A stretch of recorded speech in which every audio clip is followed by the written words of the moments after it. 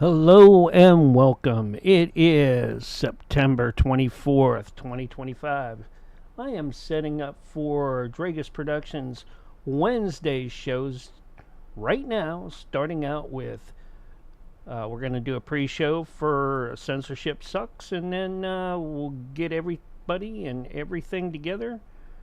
And then later on, we'll have uh, Jack Carey come in after Censorship Sucks is done, and we'll have Nancy Planetta to finish it out for the night. So sit back, relax while I get all the bells and whistles going. Hope everybody had a great week. It's hump day, and I really hope you have your finish of the week turns out great too. So, be calling them up here in just a few minutes.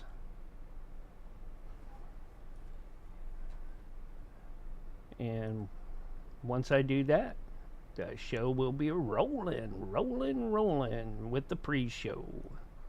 So, got one more to go.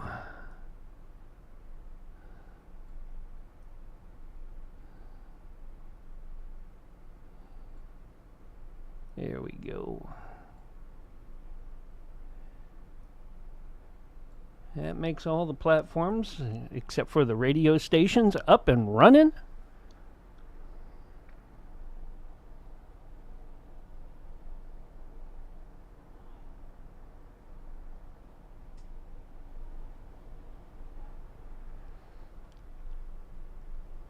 Let me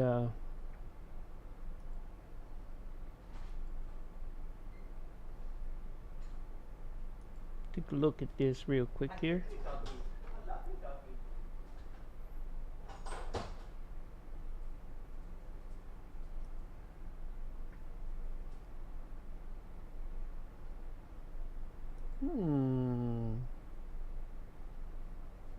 What's we got here?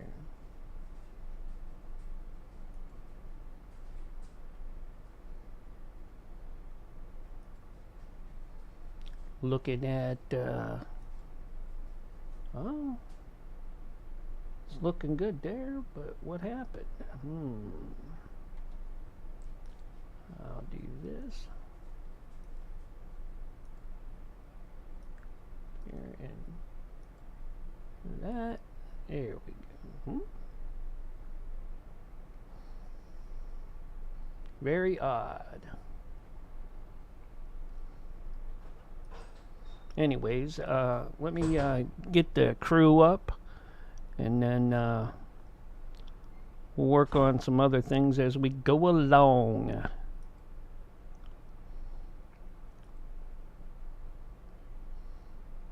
Let's see here.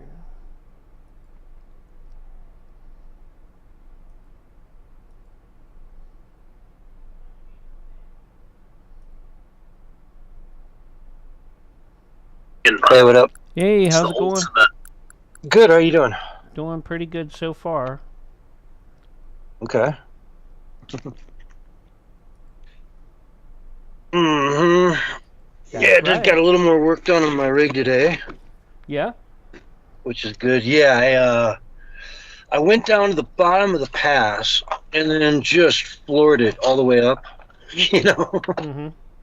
Like, just laid on the gas as hard as I possibly could all the way up the pass, and boy, it didn't even move, you know what I mean? Like my temperature gauge just looking solid. That's great. Because yeah. Because you mentioned before that, you run hot a lot. Yeah, well, there was some things wrong with the rig, right?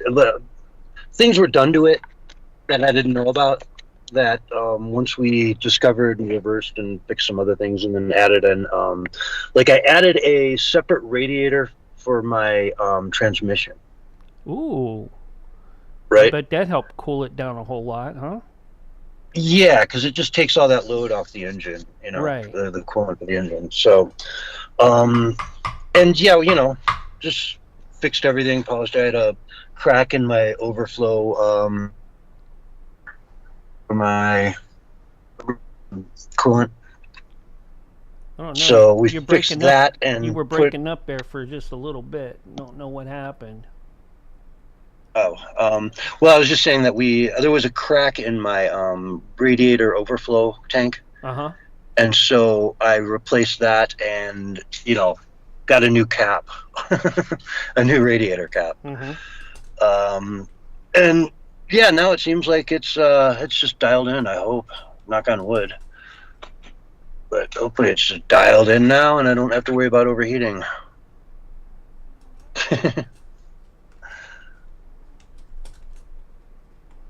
I got to get back up to Colorado to really know. You'll find out here in a minute. Well, next time you take a ride out that far. Yeah.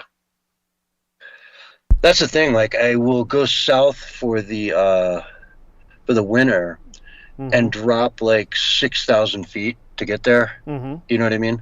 So my next real big test will be next spring when I have to come back up to higher elevation. Yeah.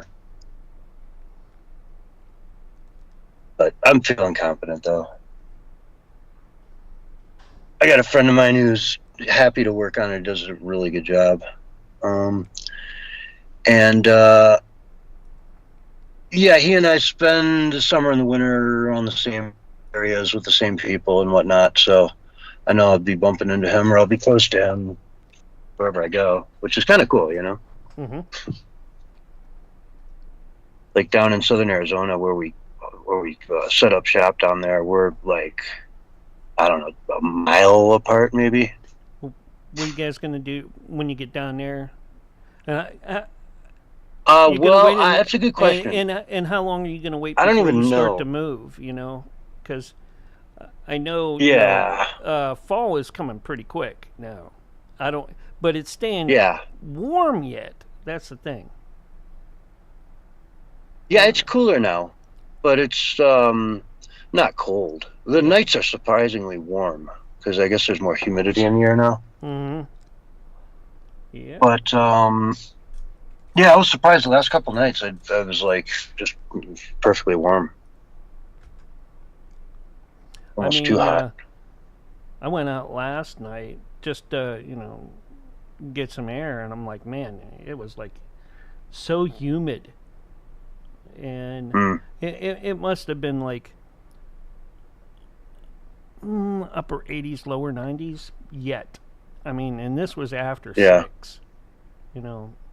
Yeah. Sun had already started dropping down. I'm like, man, I just want to go outside and hang out for a little bit, smoke, drink my coffee outside, get some air, fresh air instead of, house air.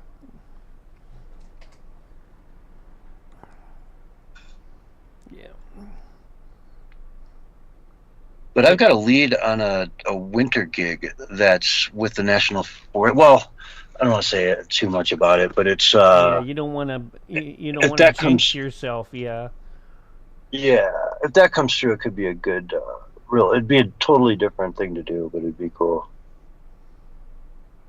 I seen Barry was lit up, but he wasn't joining. I guess when he gets ready, he'll just say, "Hey, I'm coming in." I'll try him one more time. What room are we in?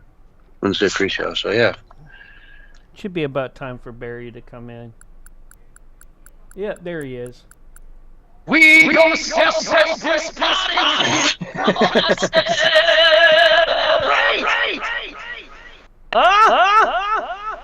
First, well, there you go, man. Going down! Chaconi's going down, baby! The first deep state operative is going down, ladies and gentlemen. Breaking news! Breaking news! Comey to go down! All right, dude, I'm going to need you to bring some energy to the show tonight. You think you can do that? You don't sound like... After that, how could I not, you think man? You can do that? Let's get the groove going, man. Come on, everybody. Here we go. Snap our fingers out there. Celebrate good times. Come on! Okay, Barry. Gosh. Hey, man, look, celebrate the good times because, It strikes and counter strikes. Here I was thinking about taking the "Don't Sing Anymore, Barry" meme down that I throw up in the. Oh, you have no idea. Yeah, What's, you know, I know, I know. You probably give me just, time. Give me a minute. I'm just wondering if he'll actually stick around to I mean, I don't know that the charge is. Well, we all know Fauci didn't.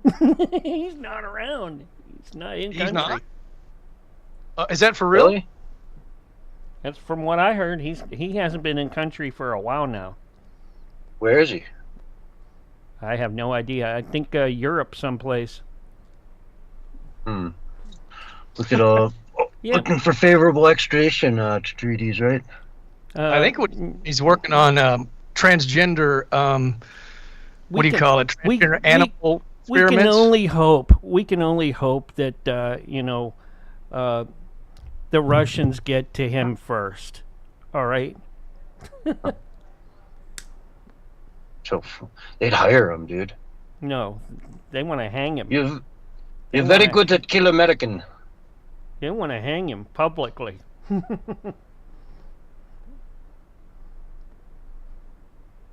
Celebrate good times. We're going to have a good time tonight. Let's celebrate. It's all right. Oh, yeah. What do we got for UK news? Anything from your buddy Keir Starmer? Oh, yeah. It's all... I don't know. I'm opening all the tabs right now. I haven't looked at them yet. The UK has fallen, my friend. Boy, I'll tell you what. Trump just excoriated London and the mayor over there. He excoriated him at the UN. Just ripped him a new one. He wasn't invited to the state dinner that Trump had. That's a good thing. I wouldn't invite that guy either. He's a treasonous traitor, usurper. Mm-hmm. As the great Yodavation would say. Okay. Kamala Harris calls Donald Trump a communist dictator. That's pretty funny when her nickname is literally Comrade Kamala. Yeah, and her dad's a communist, like economic professor or something. Oh yeah. Well, I mean, come on. Everything they do. Dude, I'm just slamming the left on X. And I'm getting blocked by... I don't block any of the leftists that make weird comments on my posts, or try to debate me. But I get blocked all the time from the left. They, I'll make a comment, then they'll make a comment back, and I'll try to respond back, and I'm already blocked. And look, I'm completely civil. Like, I'm never belligerent. I just lay out the facts. I'm hardcore, but I'm never belligerent or, disrespectful in any kind of a bad way. I mean, I call it as it is, of course, but...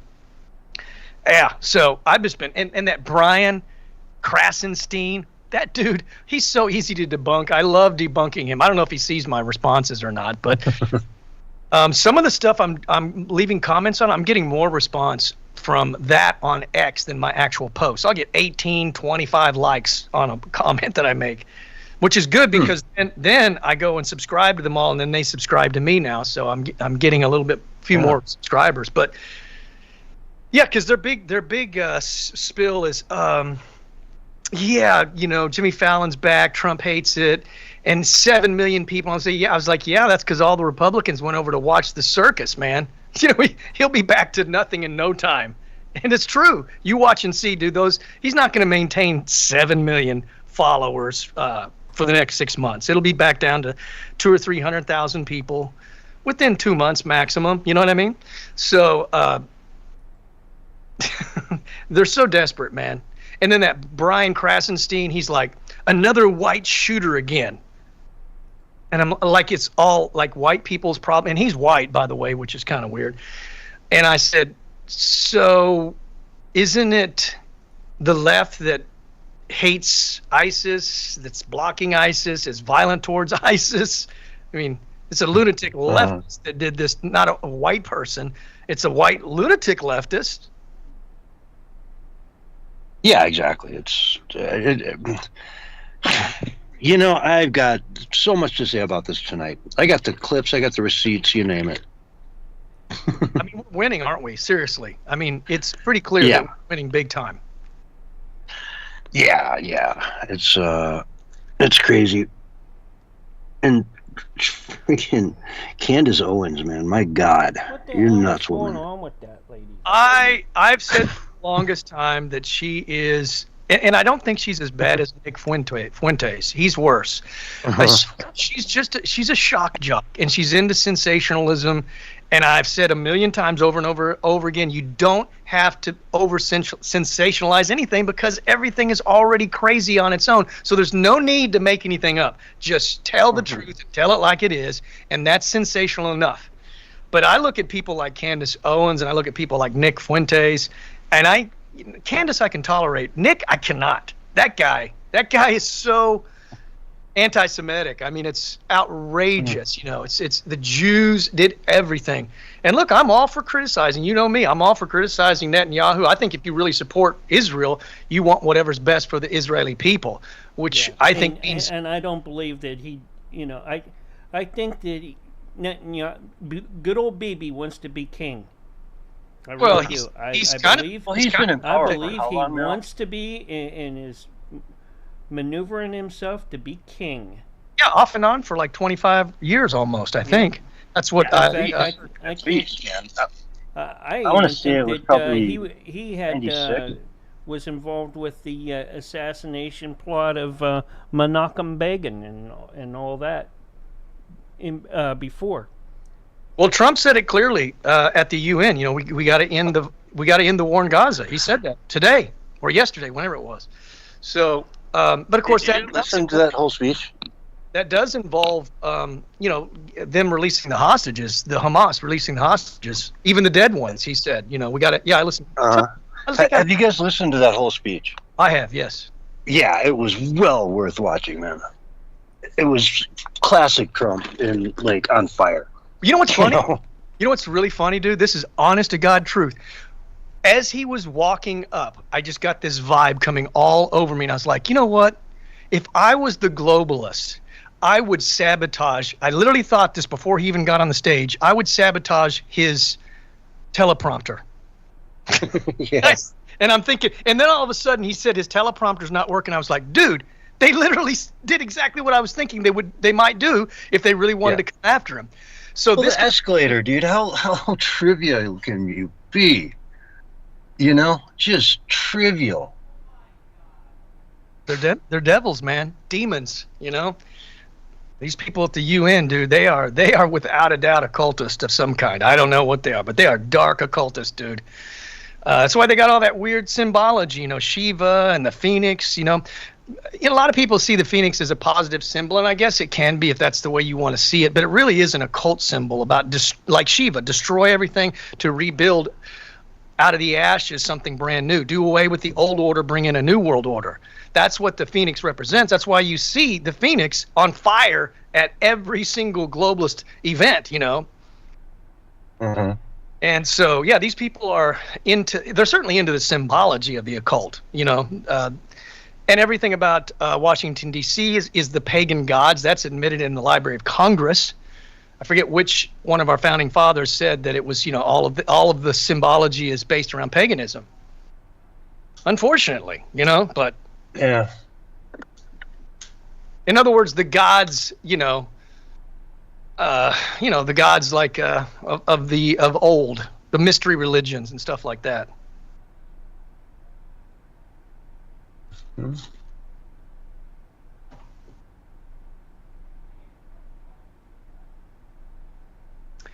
Yep. I think Bill Gates is definitely one of those guys because he was down with Marina Abramovich, which I think is funny that the actual pronunciation of her name is Abramowitch, not Abramovich, but witch, and that's she said. Very few people get that right. And I was like, well, I guess it kind of makes sense since your Twitter handle or whatever Facebook handle is Abramowitch 666. I mean, that makes sense, you know. And what in German and many Germanic languages, it's the W is a V more or less, you know. Yeah.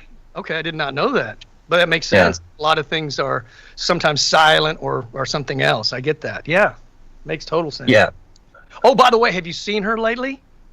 She may not be getting the adrenochrome anymore. Oh, yeah. I saw this picture of her. Her face was like swollen, and she just looked really bad. And I'm not really saying she's not getting the adrenochrome. I'm being funny, but maybe who knows? I don't know what's going on with that stuff. Who knows? I mean, Jim Caviezel did say, man, that they were bringing in that adrenochrome by the barrel to Steve Bannon. So I wonder, you know. And this is what Jim Caviezel said about his, you know, FBI informants told him that. So it's either true or they're spreading misinformation, which is also a possibility, you know. But apparently the barrels are full of baby parts and blood for adrenochrome. How wonderful. Mm-hmm. Let's see, I'm just trying to put some of these articles together here. Seems like we got a couple things to work with. Kamala Harris's book tour is insane, right? She's saying all kinds of crazy stuff. Isn't it like, I don't know, it's a few hundred pages, right? I don't know. I know it's 170 pages, I think, maybe more than that. And I'm like thinking to myself, I mean, what could you possibly say about yourself? You did nothing, you know? I mean, unless it's just she's just spilling dirt. Like that would be like 1,000 pages if she was doing that. Yeah, she's doing some of that, you know, for sure. But it's just it's her word salad just written down on paper, you know, instead of orally. So hopefully she had someone, you know, edit that. Because no one would be able to understand that. Yeah, right. How could they? Yeah. No way, dude. God. I mean, that time she's talking to those kids, and she's like, tonight you're going to see the moon with your very own eyes for the first time ever. You're going to see the moon. Remember that? Oh, I do. yeah. Oh, yeah, of course I do, man.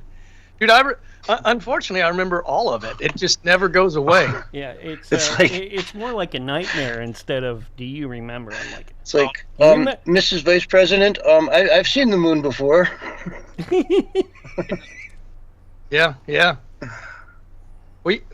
know what's really, you know, we've been talking about how the left just keeps getting more and more like reckless, saying stupid stuff, doing stupid stuff. Well, I saw this video. X, man, this one takes the prize, man.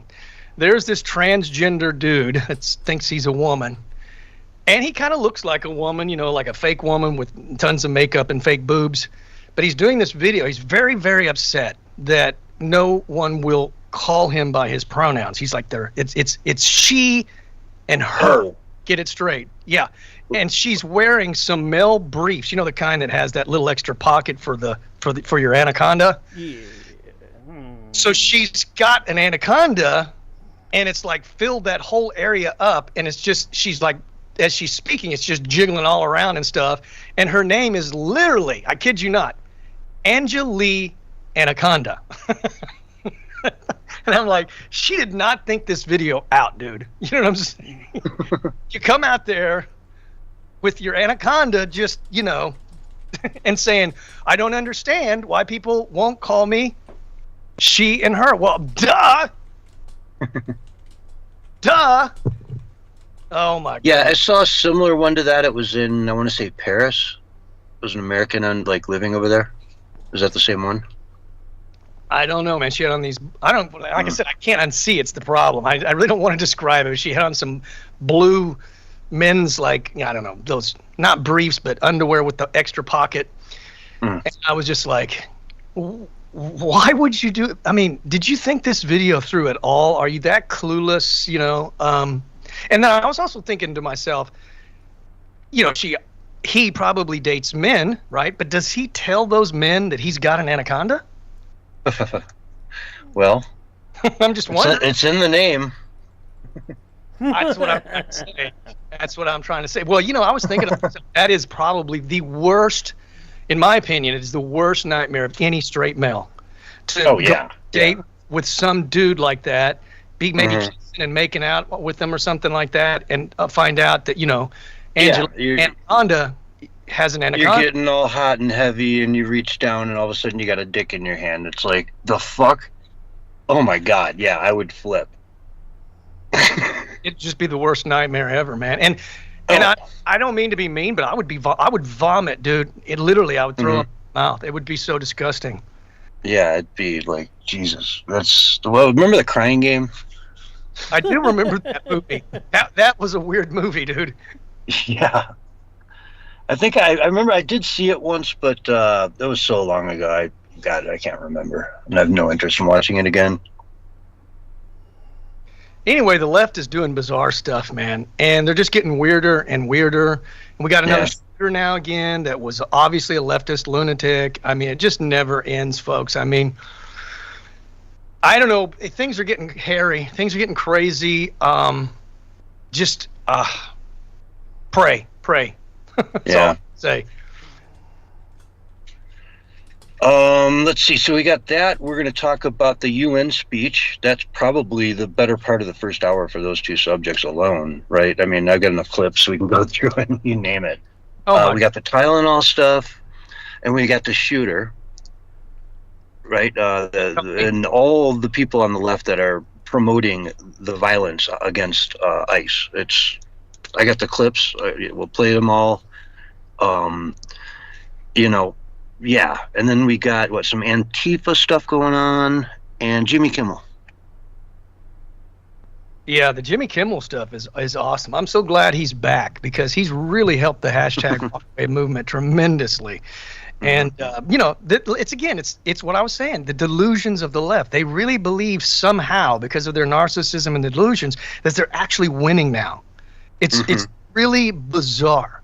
And you look at all the ratings, the Democrats are tanking. Trump is at an all-time high on Rasmussen poll. He's skyrocketing in popularity. They're just in a different planet. They're on a different planet, and it's just shocking, the stuff that they do and say. Well, I think there's nothing more shocking than them killing people and, celebrating death and, inciting people to violence. There's nothing more shocking than that.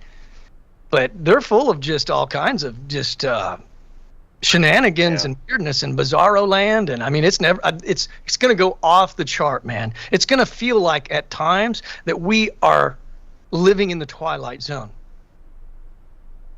Yeah. Like we're in an alternate dimension. Like you're going to have to pinch yourself and go, is this really happening? Is this really the world that we live in? That's how weird it's going to get. Before we have our ultimate victory, it's going to get like that. I'm pretty sure of it, dude.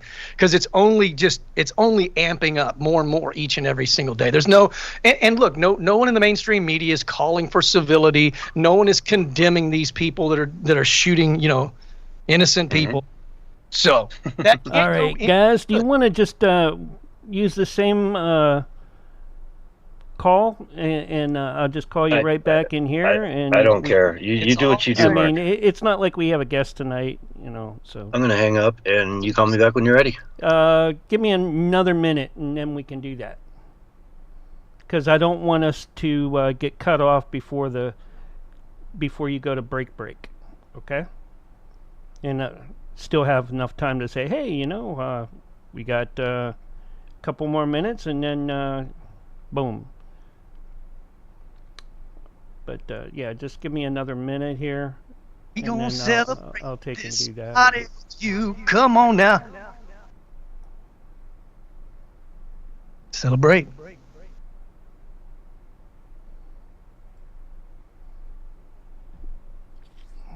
Gonna be a good time tonight, baby. Uh-huh. Cause that's the way. I like it.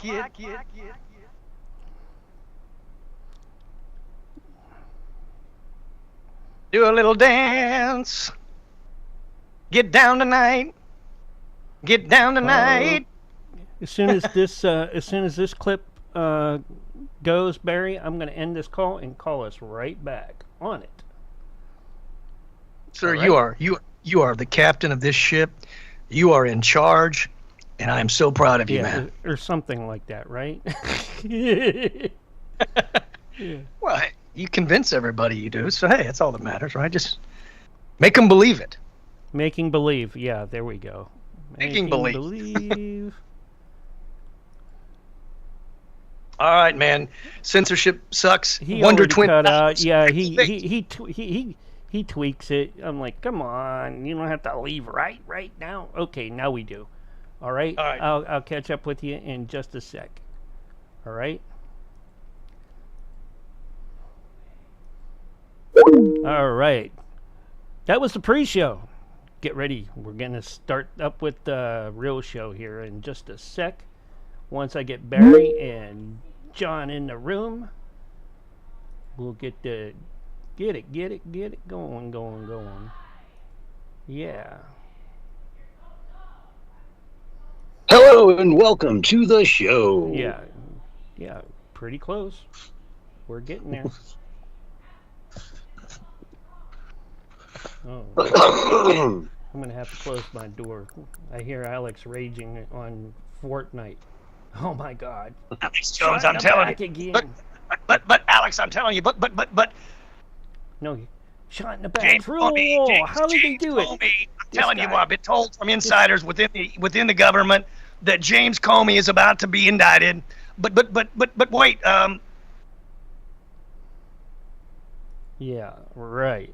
All right, change of plan. I'm going to slip in one additional article up front Okay. You the boss. about on your Google. own show.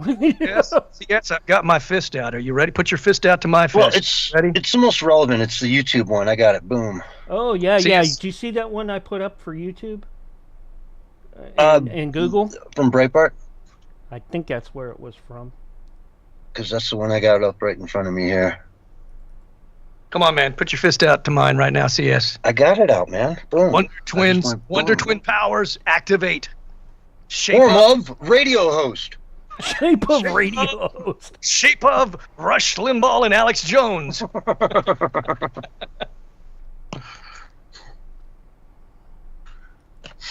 God. You picked two dead. No, you didn't. My bad. Oh yeah, All right, Letitia you got 30 seconds, Look, and James is getting ready to be indicted as well. They say look now. out, cats, dogs, and kids. Then Yes. Mm-hmm. curtain climbers and crumb biggers, like my dad would say. Bringing that hammer down.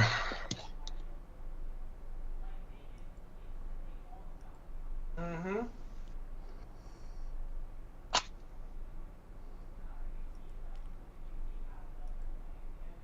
And here's your countdown: 5, 4, 3, 2, 1. And you are live and on the radio side for the first time tonight, right now. Hello, everyone, and welcome to the Censorship Sucks Roundtable Radio Show, Wednesday night edition for September 24th, 2025. And what an interesting week it has been. With me tonight, I've got Bullhorn Barry on the mic. How you doing, Barry? Oh, good times. Good times. All right. Good times are had by all, folks. That's our goal tonight. Show everybody a really good time and put some information in your head, some analysis of what's going on in the world, because there's a lot of crazy stuff going on, from the UN to Kamala's new book tour. But since this is the Censorship Sucks Roundtable Radio Show, and the inception of my channel and all the content I follow, and my focus is on big tech censorship, I've got good news tonight. The Google has admitted that censorship occurred under Biden, promises to end ban of YouTube accounts of thousands of Americans censored for political speech. So there are thousands of channels out there that they silenced during COVID. They silenced over Russiagate. They silenced over all these different political events that occurred because they criticized the political reaction that our politicians had to what was basically a bad flu year. COVID was really, if you want to boil it down, it was a bad flu year, right? Yep. The numbers were nowhere outside of the realm of normality for casualties and whatnot. Thousands of people die from the flu every single year in flu season. I mean, tell me I'm wrong, Barry. Oh, no. Sorry, I walked away from the mic for 1 second. Yeah, no, you're 100% correct, man. We have the Johns Hopkins medical study that came out showing that basically the flu disappeared, which meant that most of those people that were being diagnosed with COVID probably just had the common flu. Yeah, it was a bad year. This one was a little bit more difficult than most flus, but we've had those before, and everybody just buckles up and, you wash your hands a little extra and, take care. You don't get in people's faces, and you get through it. You get through it. You don't have to shut down the world. And so when people went online and said, hey, man, they just shut down my school for another 2 weeks. What's going on? This is crazy. Kids don't really get affected by this, don't they? Boom, banned. You want to wear that mask, though, man. It's so liberating to wear that mask. Oh, Jennifer Garner's daughter was at the UN demanding that we mask up again because of the new COVID variant, man. That's yesterday, right? I mean, yeah, like this week they're saying this stuff. Let's mask up everybody again because it worked so well last time. Yeah. Oh, it was a total success. Yeah. It wasn't an absolute nightmare that was completely unnecessary. Yeah, nothing fraudulent about wearing one mask. Oh, no, maybe 2 masks better. 3, 4 masks. How about wearing a mask while you're jogging? How about wearing that mask when you're out and swimming in the pool or in the ocean?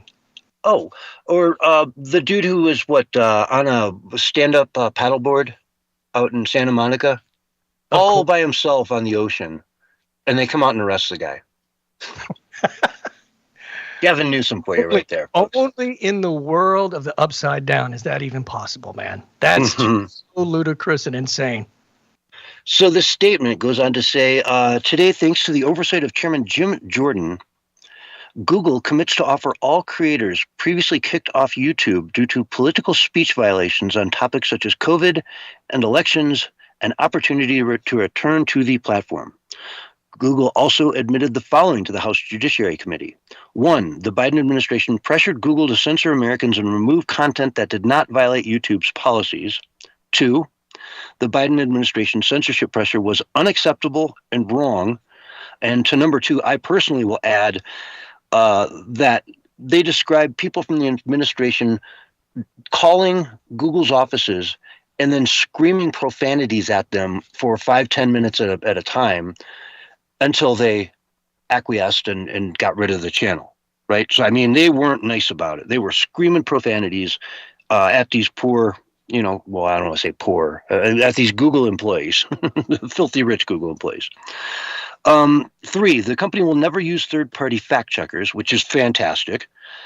4, the company will never use, 5, European censorship laws target American companies and threaten American speech, including the removal of lawful content. So they're saying what they're doing in Europe is a threat to free speech over here because they're going to have to censor people off the internet in Europe alone, not in America. You're going to have VPNs get around. I don't know. It's really an asinine thing to do for Europe to think that they can just put a firewall around the internet and become China in a way, So that's exactly what they're trying to do. Look, we support free speech. They support controlling all speech. That's the difference. Mm-hmm. Yeah, so there's going to be a resurgence of a lot of channels, folks. I was just watching one the other day where he's on a second channel he just recently created, but his original, it's like 17,000 people following him. He used to have 200,000 or so. And he was talking about how, this is great. If he can get his old channel back, that would just be fantastic. But will it be clean? Will it have little strings attached and marks and bad, points and all that kind of stuff behind it so that his new channel with 17,000 ends up getting way more views than his old one with 250,000 views. You put the same video on both of them and you get half on the old one because it's just shadow banned, right? Mm-hmm. Mm-hmm. So, I mean, Elon Musk said you had a right to free speech, but you didn't have a right to the bullhorn effect, so to speak, that Twitter can give some channels. Oh, I wonder how that would affect our buddy Josh Hu. Remember, him and Rizzo both lost their channel. Interesting. I wonder if they got their channels back. It'd be great if we could take and get them in to talk about it. Well, yeah, it would be great to see their channels back, man. They both do such good content. Rizzo does a weekly show. I think it's every Saturday night called what is it? Culture Cancer. Culture, yeah. No, it's called Social Cancer. Okay. Social Cancer. Okay, sorry about that. Social Cancer is what the name of his show. You can find it on Rumble. Rizzo RIZZO is the name. He was one of my co-hosts for, I don't know, multiple years when this show first started. So we know him very well.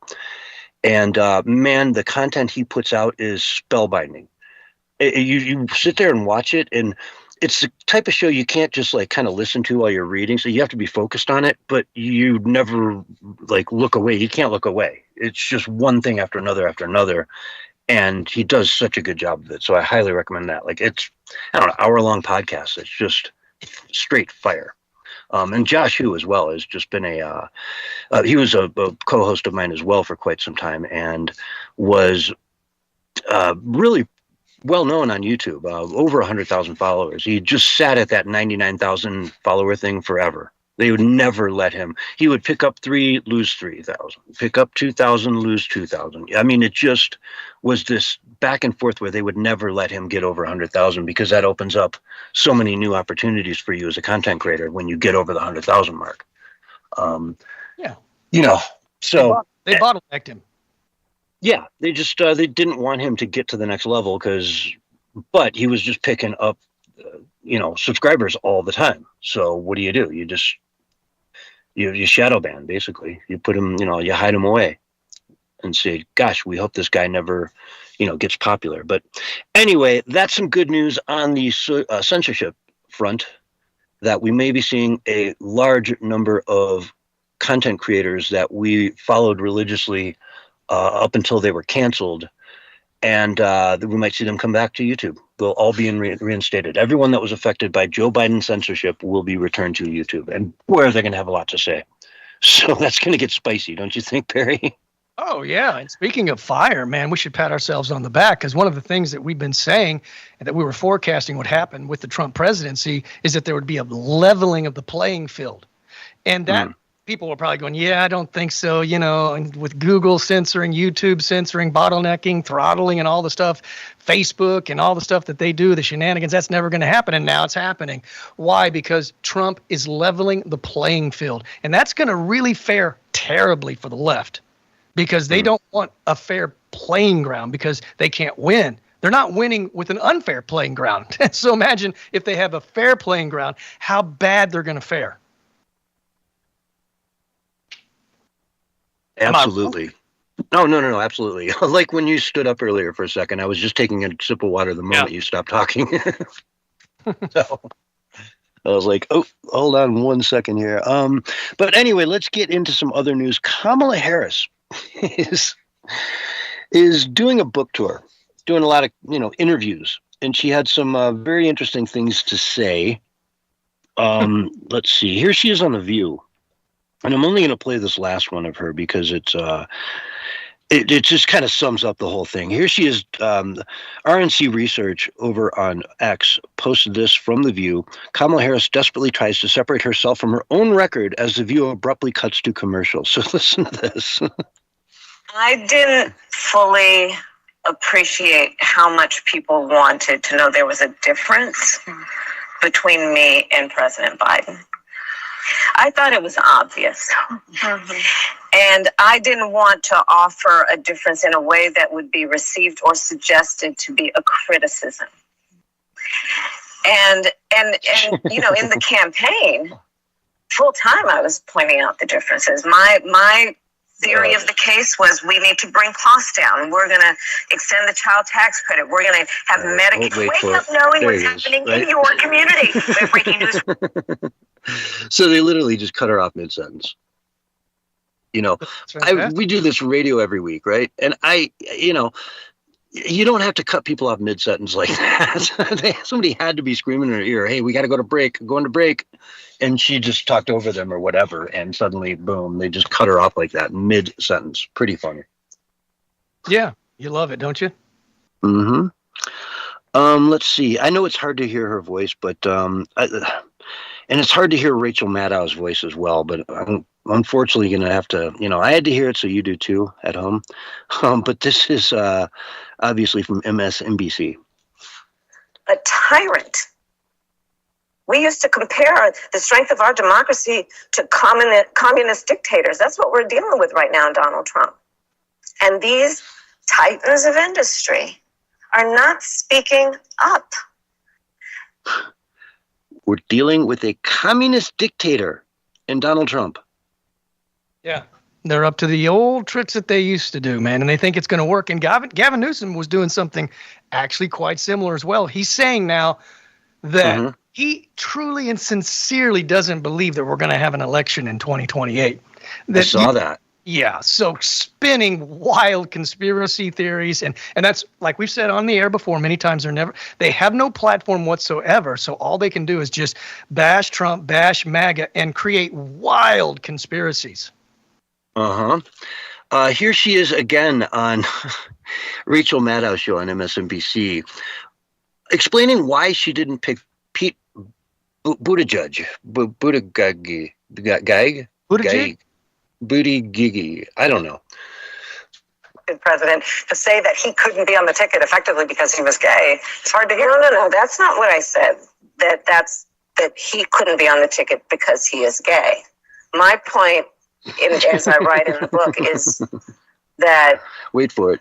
I was clear that in 107 days, in one of the most hotly contested elections for president of the United States, against someone like Donald Trump who knows no floor, to be a black woman running for president of the United States and as a vice presidential running mate, a gay man, with the stakes being so high, it made me very sad, but I also realized it would be a real risk.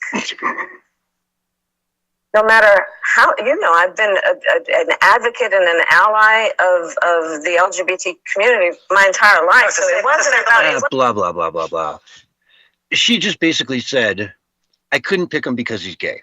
And then said, oh, no, wait, no, that's not what I said. I picked him because as a black woman, it'd be too much of a risk to have a gay dude on the ticket. So in other words, as a DEI hire herself, she wasn't willing to pay that forward as another DEI gift to someone who's gay because that would be, quote unquote, too controversial with her base. But the thing of it is, it wouldn't be controversial that he's gay. No. What's controversial is that he's weak, that he's terrible, that he did nothing with the position that he was given in the Biden administration, and he's probably completely incompetent. And we have pictures that are not photoshopped, actual pictures of him breastfeeding a baby wearing fake boobs. Yeah, I've seen it there at Southwest. Disqualifying.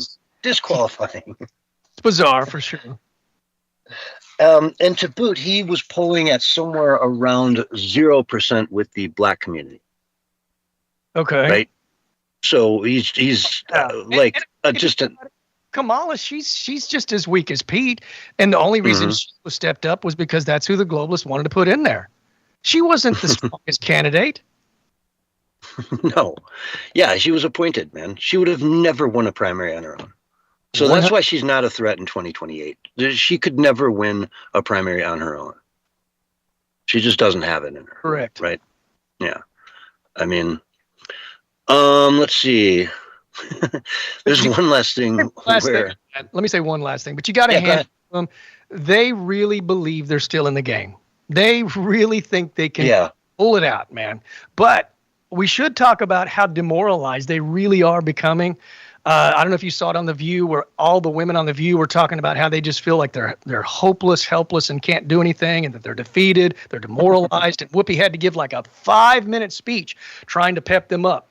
There's a meme circulating on Twitter, X, and it was talking, and it had tens of thousands of, likes. And it was saying, I'm so tired of Trump. I'm tired of people pretending he's not an idiot. I'm tired of his lies. I'm tired of his sickening morality. I'm tired of his face, his voice, his smirk. I'm tired of his inability to say any one kind thing, and just going on and on about how they're broken.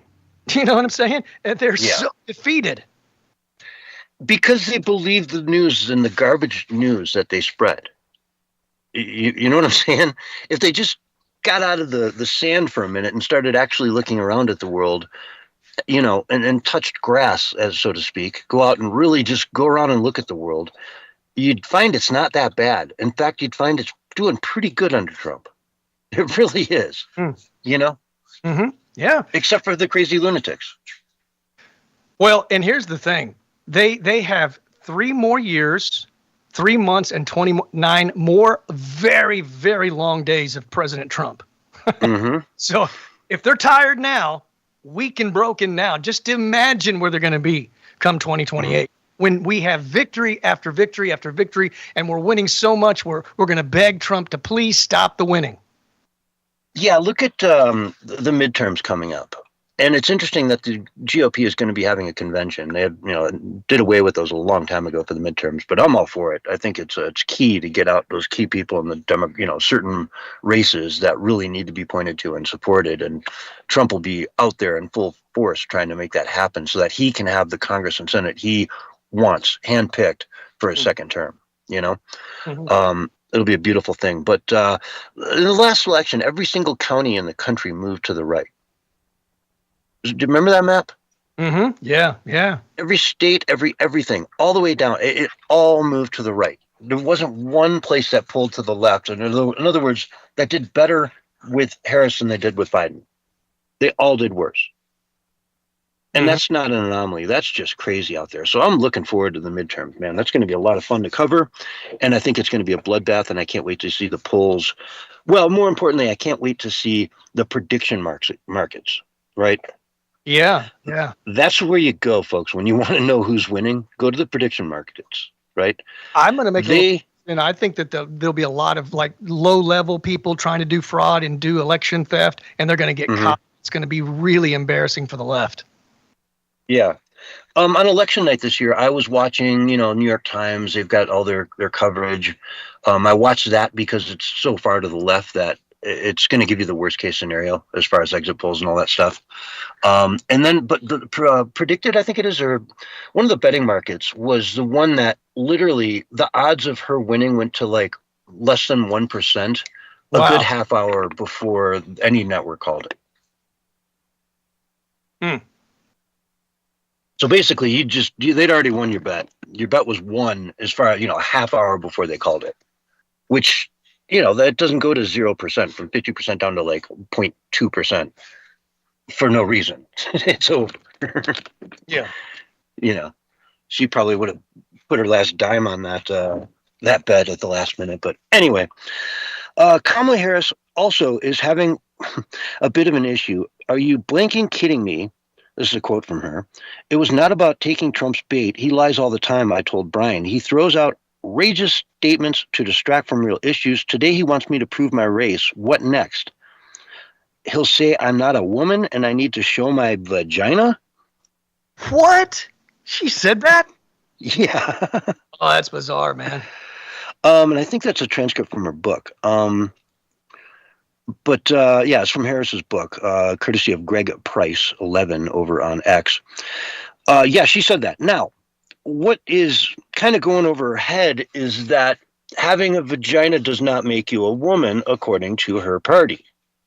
Okay, what she said there is pretty bigoted towards all the women with penises that eagerly and happily support the Democratic Party. That's right, because biological men can have periods too. Sure, they can have babies. Babies, periods, you name it, man. Uh-huh. Yeah, that's why I call them a birthing person, not a mother. Pap smear tests, you name it. Yeah. I mean, the birthing person thing, oh gosh. What was it? I don't know. Steven Crowder went into a Planned Parenthood with like a skirt on and a shirt and said he was pregnant and he wanted a abortion. Did you ever see that one? I missed that. Yeah, there were a lot of people that gave a lot of support. Oh yeah, I mean, it was. They were so nice to him, but at the end of the day, it was like, hey, I don't think you're pregnant, ma'am. Oh, but anyway, let's use that to transition into Bridget Macron. What? I was talking before about Candace Owens, man. This woman is insane. She says she's going to make Bridget Macron submit to medical exam for trans claim. And mind you, okay, there's some weird stuff going on with her background, but at the same time, I highly doubt she's a dude. I just pretty much well doubt it. And if she is, who cares at this point? You know, you're going to make her go to some doctor to prove it? I don't know. I mean, she's suing you over it, so you're going to fight back, but this is ridiculous. It's just getting ridiculous. This headline, Candace Owens says she'll make Bridget Macron submit to medical exam for trans claim. That's a headline with your name in it. Yeah, yeah. Well, if I saw that headline with my name in it, I'd drop everything and be like, I'm sorry, let's just end this. I'll do an apology. This is ridiculous. She's a typical shock jock trying to get views, and she's really, a good avid reporter if she wants to be, and she should be covering stuff that's like really, really important. Not, I mean, this is kind of a circus, and there's a lot of people that are like that. They just go for the clicks and the views, and they want to get the people that think, oh, I've got some secret hidden knowledge that no one else has, and everybody else has got it wrong, but I've got it right, and it's a bunch of nonsense. It's shock jock stuff, man, and we really don't have a space for it. If you want to move the needle forward, man, you need to talk about the hardcore issues, and there's a whole bunch of them out there. I would say number one is, we need to be aware of the psychopaths on the left that think they're violent revolutionaries and want to start shooting people. Yeah. We don't have a lot of time left in this segment of the show, but trust me, we're going to get into some of these psychos because there are some lunatics running around this country, and they're being fed a narrative that it's like we were talking about with The View. They believe it, man. They're being fed all these lies, and they believe them, and they act on them. And I will show you the catalyst and why they're behaving with such genuine authority when they're lunatics. But they think it's okay to go shoot up people, It's beyond vitriol. It's violent. Yeah. I'm saying they really want to hurt people, and that's scary. Yeah, so let's go to break, folks. This is the Censorship Sucks Roundtable Radio Show. We'll be right back after this. All right, we are on radio break. Celebrate! Good times, come on. Do, do, do, do. Yes, sirree.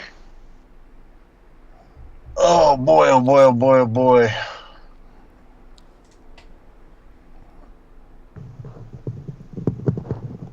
Yep. We're going live, ladies and gentlemen, and you gotta love it. See what I got here.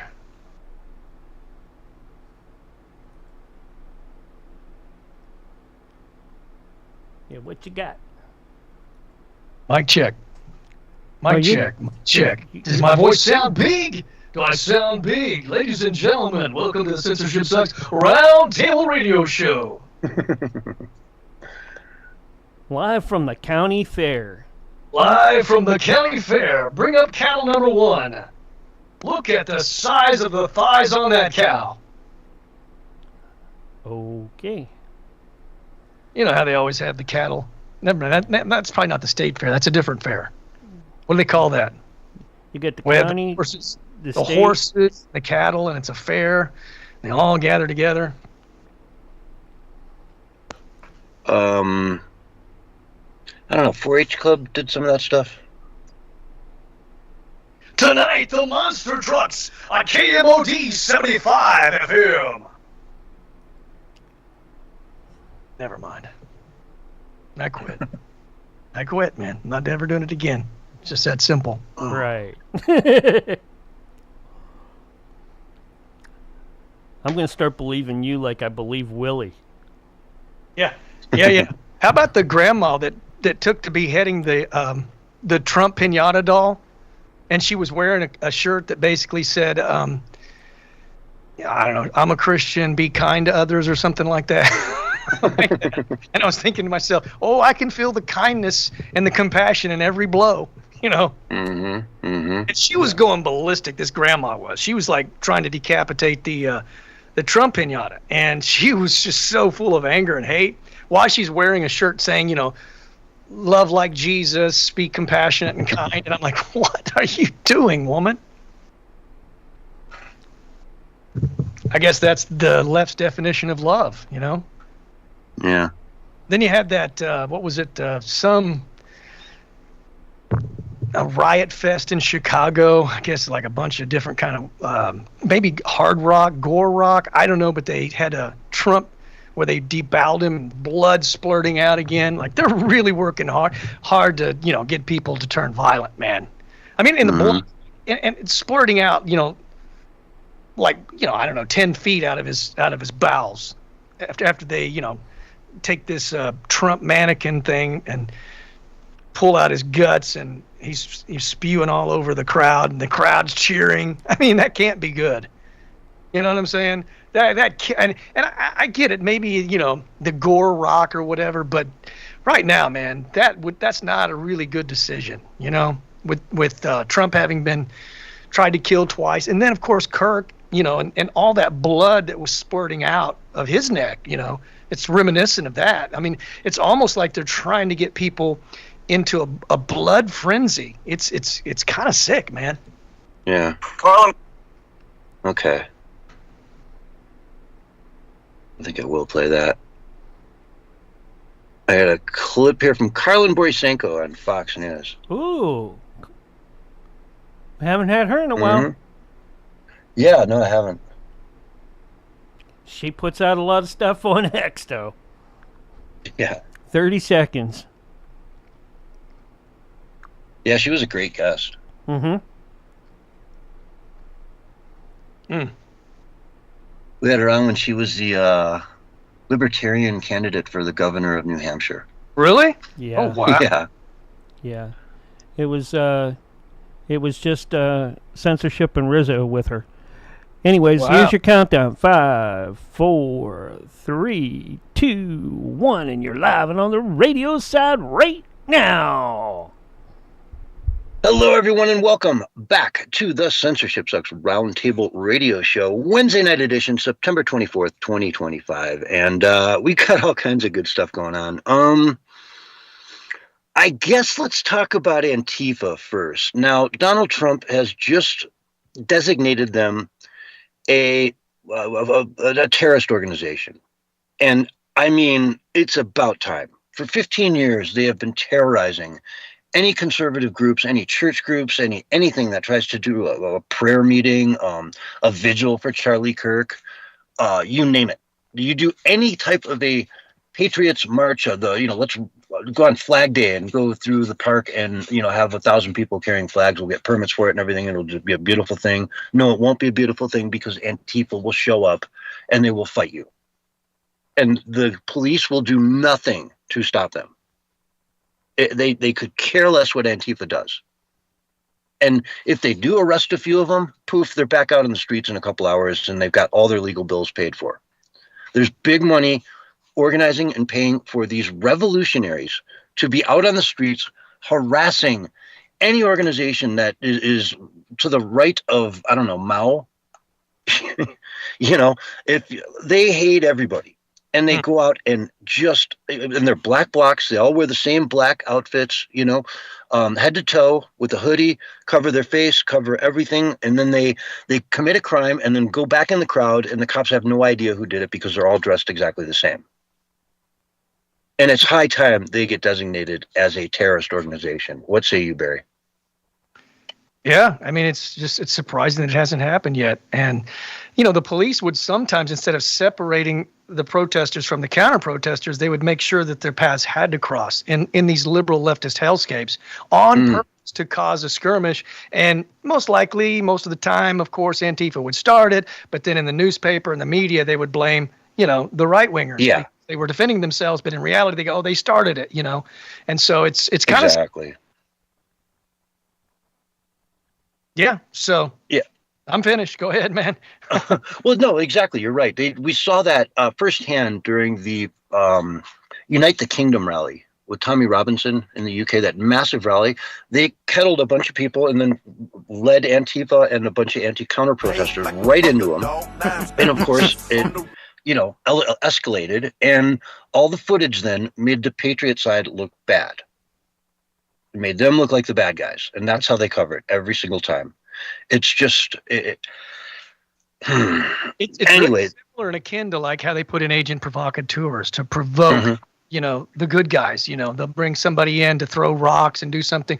But generally speaking, because we're not violent, we'll go, hey, man, that's not who we are. I mean, this is reported and recorded multiple times and then they'll walk away. These agent provocateurs that are many times actually being, funded and directed by the government. Oh, yeah.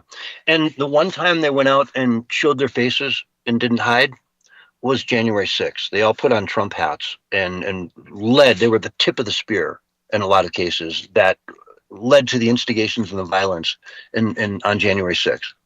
And it was done by design, right? No joke about it. They did it. They knew what they were doing, and it made the patriots that were there on January 6th look bad. And I mean, you can't convince me otherwise that I can't prove it, but you can't convince me otherwise that, a good percentage of the most violent people at the front of those rallies were Antifa, because they've been training, they've been doing this forever. I watched one guy bashing on a window, and the way he was bashing on the window it said Antifa all over it. I've seen them do that 100 times to different storefronts and whatnot, and it was just the same energy, the same way. I can't really describe it better than that. But I mean, I just looked at the guy and I'm like, that guy's too violent to be like on our side. It's just a different mentality with them, Yeah. And, it's just to kind of create a frenzy and get people worked up, and then maybe, unfortunately, one or two people that, wouldn't have done it otherwise join in. And that's kind of how it happens. But that's what they're hoping for, right? Yeah. But a lot of times we will point at them and say, hey, that's FBI, or that's an agent provocateur. I mean, we did it with the main guy, the guy that was behind the whole thing that barely got a spank on the wrist. And it took the Biden administration, a year and a half before they even indicted the guy. But yet they were indicting people that never even went into the Capitol, that did nothing violent, that were just standing there peacefully. Yeah. Yeah, I'm trying to remember that guy's name. He had lived down in Arizona, older guy. We're going to go into the Capitol. You must go into the Capitol. Capitol, yeah. Yeah. What a moron. And everyone's like, well, what about this guy? How come he hasn't been arrested yet? If you're going to throw the book at everybody, how's this one guy just totally getting away with it? Well, even in his emails, he admitted he instigated and led the whole thing. Yeah. But apparently that's not enough evidence for the Biden administration. Why? Because he was a mole put in there probably by the FBI, just like the FBI put in Ahmad Salam for the first World Trade bombing. Mm-hmm. Look it up. That's what it sure looked like at the time, that guy was there being, paid by the government to provoke everyone and to try to make January 6th as bad as it possibly could be. Let's admit it, man. They're still to this day gripping to January 6th. Any conversation you have, January 6th. Was that 5 years ago now? Come on, man. Like, you're still, that's the only thing you have to point to. After all of human history or American history, that's the one thing you can point to. Oh, well, it was worse than Vietnam. It was worse than Pearl Harbor. No, it wasn't.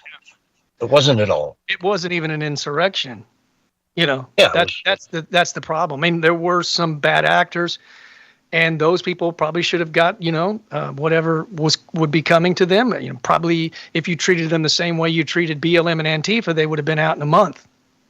Yeah, it's ain't that the truth? But anyway, let's listen to Karlin Borisenko, who's a friend of the show. I've had her on here, I think, twice in the past, and very interesting, great lady. I loved having her on. I'd love to have her on again. I should probably reach out to her. But let's see what she has to say about Antifa, because she is sort of the really doing a bunch of undercover work to get inside their organization, find out what they're about.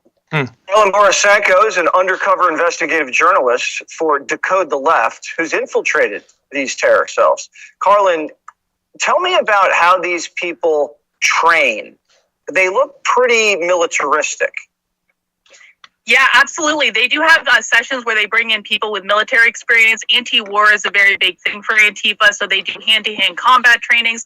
I was just undercover with them in New York City over the weekend where they had a whole self-defense class where they were teaching people how to violently, confront the police, but also defend themselves if they needed to be put in that position. And why do they always get out of jail so quickly? You see all these people get popped, they get bailed right out, and charges never stick. How is that? Well, Antifa, actually, they train people on how to get arrested. And it's interesting with far left subcultures because they actually volunteer to get arrested and go through this type of training where they are provided legal support, they are provided lawyers, they are provided all of this stuff with mutual aid. And so as soon as they get arrested, Antifa basically goes down to the jail and they bail them out and they are all set up with a lawyer and ready to go. So they plan all of this stuff out ahead of time and they have the resources set up for people to be able to be taken care of. Yeah, I mean, obviously someone's paying for their legal representation. What is the core mission of Antifa? Is it anarchy? Are they anarchists? Yeah, Antifa are anarchists. Their primary goal is the violent overthrow of the federal government. I cannot emphasize this enough. You know, we've been hearing a lot of talk about civil war over the last couple of years between Democrats and Republicans, red versus blue. I firmly believe that the real civil war we have coming is the radical revolutionary socialists and communists in Antifa versus the federal government. That is their goal. That is their only goal. And people need to start taking this problem very, very seriously. Yeah. Are they? I mean, he just designated them a terrorist organization. And it sounds, from what I'm hearing, like that's a good thing. You know, that's a real good thing. They're trying to overthrow the government. You know, we talk about this all the time, Barry, that they got to collapse everything first before they can rebuild it. Yeah, and we've said 100 times or more that a lot of these people are radical, violent revolutionaries. They think they want to, like you just said, burn it all down so they can bring in their little communist, leftist, globalist, liberal world order. And it's interesting because if you look at a spectrum of political ideas, you got the left and the right, and then all the way over at the very end of the right, you have the anarchists. You know, they're not on the left, and anarchy has nothing to do with the authoritarianism of the left, right? It's anarchy that's all the way to the right. It's the opposite of, say, a religious monarchy. Is anarchy, no rules. We all just kind of figure it out and get along, you know? And what they're trying to trigger is nothing more than a global governance, where we, as America, are rebuilt and then immediately, say, join the EU or something along those lines, and then give up all our powers to them. And then, you know, the EU suddenly takes over, what, Africa, South America? You know, and suddenly it's a global government. You couldn't be more right, because Trump was just at the UN and he was reiterating over and over in that speech that we are the United States of America and a sovereign nation. And he encouraged other nations to be sovereign too, and to secure their borders and take sovereign action to protect their people. Yeah. And I definitely want to do a deep dive into the UN speech, because I don't know. You said you watched it the other day. I did too. It was some of the best classic Trump I've ever seen.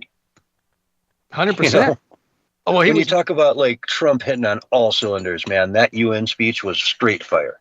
He excoriated them, man. Absolutely excoriated them.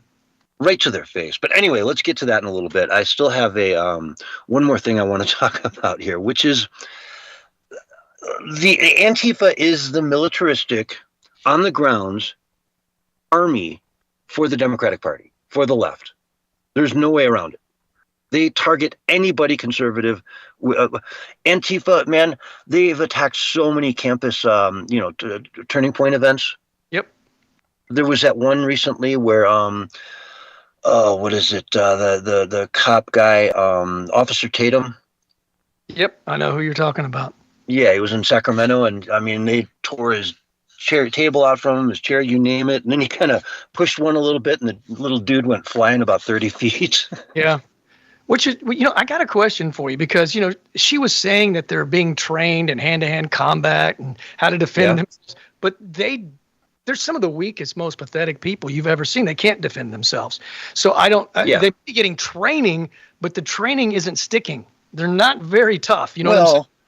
The training is just, how to, like, maybe if you're getting pushed to the ground, how to maybe grab someone's arm and take them with you or something. It's not about, like, let's go to the gym and pump iron for the next 6 months. I mean, obviously, right? Obviously, they don't know how to, even do a fist fight. I've seen, people less stature, take them on when in self-defense and win. They're really weak. Yeah, there's that classic scene from Portland where some Antifa guy tries to take his flagpole which is really a weapon. You know, it's a flagpole, sure, if the cop asks, but it's a weapon. He tries to swing it at some guy, and the dude just clocks him and literally sends him back about 5 feet on his back. I mean, he dropped him like a stone. You see that a lot, actually. Mm-hmm. But the left, this is their on the ground, boots on the ground. This is their mobile army that they can deploy anywhere they need to. When they need to get a BLM riot going full tilt in Minneapolis, bam, a bunch of kids from Portland get on a bus and drive out there, all expenses paid, and they instigate it all. They're trained dissidents, you know, they're trained to do this. And so it's amazing to see this kind of a conversation again with Kamala Harris and Rachel Maddow on MSNBC just yesterday. Listen to this. We've also now in an executive order today we've got the president describing Antifa, the anti-fascist, it's not even really a movement, the anti-fascist tactics of a portion of the protest movement as a domestic terrorist organization. What is your reaction to those things? What do you think the appropriate response is to things like that? Well, in normal times, we should and could expect that our courts would step in when asked to declare the legality or illegality of what the president is doing, because Civics 101, we all know we designed our democracy for 3 co-equal. And she's to be the attorney general for what, California? She cannot even spit out the words, man. She's like, and the court should. I mean, she is not there. She has no capability to even answer the question, because the answer in itself is absurd. Mm-hmm. Exactly. And it's interesting how they don't even know what it is. It's some idea, or it's a few people that do something or something. I don't know. It really is. You know, it's insane, dude. I don't get it. They could go out probably and shoot 5 or 6 people and they would still be defending them. It's totally bizarre. We've talked about how the left just supports some of the most unscrupulous people on the planet, and they do it openly. They don't even hide it. Yeah. And I'll tell you, they were in Minneapolis the other day protesting. Michael Knowles was doing a TPUSA event. And they were in there, getting in their faces, doing the things they do. And it's just disgusting, man. It's been 2 weeks now since, Charlie was assassinated. And it's a TPUSA event. Why not maybe go in and see what they have to say? How bad is this thing? Right? Listen to them. Debate them. Get up on stage and prove them wrong. Take them down with words. They don't want civil discourse. That's the last thing they want. We talked about that on the show last week. The reason they don't want civil discourse is because, like we said earlier, they want to burn everything down. They don't want to solve any of the problems. They don't want to civil. They don't want to have bipartisanship. They want to create something totally new. They want to rebuild. That's what Build Back Better actually means. Destroy the old order, which is absolutely fantastic. Americanism, the Constitution, free speech, free will, freedom, prosperity, opportunity, all of that stuff. They want to do away with that. Bill of Rights, yeah. Civil rights, absolutely. Free will. I mean, the Bill of Rights alone is like so unique to the world. Exactly. No one has a Bill of Rights like we do. It's just such a powerful, amazing, and important thing. And to try to, the first thing they do is get rid of the Bill of Rights, the Constitution, shred it, put what in its place? Well, I don't know. Chairman Xi gets to just run everything. He gets to run the whole world. How's that sound? We'll just give over the whole world to China. He can run it all. I think they would be happy with that. Some of those people, they really would. It's insane. Oh, God. And then we can get into some of the reasons why these people are doing it. Okay. Let's one thing here real quick, too, because I think Lynn brought it up, and I totally agreed with him. It just resonated as truth. I mean, really, one of the main reasons that they killed Charlie Kirk, besides for his faith and for being a truth teller, was because he was a civil rights leader. And they don't want discourse, right? And I think that that's what they're coming after, is people that want to have civil discourse. And, you know, his whole civil rights movement was, hey, let's have free speech. Let's have civil discourse. How is that a bad thing in any free society? Mm-hmm. Yeah, it's crazy. I mean, these people are just so far out there, and the things that they're justifying are just horrible. You know, it really it's who can be behind this stuff? Did you see the two white dudes that went to the historical black college university, and they chased them out screaming and screeching? They sounded like those leftist counter protesters that sounded like they were demonically, you know, incited, and they were just like, it was insane. They were just like shouting and mocking and screaming, and all they wanted to do was simply have civil discourse. They just set up a table, made a couple of comments, and said, you know, prove me wrong. Let's talk.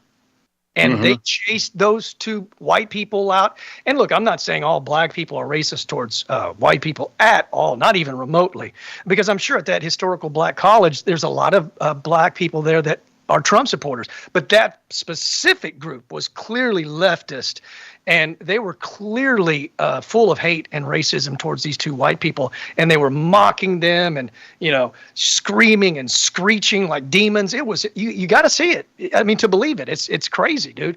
So they don't want civil discourse. You know what I'm saying? And they were like, well, they didn't get a permit. They didn't get permission. And then the school even wrote a letter saying, oh, yeah, everybody acted and behaved properly. Well, you go watch the video. I mean, we can play it right here on the air, man, and it was insane, just screaming. And I mean, if I was those two white guys, I would feel somewhat threatened, because it was, you know, they're surrounding around him and getting in his face and screaming and screeching. And it's totally out there. Yeah, and here, I got some clips from some people that show you why the left is feeling empowered to kill Charlie Kirk, to assassinate the man. Right? To do anything, whatever it takes to. Here's Tim Waltz. Listen to this. Trump's modern-day Gestapo is scooping folks up off the streets. They're in unmarked vans, wearing masks, being shipped off to foreign torture dungeons. No chance to mount a defense. Not even a chance to kiss a loved one goodbye. Just grabbed up by masked agents, shoved into those vans, and disappeared. To be clear. Okay, here's Gavin Newsom, a little long-winded. That's happening in the United States of America. Masked men jumping out of unmarked cars, people disappearing, no due process, no oversight, zero accountability, happening in the United States of America today. People ask, well, is authoritarianism, you're being hyperbolic? We're being hyperbolic. If you're a black and brown community, it's here in this country. And so I'm... Yawn. Okay, look, if I go to Mexico... Barry, you go to Mexico and just move in. Just go and, you know, just live there, find a good place on the beach and just, you know, live there and don't ever leave, you know. It will take them, you know, well, I think you get 6 months there before you have to, you know, get an extension. If you're there for 6 months and 5-6 days, they're going to find you and they're going to send you to the border. They're going to send you back to America. Every country in the world has immigration laws. And if you break those laws, they scoop you up and deport you. It's done everywhere on the planet. This isn't some crazy thing Trump invented, you know? Yeah. And, you know, let's see. There was a shooting today at the Texas ICE facility. And somebody wrote, you know, anti-ICE on the bullets. They engraved things into the bullets to leave a mark to say, hey, we were shooting at ICE, but they missed the ICE agents and actually killed someone in their care. So nice shot, you know? Here's Pritzker, really quick. People are being grabbed and they're being thrown into vans. And that's different than questioning people. And oh, by the way, I want to ask a question to everybody who's listening and to you. Do you carry with you citizenship papers? How do you prove? Yeah, I've got a driver's license. I'm American. I live here. How do I prove? They're not picking people up and. They make it like it's random, like they have no idea who the people are and blah, blah, blah. And give me a man. And I don't understand it because Obama deported 5 million people. under his administration, and Trump has barely done 2 million. So, it's all a charade. They want to paint the picture that Trump is racist and all this kind of stuff. It's a bunch of nonsense, man. We really need to get past the whole, everything is about color with the left. I don't see color. We just need to see Americans. You know what I'm saying? We're just all Americans. Exactly.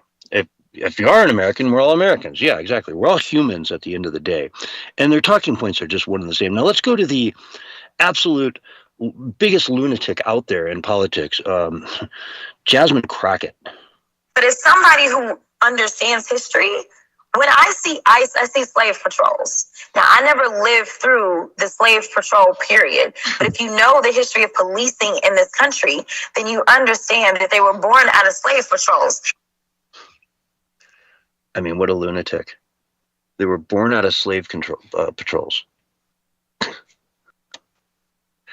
I could play some Eric Swalwell engaging in instigating, violent acts, but I won't because this guy is just an idiot. It goes on and on. I've got 5 more of these I could play for you right now of people out there in prominent positions in politics calling these people Gestapos, calling them Nazis. And it's disgusting because somebody picked up a gun today, as they did last month and the month before, and tried to kill some ICE agents. That's they killed Charlie Kirk because, he's a Nazi. Yep. I saw a woman talking about... was saying that it was a MAGA supporter again, so they just literally spread misinformation and disinformation. And Brian Krasenstein said, another white male goes and does another killing. A white male? No, it was a lunatic leftist. It was a white male, but a white male lunatic leftist who did it. Mm-hmm. Wasn't a MAGA supporter. Who is it that hates ICE? Who is it that's been violently attacking ICE? Who is it that has been imposing ICE at every single turn? It's the lunatic left. No MAGA supporter is going to go out and shoot ICE. That is totally insane. Mm-hmm. I mean, they're literally at war with the cartels in America on the American streets. They're literally at war with them. And the left is just, I don't know, man. And I'm not saying everyone on the left. There's a lot of normal people on the left that just don't pay attention enough. Right, what's going on? Yeah, I voted Democrat forever, and that's what I do. And, whatever. I don't like Trump, that's for sure. Trump is an orange man. He's very, very bad. Or they just heard one side of the narrative. They've just heard the left side of the narrative. They haven't heard the truth yet. So they just, all the stuff that the left is spewing is probably true, that everybody, it's another white MAGA supporter, probably white supremacist, racist, probably was hoping he shot black ICE officers instead of white officers, just make stuff up out of the blue, But in reality, it was a leftist lunatic that had anti-ICE written on the actual bullets, and we have the FBI reporting that, yes, it was a leftist lunatic. But the facts don't matter to these people. They really don't. Mm-hmm.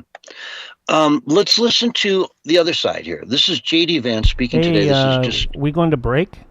Oh, yeah, let's do that. We'll come back with more. Folks, we're going to go to break. We'll be right back after these messages. Yeah, thank you, Mike. Yeah, we're a minute late, but we're okay. Thanks. You get you didn't have to go over because you get a whole extra hour today if you want. Oh, yeah? Yeah. Jack's wife isn't feeling well. And I think he's taking her to the doctor right now, and he's like, "Can you play an encore for me?" I'm like, "Okay, yeah, I'll make it happen for you." I'm like, okay. I'll leave that up to Barry. Okay, yeah. You want to do another hour? Maybe so. All right, we've got another hour to decide, I guess. or you can just do it like an after show. Because that part won't be on the radio side. It'll just be on the video side. I see what you mean. You know what I'm saying? Okay, so it wouldn't be on the radio. We'd just be on the after show. Yeah, I'll probably pass on that. Yeah, because I didn't have enough time to set up breaks for doing like a third hour for you. But I did slide in his encore because Okay. I just happen to have one that I could pop up real quick. All right, maybe I'll hang out with you for a little bit. I don't think Barry would want to though. And we got to switch rooms here in like about a minute. Yep, very, very soon. We're going to get cut off. In fact, if you want to, you can go ahead and clear out now, and I will pick you back up on the same one. All right, Barry, hang up. There we go. Gonna end this one, and I'm gonna take us over and get us back up and rolling for part 2, hour 2 of the Censorship Sucks Roundtable Radio Show. That's right, a DREAGUS production.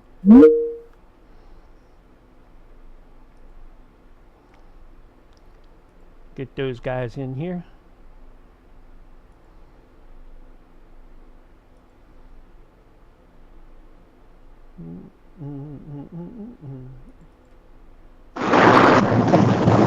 What the hell was that? Barry's flying a kite. He might. I'm ready for pickleball tomorrow, dude. Tomorrow is pickleball. Pickleball day. Pickleball. Yeah. I've never played that. Looks fun, dude, it is. Oh no, it's so fun, dude. I'm 3 hours straight competitively, dude. It is. I'm getting good too, man. I was just like hammering it away. It was so fun. Huh. And this will be my 4th time.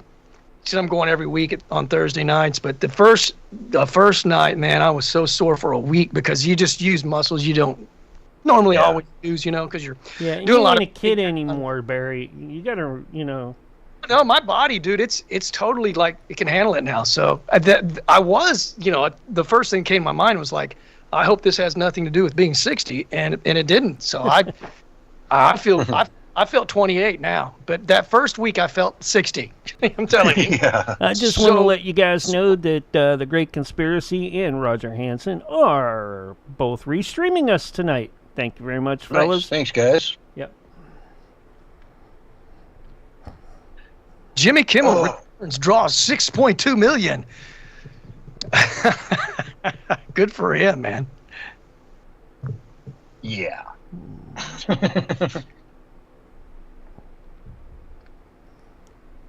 All right. Also in the talk about Tylenol. Important news today. I'm sure it's so important because we need to know about the Holly Weirdos. Nicolas Cage threw his $60,000 engagement ring to Lisa Marie Presley overboard a boat during a fight.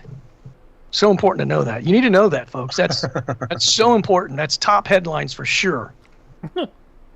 Yeah. Gosh. Let's look over some of these fake news top articles that's on MSN.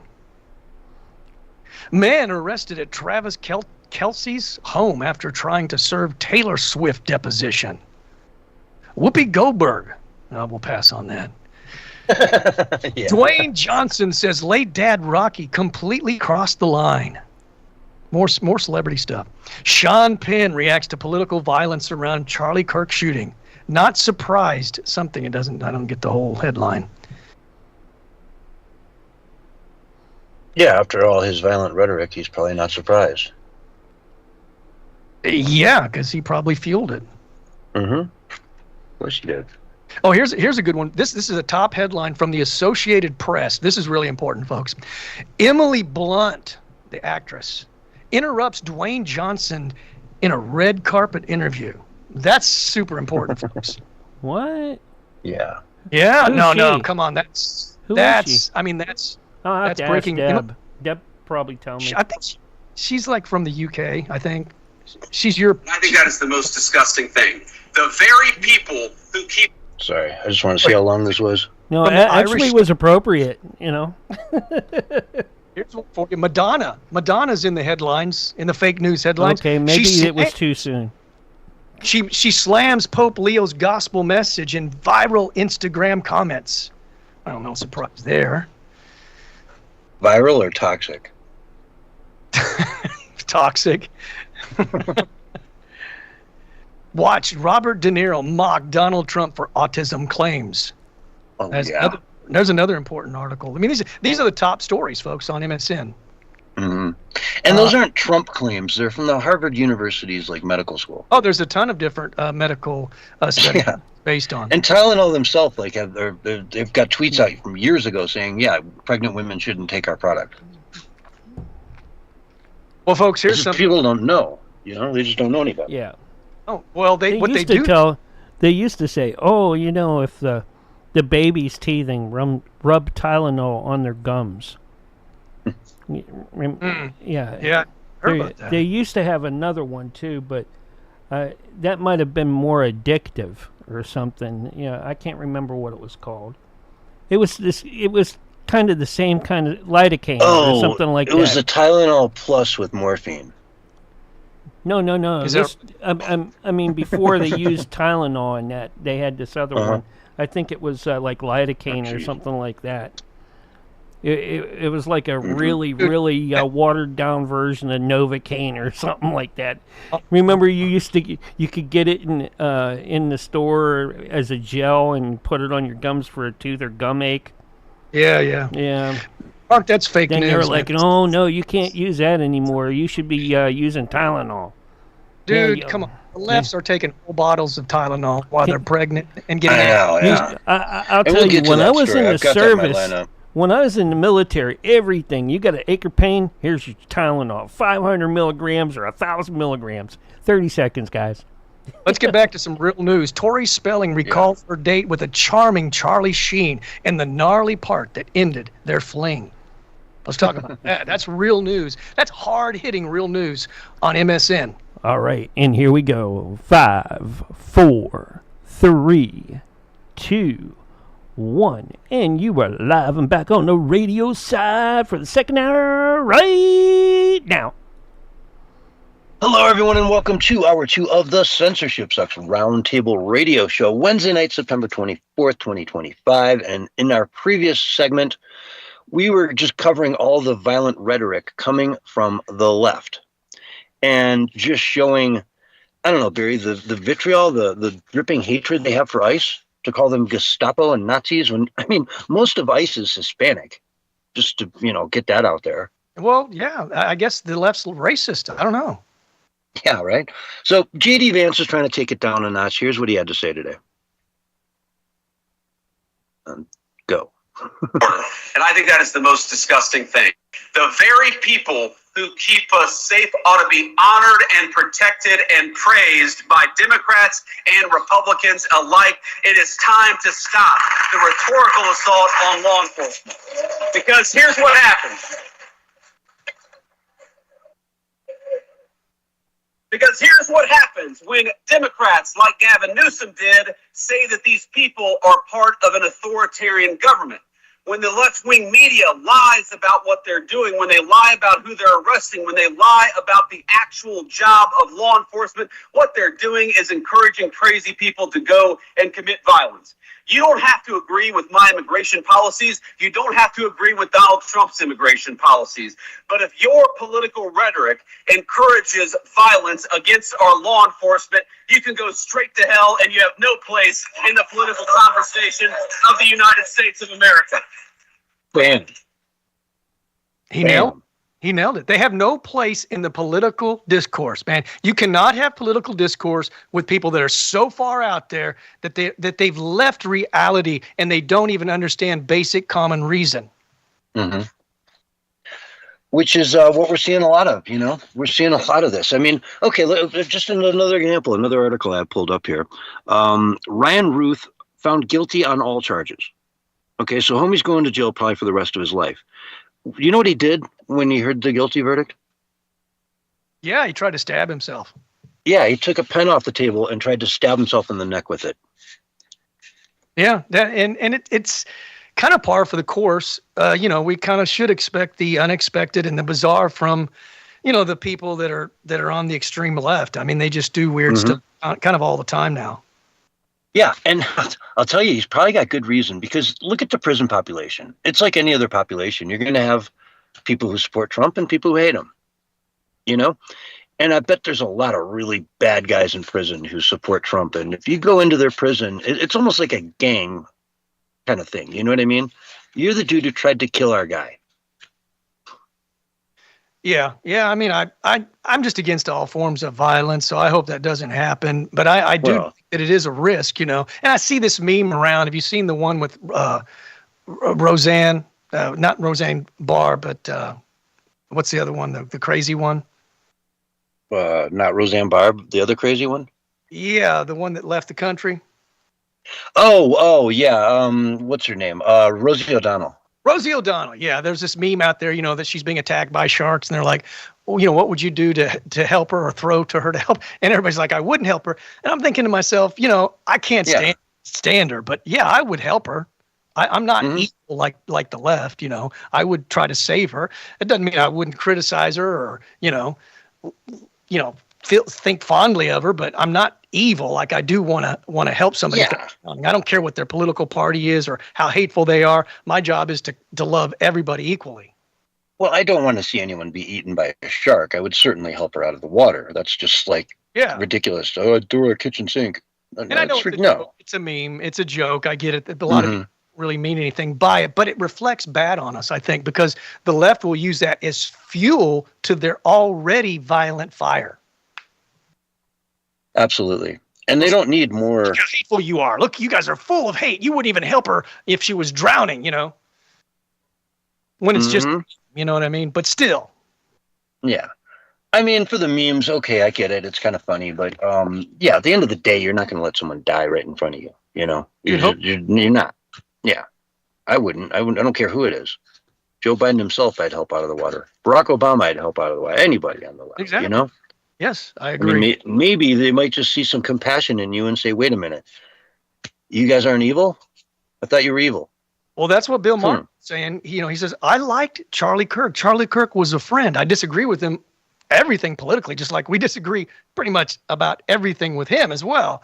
But he said he was a friend and I liked him. And he's not a monster. He even said Trump's not a monster. He said most of these people, when you get to know them on a personal level, at any level, you'll find out that they're really not monsters after all.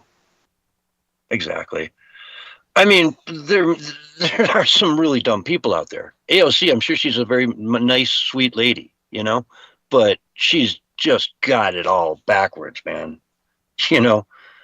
Or she's read rules for radicals and she's studied Cloward and Piven and she knows what she's doing. Well, some of those people are evil. There's no question about it. I mean, I think you're evil if you want to destroy America and usher in some sort of communist globalist thing. That's, in my opinion, that's evil. Yeah, it is. Let's face it. You're trying to disrupt the most sacred thing, America. The greatest example of human history of people governing themselves to a degree, it's the greatest experiment that's ever occurred. I mean, there are countries that have more wealth than us per capita, Singapore, right? But it's a tiny little country. It's one city, basically. It's like saying, Monaco, right? Monaco, you can walk from one end of it to the other end of it in 10 minutes, Well, J.D. Vance brought up a perfect point that we've talked about over and over again, is that, when people go so far out of their mind, there is no place to where we can even have discourse because you're not reasonable anymore. You want to do harm. You want to do evil. You want to hurt people. You celebrate death. How can you find common ground with that? How can light find common ground with darkness? How can good find common ground with pure evil? It's impossible. Yeah. There has to be some kind of common ground. And I hope that there's some common ground still left among the Democrat Party. I tend to think like you do. I think there are some that would like to have some bipartisanship. Yeah, and if you like communism, honestly, go look at Google Maps in Russia. Just go look around. Just pick any random city, just bounce around it for a few minutes, and then go to another random city, bounce around it for a few minutes, and tell me if those places look appealing to you.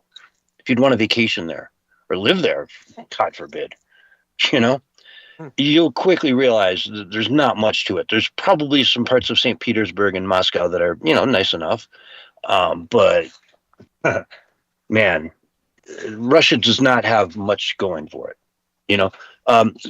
China isn't even on Google Maps because it would be such an embarrassment to their narrative, right? If you could just plop down in any village in China and just start poking around and looking around, you'd be shocked at the abject poverty, you know? Yeah. Gosh, one of my favorite YouTubers, Adventure China, ADV China, would do just that. They'd ride on motorcycles all around China and film everything. And some of the bathrooms that they would go to would be nothing more than just a hole. Just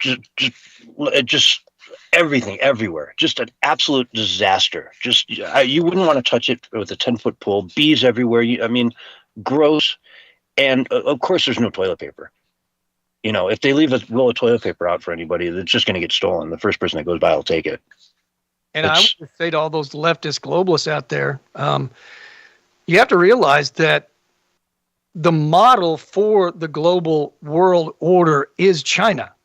So if you're all for this agenda, you better recognize that it's a full-blown surveillance state, a full-blown police state, no freedoms, no free will.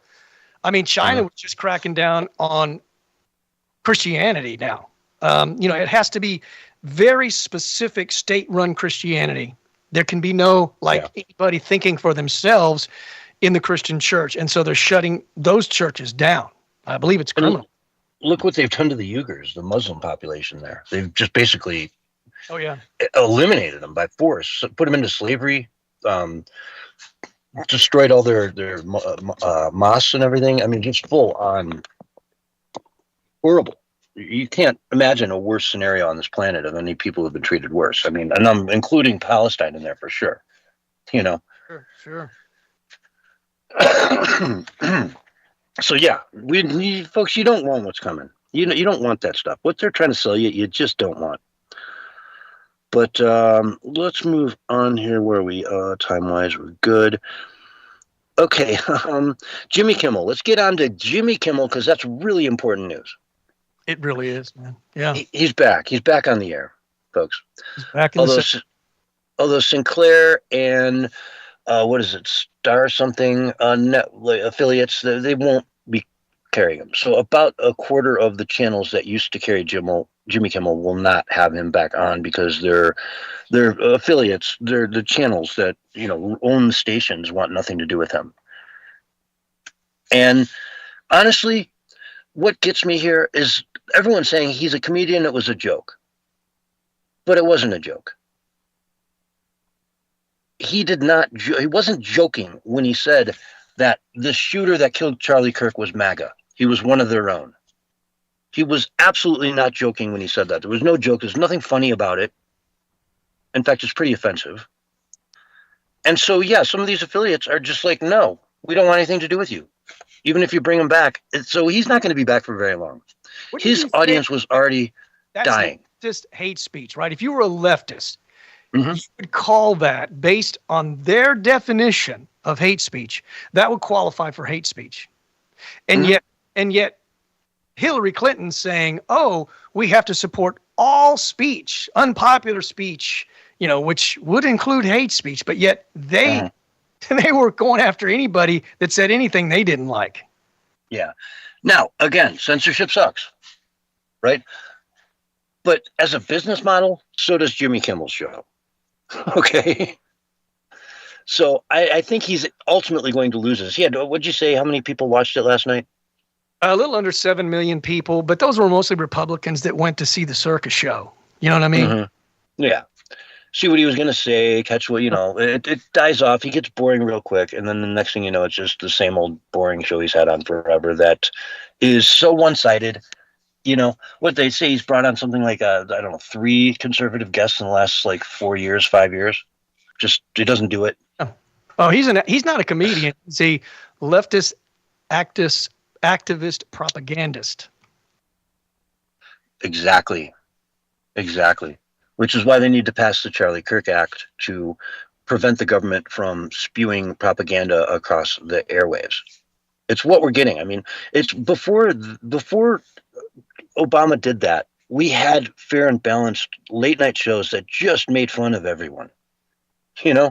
Johnny Carson made fun of everybody. Yeah, equally across the board. If you were acting a fool, he'd call you out for it and everyone would laugh.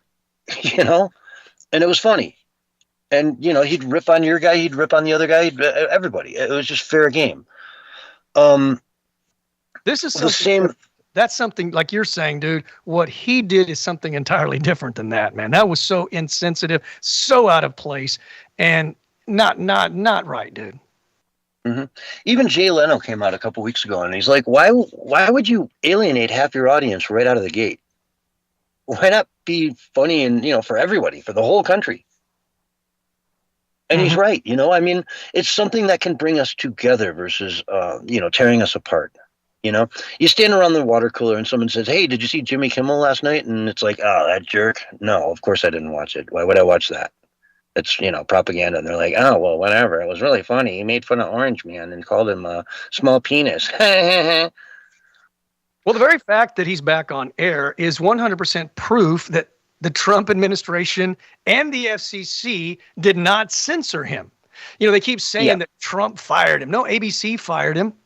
And look, the FCC has what's called public interest obligation. So they have to look into that as far, not about what Jimmy Kimmel says, but, not attacking him personally, but the station. Like there are certain so there is some authority to do that. But they didn't even do that. They just, kind of said, "Hey, man, you should get a grip and get a hold," which everybody should say that. Everybody should say, "Hey, Jimmy, you're way out of line." Democrats should say that.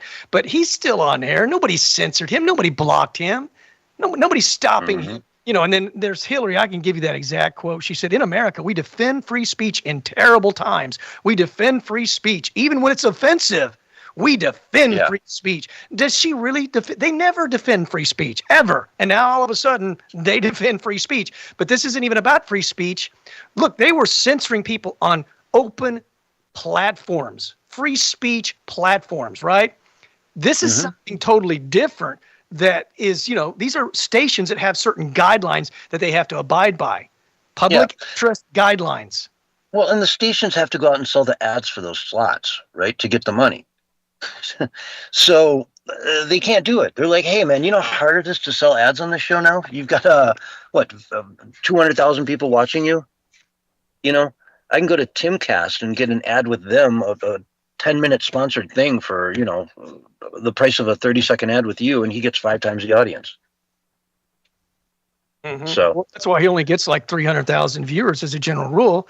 And it'll go back to that, I think, within a maximum of 2 months. I mean, people just want to see what's happening and, see where he goes with it. Is he going to still be a jerk, or is he going to kind of try to clean? Of course he is.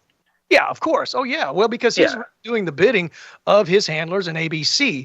ABC was just probably looking for a way to get rid of him. They've been saying he's gone anyway for the last few years. Jimmy Kimmel's been saying, "Look, I'm probably going to be fired soon." Of course, because since like 2016, his viewership has gone almost like a straight drop down to like, a few million to 200,000 or 300,000 people per night. That's hardly anything.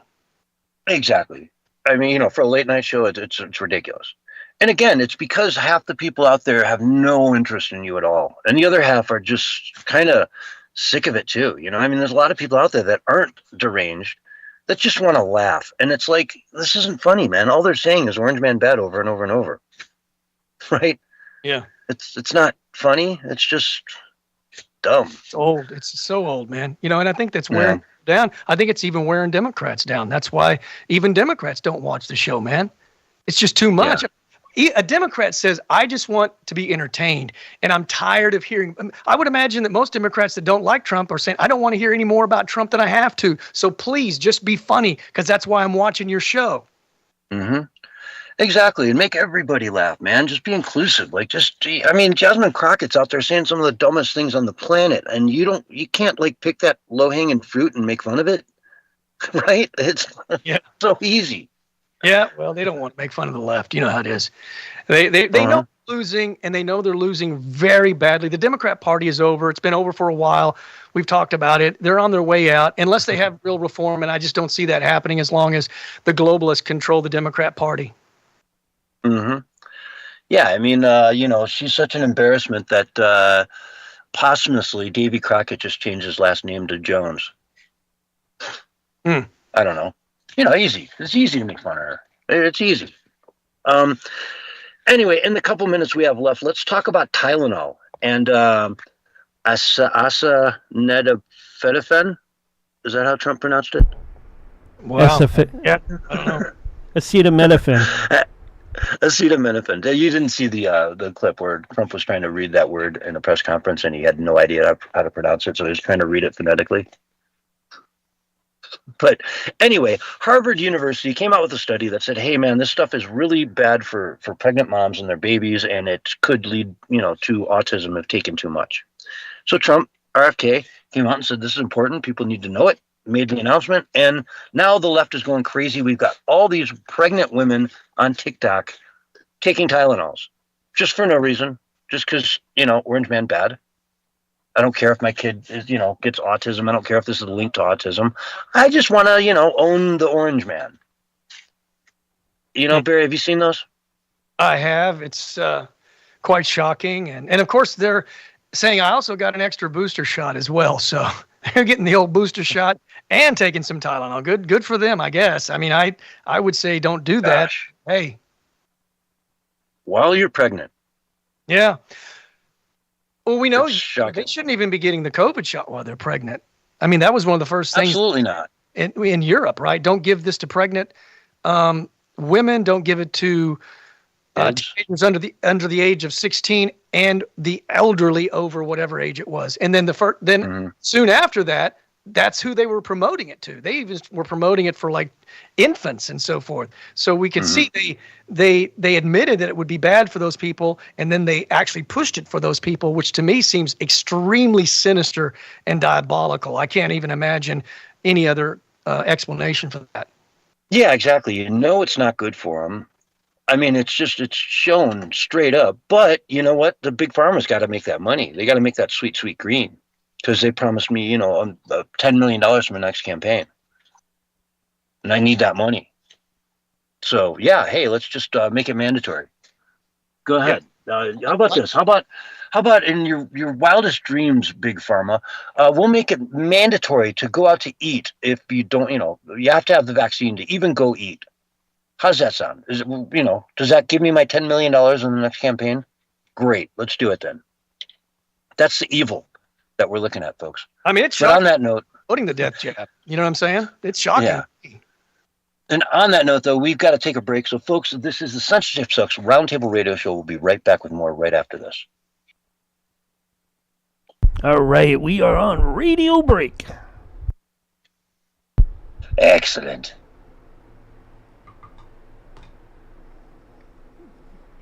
Release the hounds. Excellent, my sweet child. Oh, this is George. Roger says, don't give it to biological men who are on their period or pregnant either. Let's not forget them. Shingles doesn't care. He goes. Love giving the shots to pregnant men. This is George Soros, your favorite globalist fiend. No. You be quiet, Mark. Nobody asked you. Yeah. There you go. I don't know. George Soros came in again. Strange how that happens. Yeah. I don't know. He's like he takes over the air. You definitely need an exorcist, Barry. I know a couple good ones, all right? So, I can refer them to you if you want later on. Unleash Antifa onto the public, and soon we will have a hard civil war. Hey, man, whoever that is, dude, that's scary. George Soros coming in through the air like that. Wow. Man, he needs to be arrested. Guy's evil. He sounds very spooky. Yeah, I bet he's spooky. Come to Dracula. It's very spooky, and it's almost spooktober. I am Prince Charles, a descendant of Nosferatu. Roger says you're scaring him, Barry. If he's scared... Roger's sensitive, yeah. Yeah, Roger's a really sensitive type guy. Sorry, Roger. I can't help it. George keeps taking over the airwaves, man. He'll be up tonight crying and trying to sleep. He'll, you know what's going to happen? when Nancy's show comes on later on, he's gonna cry to Mark Edworthy. You know, it's like, I'm traumatized. These guys in the first show Mark had. Like, it was very spooky. And you know what Mark's going to say? Mark's going to say, well, was it in the terms of service? Halloween. If it was, there's not a darn thing you can do about it, Roger. Yes, it is in the terms of service. I do have to do this. If I have to put up with it, you do too. All right? Join me in the dark side of the Force, Luke. Together we'll rule the universe. Can't have that. Yeah. Can't have. Mm-hmm. Oh. I need to watch that again. It's been. I like the first 3 Star Wars. You know, well, actually, they're the last 3. What you really need to do before you watch the first 3 Star Wars, watch what is it? Jordan Maxwell. All right, watch a Jordan Maxwell about Sun and Sun, SONSUN, and then watch Star Wars, and you will look at it quite differently after that. Sun and Sun, huh? Sun and Sun, yeah. Right. Yeah, because SON and SUN. Luke Skywalker is the sun, all right? He takes 12 steps. You know? Anyways, if I tell you any more, it'll give everything away that Jordan will tell you. So you got under 30 seconds. Oh, okay. I don't see it here in the search, but whatever. You got your clips ready? Because right here it comes. I'm just Josh Hugh. I'm taking over for Mark right now. 5, 4, 3, 2, 1, and you're live and on the radio side right now. Hello, everyone, and welcome back to Hour 2 of the Censorship Sucks Roundtable Radio Show for Wednesday, September 24th, 2025. All kinds of stuff going on in the world. We were just talking about Tylenol before the break. Barry, did you have anything you wanted to add to that subject before we move on? To Tylenol?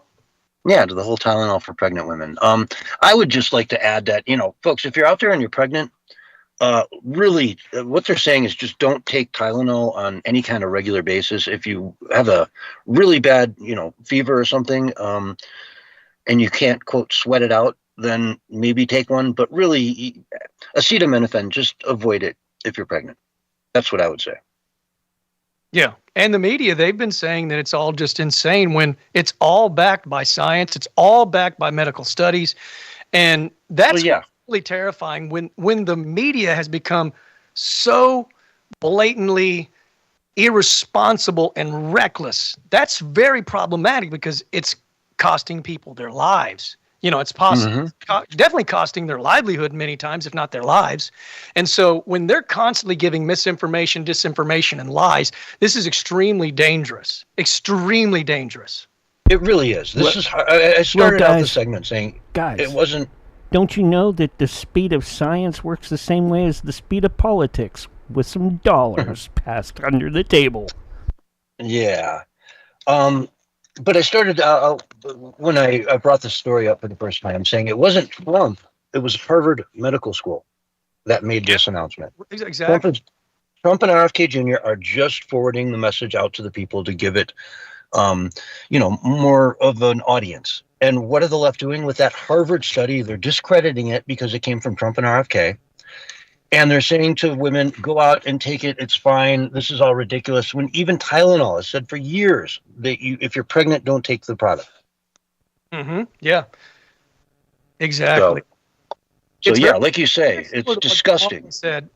She said, hey, man, I wouldn't take that COVID shot if Trump brought it out. And then that same shot that, was created during the Trump administration, the moment that Biden became the president and Kamala became the vice president, they were pushing that same jab. So it's clearly Trump derangement syndrome, man. And we see this play out at multiple levels, in so many different ways, so many different times. It's just almost like a playbook that we can count on. Yeah, it's crazy stuff. But anyway, enough of that. I think we got that message out to the people and folks. Again, if you're pregnant, just don't take Tylenol. It's pretty straightforward. Acetaminophen specifically. Can men that are pregnant take it though? Because that might be a little bit different. I'm just saying. No. If you have if you were born a man, then yes, you can take it while you're pregnant. It won't affect the baby in any way. I think that needs to be clarified. Thank you, CS, for doing that. Yeah. For sure. But if you're a woman who, is pregnant but identifies as a man, then you shouldn't take it either. So it's a little complicated. Don't confuse me. I know it gets out of hand real quick. It's real confusing real quick. Let's see this. This is one I wish I could play you guys the video of. It's wonderful doing radio. I love it. But man, sometimes I just want to share my screen with you guys through the airwaves so you can see the brilliance that is the White House's latest troll on Joe Biden. So, as we all know. Yes, I know what you're talking about. This is great, dude. Yes. Donald Trump, the avid builder, is adding a new ballroom. He redid the Rose Garden. He's just making the White House great again. Right? Doing all the things to it that need to be done, none of the things that don't need to be done. And, well, maybe this didn't need to be done, but he added a presidential walk of fame. So it's near the Rose Garden. One side is all windows, the other side is a long wall, and it's got every president's portrait on the wall, all the way from George Washington on up to Carter, Reagan, Bush 1, Bush 2. You got Bill Clinton. That gave way to who was in between? No, it was Bush 2 was in between. Then you got Obama. Then you got Trump. Then you got Joe Biden. For Joe Biden's picture, they just put the auto pen. Right? They just used the auto pen. It's a picture of an auto pen signing his name on his presidential portrait in the wall of Presidential Walk of Fame. It is the biggest troll ever. It really is. Yeah. And it shows it finishing, the last part of Joe Biden's name. It's a close-up of the actual auto pen. And a lot of the rhino anti-Trumpers were posting this saying how despicable and disgusting it was. I was like, no, it's brilliant, man. Finally, we get a little bit of honesty and truth at the White House. Well, I mean, if I was Trump, I would put that up for a day or two to get the pictures out and do the meme. And then I would put up a picture of Joe Biden, right? I'm not going to leave that there for the next 4 years. I would. I have no problem with it because I think it's honest and truthful. And I think that's what we need right now more than anything. Yeah. Well, and it just goes to show you that, the auto pen was the president. 100%. And you can't argue it wasn't because, I mean, pudding time came at 1 o'clock and then bedtime again at 4. It was just, he just wasn't there, man. He wasn't there. You bet. You think? I don't know, man. He's sharp as a tack. I believe the left. The left is telling the truth. They're saying he's still sharp as a tack. So it's beautiful. He's way smarter than Trump. He's way sharper than Trump. Needs to have, a test, a mental test, a cognitive test. Another one? Exactly. Yeah. He's already had 2 or 3 probably. Mm-hmm. Let's see. So on the subject of Donald Trump, you and I watched it the other day, the UN speech that he gave. Folks, it was an hour long. And if you want to see classic Donald Trump on the world stage, literally being the best president, if you just want to sit there and say, I voted for that, I voted for that, I voted for that, I voted for that, watch his UN speech. It was pure fire. Would you agree? Yep. He was Trump unleashed. Absolutely unleashed. And I agreed with damn near every word he said, and I think a lot of people in there did, and I think a lot of people were pooping their pants. I mean, let's see here. I've got some. Oh God! I mean, it started with him and Melania are walking into the UN building. Okay, they walk along, get to the first escalator, and they step on it, and it immediately stops. The second they step on it, the thing stops in its tracks. Mm-hmm. Think about that. What are the odds? What are the odds? Escalators are pretty basic. They tend to work like 99% of the time. And I've been on a million escalators. I've never once had one just stop while I was standing on it. You know what I mean? Have you? Yep. Well, it's clearly, somebody was conspiring, obviously. And it's funny because we talked about this in the pre-show, and I literally was telling you how I saw when Trump was walking up to the podium, I literally had the thought come into my head, if I was some globalist stooge who really wanted to sabotage Trump, I would make sure that the teleprompter didn't work to try to embarrass him. Mm-hmm. And that was the thought that came to my head. And then the moment he gets up there, it happened. And how did I know that? Because it's sort of typical behavior of these people. They can't play fair. So and actually he did quite well without the teleprompter. He's actually unlike Kamala, who needs a teleprompter and then doesn't need teleprompter very well. Same thing for Biden. He can just go off the cuff. And he had a notebook which he could read off of as well. Yeah, exactly. He had notes he was reading, but to keep him on track. But the teleprompter probably would have been nice, And again, they sabotaged the escalator. How petty! Somebody was watching a feed from the lobby, saw him going on there, waited for him to step on the escalator, and then said, "Now pull it." And then some other dude pushed a button and turned off that escalator right there on the spot. It's kind of, you can't convince me otherwise. It's juvenile, isn't it? I mean, it's like childlike behavior. And then someone else at the UN, the United Nations, decided to just, hey, let's turn off his teleprompter right away. As soon as he gets up there, just turn it right off. Mm-hmm. Tell me those two things happened simultaneously just to Donald Trump. To no one else, only Donald Trump. It's disgusting. And I'll tell you, they were right to do it because he laid into them for 1 hour. Let's just I got a couple clips here. They're brilliant. Just listen to this. It's too bad that I had to do these things instead of the United Nations doing them. And sadly, in all cases, the United Nations did not even try to help in any of them. I ended 7 wars, dealt with the leaders of each and every one of these countries, and never even received a phone call from the United Nations offering to help in finalizing the deal. All I got from the United Nations was an escalator that on the way up stopped right in the middle. If the First Lady wasn't in great shape, she would have fallen, but she's in great shape. We're both in good shape. We both stood. And then a teleprompter that didn't work.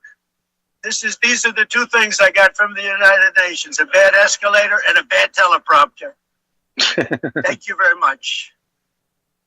And by the way, it's working now. It just went on. Thank you. I think I should just do it the other way. It's easier. Thank you very much. I didn't think of it at the time because I was too busy working to save millions of lives. That is the saving and stopping of these wars.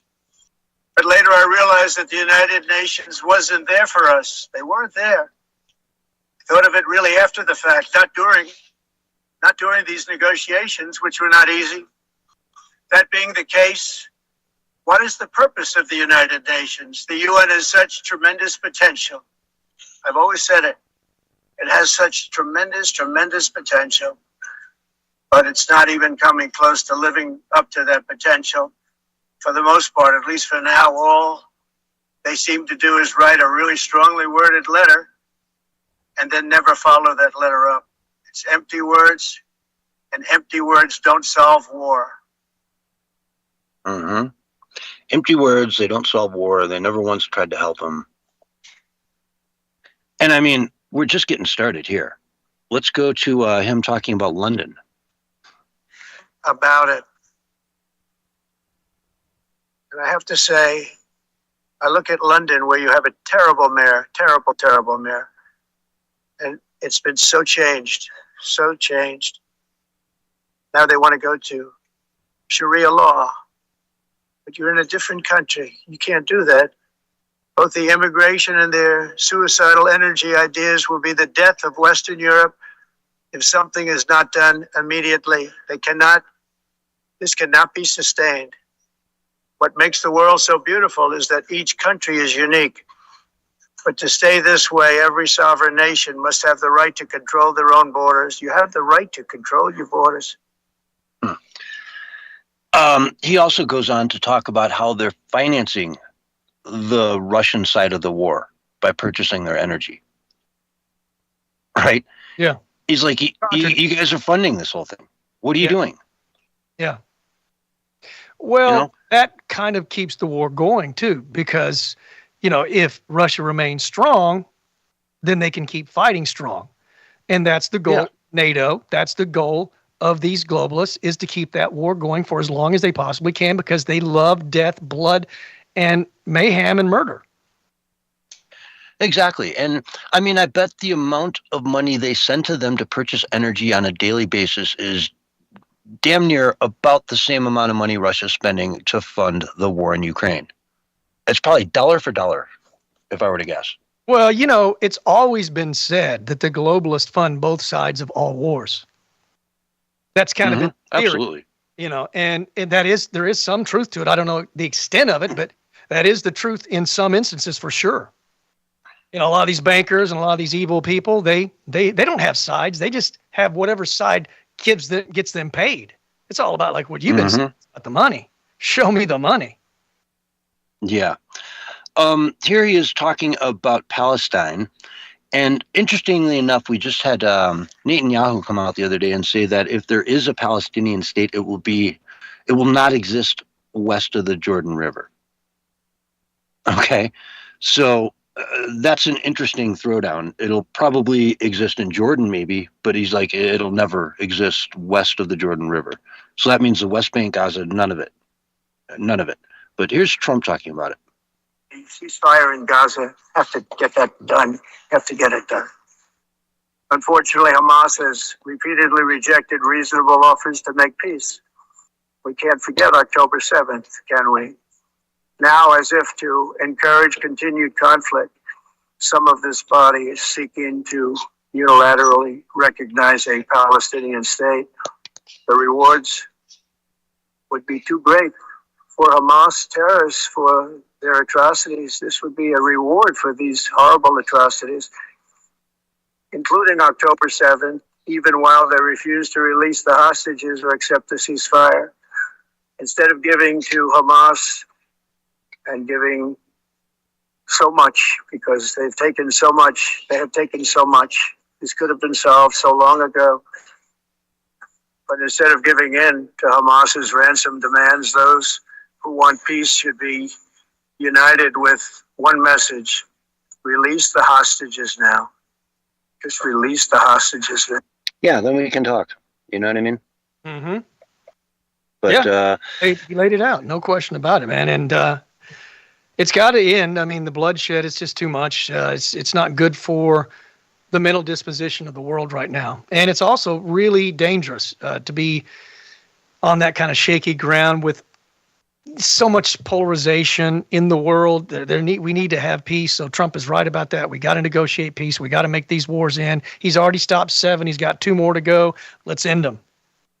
Mm-hmm. Exactly. And again, the UN had zero to do with any of those. Oh, yeah. He's right. What are we paying for? Why are we part of this? Who cares? Well, the UN is one of the most corrupt entities in the entire world. I mean, they're not about peacekeeping. They're about chaos, mayhem. That's what they're about. That's what they do. They create more chaos. They're not solving problems. And Trump just proved that once again in another instance. He went on at another point in this, and I wish I had the clip in front of me, but it's going to be too tricky to find while I'm live on the air. But he said, I remember when the UN was going to renovate this building, so many years ago, 15, 20 years ago by now. He's like, I put in a bid to do the work, and I bid $500 million. Yeah, I didn't know that. $500 million. Yeah. Yeah, and they said no. They said, no, we're not going to take your bid. We're going to take this other one that's $2 billion. And then with the overruns, because of course, overruns, it came out closer to $4 billion.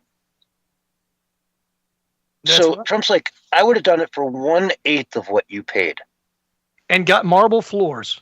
Exactly. He's like, you're walking around on linoleum. That was like one of the greatest lines in the whole thing. You're walking around on linoleum. You could be walking around on marble right now if you'd let me do it right. That's it. It's a good thing he didn't get the marble floor, though. That would have fed their narcissism even more. Exactly, yeah. Yeah, he's just saying, all the things, all the cutting corners they did and everything. And, I would have done it for 1/8 and you would have gotten a much, much, much better product. You would have gotten a absolute Trump signature building. Yeah. But I don't think they're really about getting things done right, getting them done well necessarily. I think it's always about cronyism at some level. They kind of have this little select group that they work with. You scratch my back and later I'll scratch yours. It's all a big club and we ain't in it. Yeah. It's a big club and we ain't in it, and Trump ain't in it either. That's exactly right. And that's a good thing that he's not a part of it. Now, exactly. He's walked in those circles and he's been in it, but not of it. Exactly. So I think we've done enough to that speech. Folks, go listen to it. It's an hour long and it's fire. Would you agree? Yeah, it's beautiful, man, because, with the whole world pushing globalism and one world order, for him to stand up there and stand up for sovereignty and borders and nationalism and populism and the power of the people, it's just beautiful to see, man. And he's not afraid of any of them. He's fearless, man. Fearless. Yeah. And, I mean, nobody's ever stood up, I think, at the UN and called him out the way he did. It's not been done before. You know what I mean? It's just, this is so unique. He's never nervous when he gives a speech. I've never seen him nervous. He's just very calm and relaxed. It's almost like he's reveling in the moment that he has to share what he needs to share to all of these people out there. Many who are very, very bad actors. Some of them are probably okay, but many of them are bad actors. So I think he really just revels in these moments because he's just not nervous at all. You're right. Go ahead. You're right. I mean, as nerves of steel, because it is the UN. It is a true global stage. And apparently he was scheduled for a 15-minute slot and he spoke for an hour. He just takes over.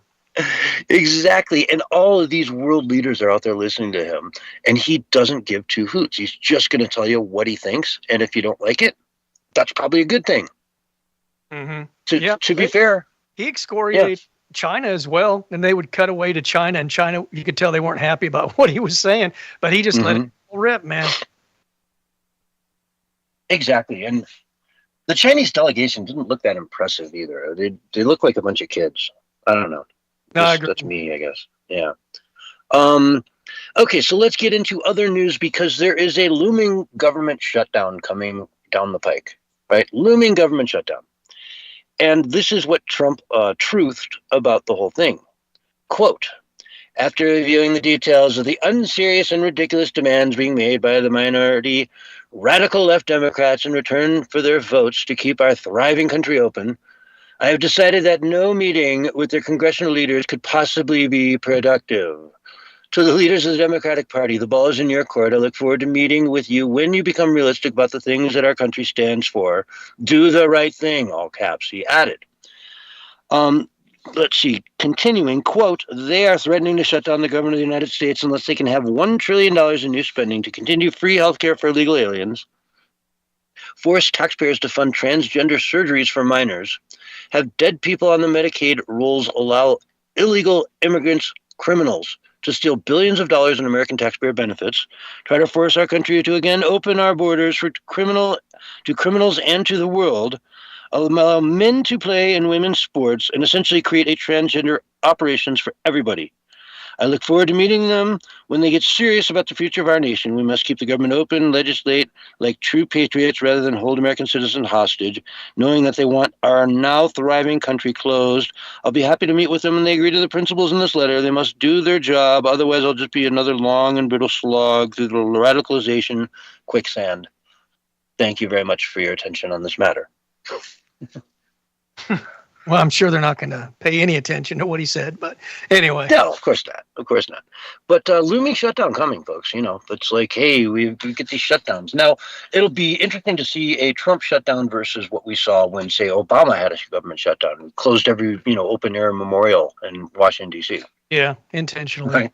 To stir ran World War II veterans, just ran them off the property and sent them back home without being able to see the monument that they fought for in their lifetime. Yeah. Sure. When you're 90 and you fly to Washington, D.C. to go see the World War II memorial, you damn well better let that 90-year-old go see the memorial. You're not going to shut it down right as he's in the cab going to it to go see it, and you put some tape around it. So, yeah, you can see it, but it's 50 yards over there. Yeah, I don't think the left is known for supporting veterans too much, if you know what I mean. Yeah. What Obama did was disgusting. Demonizing them maybe, but supporting them, not so much, man. They prefer to help, illegals that may be horrible criminals before they would help our homeless veterans or something like that. Yeah. What they did was vile, disgusting, horrible. They're just bad people. Let's face it. They're just Obama was a bad person. He was a bad dude, man. And we gave him the keys to the whole thing. And he's under investigation. That's the thing, right? Mm-hmm. He's under a grand jury investigation. I don't think that he can be indicted because he's got diplomatic immunity or presidential immunity or what have you. But hey, man, we cannot forget, folks. We've got major breaking news. We can't miss that. You know what I'm talking about, dude. I'm going to let you. Oh, yeah. Let's get it in here while we still got a couple minutes. We got Comey and Letitia James are basically, indictments are incoming for both of them. Yes. Yeah, the first deep state operative to be indicted. MSNBC says that former FBI Director James Comey is expected to be indicted in the Eastern District of Virginia in the next few days. So that, my friends, is victory. And I love the smell of victory. Yeah. Gotta love it, folks. It's just, too. It's not just, revenge. This is just. What these people did was vile and disgusting, and they deserve to be held accountable for trying to overrun and take down the sitting president of the United States. It's insurrection. Plain and simple. Yep. And there's only one penalty for insurrection, but we don't have any more time. We're out of time, folks. We will see you on Sunday night, but stay tuned. There's much more from DREAGUS Productions right after this.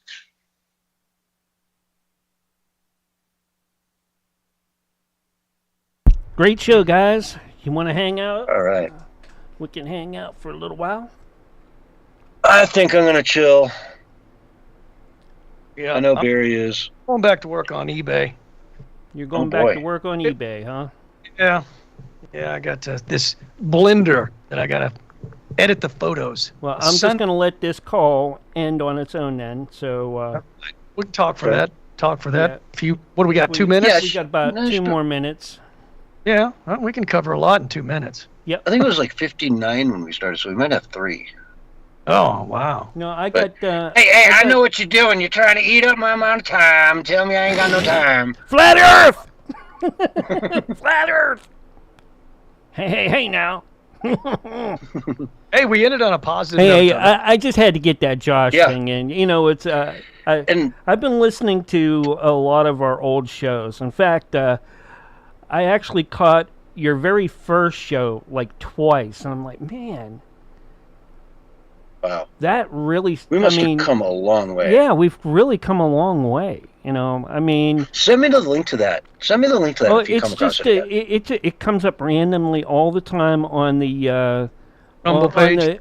On my what is it called? The DREAGUS Productions at Wix.com.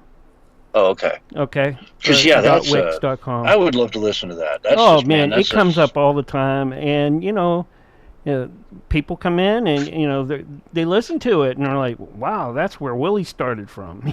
I'm like, "Yeah, I understand why people listen to our show from months ago." And believe it or not, you sound so seasoned now compared to then.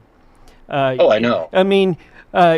Yeah, listening to you now compared to what we sounded like before is like listening from Hannity to like, Rush. All right, it's a big difference. Your voice carries better. I mean, your breaks were always great, and I never had a problem with those. Other than hey, we went a little over. Okay, got to tighten it up on the end, But other than that, it's not like. Well, I just want to hear Josh hitting on his crack. Oh my God! Yeah, it was so funny. And his burping. Remember, he used to burp on the air. You can hear that torch roar in me. Yeah, and he used to burp like really loud on air. I haven't caught that one yet, but I was like, dude, what are you doing? Why are you burping like you're belching on air? What the hell? Another one that I caught too was one that Josh wasn't in. It was really good. He had you, Rizzo, and PH 1776. Oh yeah, and that was an awesome show. That was damn near my first show, wasn't it? Yeah, it was like the second or third show or something like that. Yeah. It was in the back when you were every other Sunday with me, and now you're big time with me. You're twice a week solid. You got two. There goes. Censorship is twice a week solid with me, and we get. All those groups and that, but he does 2 radio shows for me twice a week, and both of them are 2 hours, and he's always done that for me for the last probably almost 7.5, 8 years now, maybe even longer than that. But it's been a while. I'm gonna bring up. Jack Carey's Paranormal Intelligence Agency radio show here in just a second. So stand by. Jack's off tonight. Like I said, Jack's wife's not feeling too good, and he had to take the night off because I think he's taking her to the doctors. So please keep her in your prayers, folks, and Jack too. So I hope she gets better. Let me get this encore thing going. There we go, and I'll be bringing up the sound for the Paranormal Intelligence Agency radio show here in just about a minute. So sit back, relax. Hope everybody's locked in and ready to go, because I sure am. And here we go. The views and opinions expressed on the show are those of the guests or hosts, and not necessarily those of the advertisers, networks, platforms, or stations. Warning that the content of the show may not be suitable for all audiences, and that viewer discretion is advised. The show does not intend to provide medical, legal, or financial advice, and viewers or listeners should consult with a professional before making any decisions based on the information presented. Welcome back, everybody, to Paranormal Intelligence Agency Radio Live. As always, we are broadcasting from 300 feet deep in an abandoned nuclear missile silo somewhere lost in the post-apocalyptic wastelands of the Dakota Territories. And as always, I'm joined by the paranormal crime fighting duo, Daisy and the Sundance Kid. And high above us today, circling around, there were Dakota pterodactyls. They were glowing, radioactive, and from their flight patterns, they appeared to be hunting that most famous of all Dakota cryptids, the jackalope. And, well, it's been one of those crazy weeks. Attention all passengers on the Great Space Roller Coaster. There is turbulence dead ahead. Please return to your seats, place your trays in their upright positions. Remember to be kind to your stewardess, and as always, thank you for flying Universal Airways. That's what's going on right now in the world, guys. this is something that's been long predicted by the Webbot as far as the sheer amount of turbulence. Now, the assassination of Kirk did not pop up as an event in the event stream, which may indicate to us that we've hit some sort of new trajectory. So let's remember that. We are living in a strange, what appears to be ontological model of reality. That is, that there is apparently a supreme consciousness. And we're going to approach all of tonight's conversation from a mechanistic viewpoint. Let's not put any sort of emotion into it. Let's simply add certain components to our equation, extract certain components from the equation. Let's do a little math tonight. We're going to sort of talk about recapping a lot of the information that I've gone over in some of the past broadcasts, and that's because there's a lot of complexity taking place right now, and its interplay is both fascinating and really kind of crucial for people to know and to understand. If you're one of the few out there listening to our live broadcast, then just know this, that you have received an amazing cosmic message in a bottle, and you're going to be privy to information and things that are really kind of on a higher level of conversation. This is the place where you sort of have a convergence of many different information intelligence streams coming in, and I want to take that opportunity to go ahead and present tonight's sponsor, which is the Oculus the Oculus-AI.com, which is a new service that allows you to have basically a Sherlock Holmes in your pocket.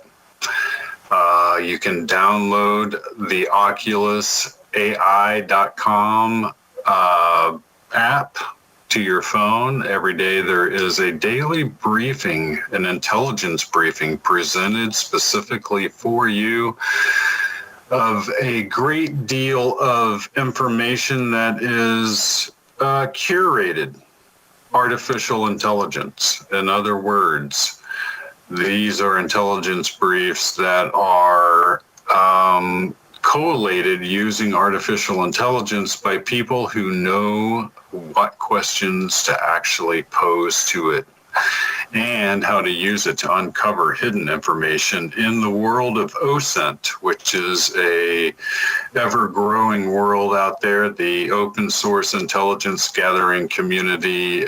This is sort of birthed out of that. If you have seen or have ever been to my website, paraintelagency.com, or if you are a current subscriber to paraintelagency.com, make sure that you go to the Oculus. And again, that's www.theoculus-ai.com, and begin your monthly subscription on that site, because paraintelagency.com is going to meld into the Oculus. So it will cease operations by December 31st of this year, and everything will be on the Oculus. All paranormal intelligence will be on the Oculus and included in those intelligence briefs for the subscribers, and it's only $5 a month, which is, it's less than a cup of coffee that you get at Starbucks. So for $5 a month, you get a daily intelligence briefing of information you had no idea was even out there in the world for you to know about. For instance, we just reported this last week that the United States Navy actually just launched a major advancement in naval warfare, and it wasn't reported by a single mainstream news station anywhere. It was only through artificial intelligence and knowing how to extract information that we were able to ascertain that we have now a 44-ton, 57-mile-per-hour over open water warship, which is completely autonomous, runs completely off of artificial intelligence, and is completely packed with cruise missiles. That's right. We have launched such a thing, and it is now out at sea. Find that somewhere else. So, but to get back to tonight's conversation, we're going to be discussing really a major event which was predicted by the WebBot. The WebBot didn't see the Kirk assassination coming, but what it did see was a huge amount of emotional release language taking place at this period of time, and that's in fact what we're seeing. It was like there was a huge building up of tension like there is before any major event, and after that event there's a huge amount of release language that can be found by the WebBot spiders that go all over the internet and look at conversations worldwide, to make a long story short. So that's going to cause repercussions in our society that most people right now can't even begin to suspect. The assassination of Kirk occurred at a crucial moment, which was already a tipping point. And what it did was it was like the universe running up and throwing gasoline on a raging fire. And now, oh boy, things are going to get burned. I can almost guarantee you that those who see themselves on the other side of that assassination, and there are reprehensible human beings online who are celebrating somebody's murder, that's absolutely disgusting. But I can tell you that those who are on the right in this country, they're going to be coming for scalps on this one. This one, they're not going to let go. This was the tide turning in a way that the other side could never even begin to suspect. And in such a way that it's going to cause dominoes to fall in our society that most people didn't even know were there. That's going to be interesting, because what we're coming up to is a convergence of events manifesting out of the event stream.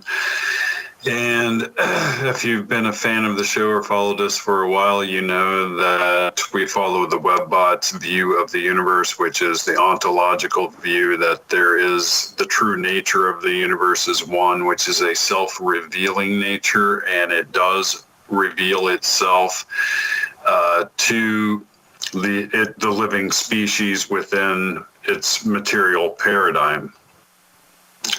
This is all presumably caused by a supreme consciousness, and by all intents and purposes, you might as well call that God.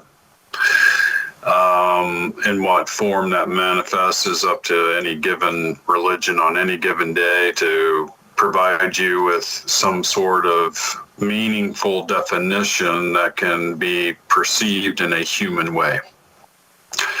They're all describing ultimately the same architect, which has created a material paradigm in which we find ourselves facing a very close future where we are going to be approached by an object now known as 3-Eye Atlas. And 3-Eye Atlas is doing some extremely strange things.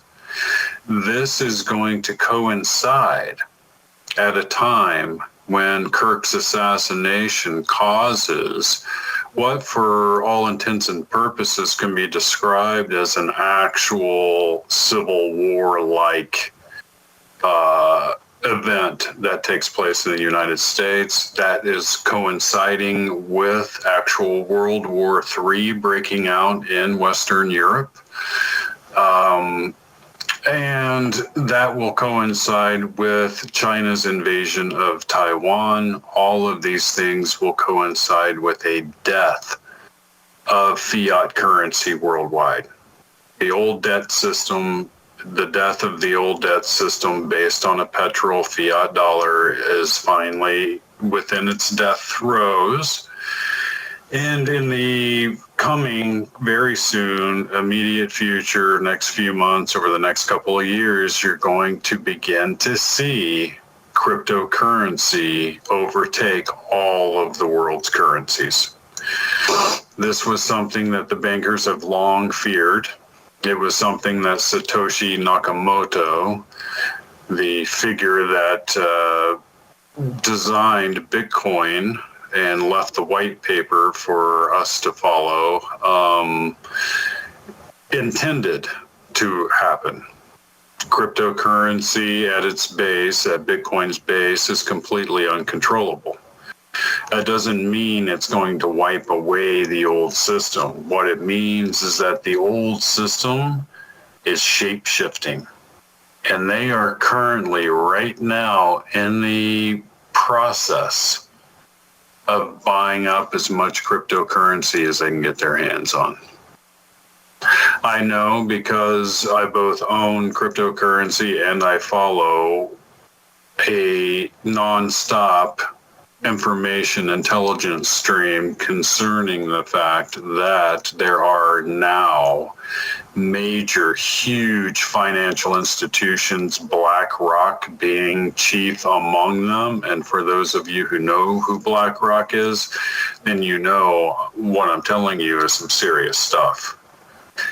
BlackRock is probably the biggest financial organism in the entire world. Some would say they are a cancer on the world. You want to know why housing remains artificially high in the United States? Because BlackRock goes in and buys up all of the houses that are for sale and turns them into rental properties. BlackRock is in control of huge percentages of people's 401k funding, and BlackRock has been accumulating Bitcoin and Ethereum like mad. Tell me that those people who run the world's largest investment institution don't know what's about to happen. Of course they do. What if I told you that the current market cap of Bitcoin is $2.2 trillion? I was arguing with people back when it was $1 that they should be buying it. Today, traded up to 117,000 a coin. The Webbot predicts a time of economic turmoil coming in which a few Satoshis, which is what they call just a micro percentage of a Bitcoin, will get you a house. Think about that. And on top of that, consider the fact that only 13% of Americans own any crypto. 13%. And it's already got a market cap of 2.2 trillion. That's just Bitcoin. You look at Ethereum's market cap. It's into the many tens and tens of billions of dollars. It's trading somewhere around $40 billion a day. A day. All of the current banking institutions are building out their platforms on Ethereum, which is basically a fork off of Bitcoin. Imagine modern day banking where you no longer have to wait through a weekend for a business transaction to take place. You no longer have the delay in your banking account. You no longer have holds on your banking account. You no longer have any sort of transaction fees, even including overseas between the biggest institutions with the largest amounts of money. instantaneous transactions, 24 hours a day, 7 days a week with no transaction fees. That's what they're building out. And it all happens on the Ethereum network, right? Well, you know, Ethereum's at like 4,500 a coin right now. The best analysts, crypto analysts out there right now have a target of 50,000 a coin in the short term. Tell me that these guys don't understand the economic apocalypse that's about to take place, because a lot of other strange things are taking place, and a lot of those strange things actually affect the paranormal world in the aspect that it's going to cut off all of the money that they require to run their special access programs in which they're housing all of this captured alien technology. And a big part of that has to do with the silver market. People have no idea how much the silver market means to the overall economy, and they have no idea that the silver market has actually reached a point where control is beginning to slip out of their hands. There's a good reason for this. If you look at the COMEX, which is where all of this precious metal is traded, you can look at the open contracts for precious metals, gold, silver, platinum, what have you. And you can also look at how many of them are demanding physical delivery of that silver, right? Of that gold, of whatever precious metal. It's one thing to hold a contract in your hand, which is a promise for somebody to deliver that silver or that gold to you. It's another thing to already have it in your possession when the you-know-what hits the fan. Because what happens when you're just holding a contract is it never gets filled. There's a reason for that. The number of open contracts right now for precious metals on the COMEX far exceeds the amount of actual precious metal available for physical delivery. And yet every one of those contracts are now demanding physical delivery. This is all occurring at a time when gold is making record highs.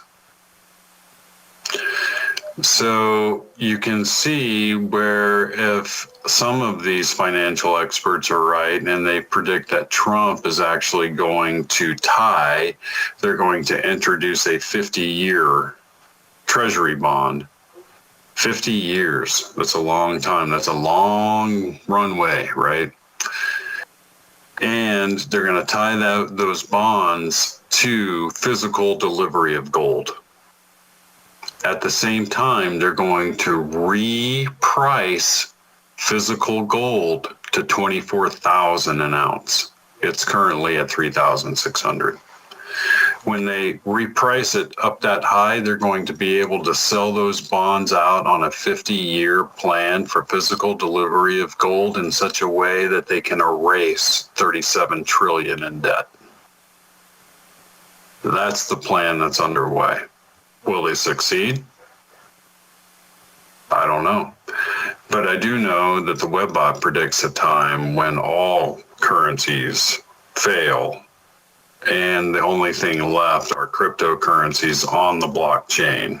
Because, and you know, probably logically speaking, those cryptocurrencies will be tied to a basket of physical assets that hold real world value of some kind. Gold, silver, precious metals, things used in high technology production, basically, is what it comes down to. So, but all of that matters, and the silver manipulation has been going on for 45 years on the short end, right? 45 years. You can look at the chart. It's formed what's known as a cup and handle pattern over a 45-year pattern. That's the most bullish signal that you can ever see in any chart on any given asset that you can imagine. And this one's formed over a 45-year period. That is unprecedented. What that means is that there is a coiled spring about to spring. And when it goes, it's going to pop in a way that's going to cause like massive bank runs. Because what's happened is all of these banking institutions around the world have been able to artificially keep low the price of silver by derivative contracts, which allows them to basically borrow 1,000-fold over what they actually physically have in their possession and sell that out to the public. They've been doing that for 45 years. And now you have entities like Elon Musk and Tesla actually running short on silver because they can't get enough delivered to them off the COMEX. That's showing that the amount of physical silver compared to the number of contracts that will be demanding that physical silver is almost non-existent. When that happens, all of those banking derivative contracts that are based off of silver begin a cascading effect through the banking institutions. That creates a major problem with the currency, and all of this is what you're going to see coming up in the next few months to the next, really until 2027, basically. So you're talking about a long period of time. 2026 is quiet in comparison to what happens in 2027, according to the WebBot. But like I said, 3i Atlas is headed this way. And 3i Atlas, according to the WebBot, is going to be used by the powers that be here on our planet as a way of trying to control the masses. The WebBot also predicts that it's not a meteor. It appears to be intelligently controlled and artificial in origin.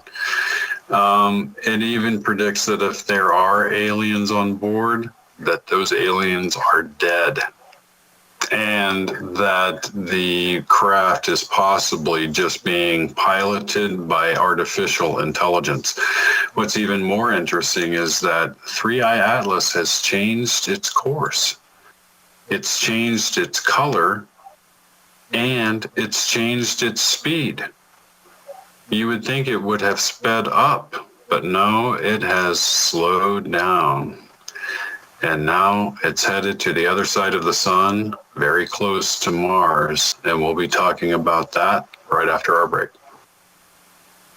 I'm Sarah, and this is my story. I'm Ellen, and this is my story.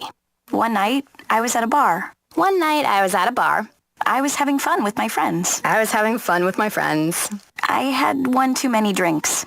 I got behind the wheel to go home. I got a cab to go home. All of a sudden, from out of nowhere, a squirrel ran across the road. It happened so quickly, I barely had time to react. The cabbie barely had time to react. I swerved. The cab swerved. I can't believe it. I hit a guy. I cannot believe it. The cabbie just missed a guy. I wish I took a cab. Thank goodness I took a cab. You have the choice to save a life. Don't drive buzzed. It's a decision you'll never regret. Buzzed driving is drunk driving. Brought to you by the Department of Transportation and the Ad Council.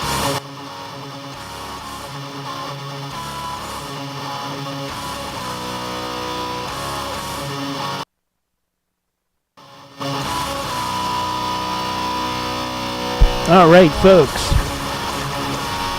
Jack's out tonight. He's trying to take care of his wife. But she's not feeling well tonight, so we're doing an encore for him. But At the top of the hour, we will have Nancy Planetta in the VIXEN'S Vault with her fantastic Legion of Chaos. So you all will not want to miss that one way or another. You need to come in here, get everybody, call your brother, call your mother, call your sister. Nancy's got something cooking tonight. I don't know what's in the witch's cauldron, but she'll have something brewing for us.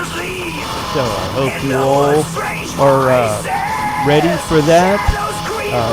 If you're on the radio side, we will be leaving TMV Cafe here when Jack's show is completely over. And Zombie Zach will be over there doing his show after rock. But stick around with me. I have one more show tonight after this, but you don't want to miss what we have cooked up. From ancient times, Legion of Chaos will be up here in no time. Like I said, I will get them rolling probably about as soon as his show's done, about 5 till, we'll get everybody up and rolling on the VIXEN'S Vault. So, hope everybody's having a great night and enjoying the stream. I know I'm talking. I don't normally talk like this during the breaks, and I appreciate Great Conspiracy in there restreaming and also helping me mod tonight, along with Roger Hanson, also restreaming. We have in, please call me Dub, Dubby Dub, in the Kick Chat. Got Great Conspiracy in the Kick Chat. Got all sorts of other great people in there. Death Nicky, LaSound. And let's see who else we got. Queen of Darkness, always love you, doll. Appreciate you coming in. Everybody over there. Hazard, FTW, IMU23. Yeah, in that Kick Chat. Now, who do we got over on D-Live? And if I missed you in the Kick Chat, please drop some emotes. Yeah, please, thoughts and prayers out to Jack's wife. She's not feeling too good tonight. So, it's always family first with my shows and my friends. And all my hosts are my friends. Even Roger in the Kick Chat and D-Live Chat, wherever he ever is. He's a good guy. So, yeah, I mean, you might want to pull my leg from time to time, but, the third leg, he's not allowed to pull it. But anyway, over on D-Live, who do we have? We got MC Dirty Work in the D-Live chat with all sorts of other folks in there. Let's see who else is in there. Mogul Vibes in the D-Live chat. And we have, did I miss anybody?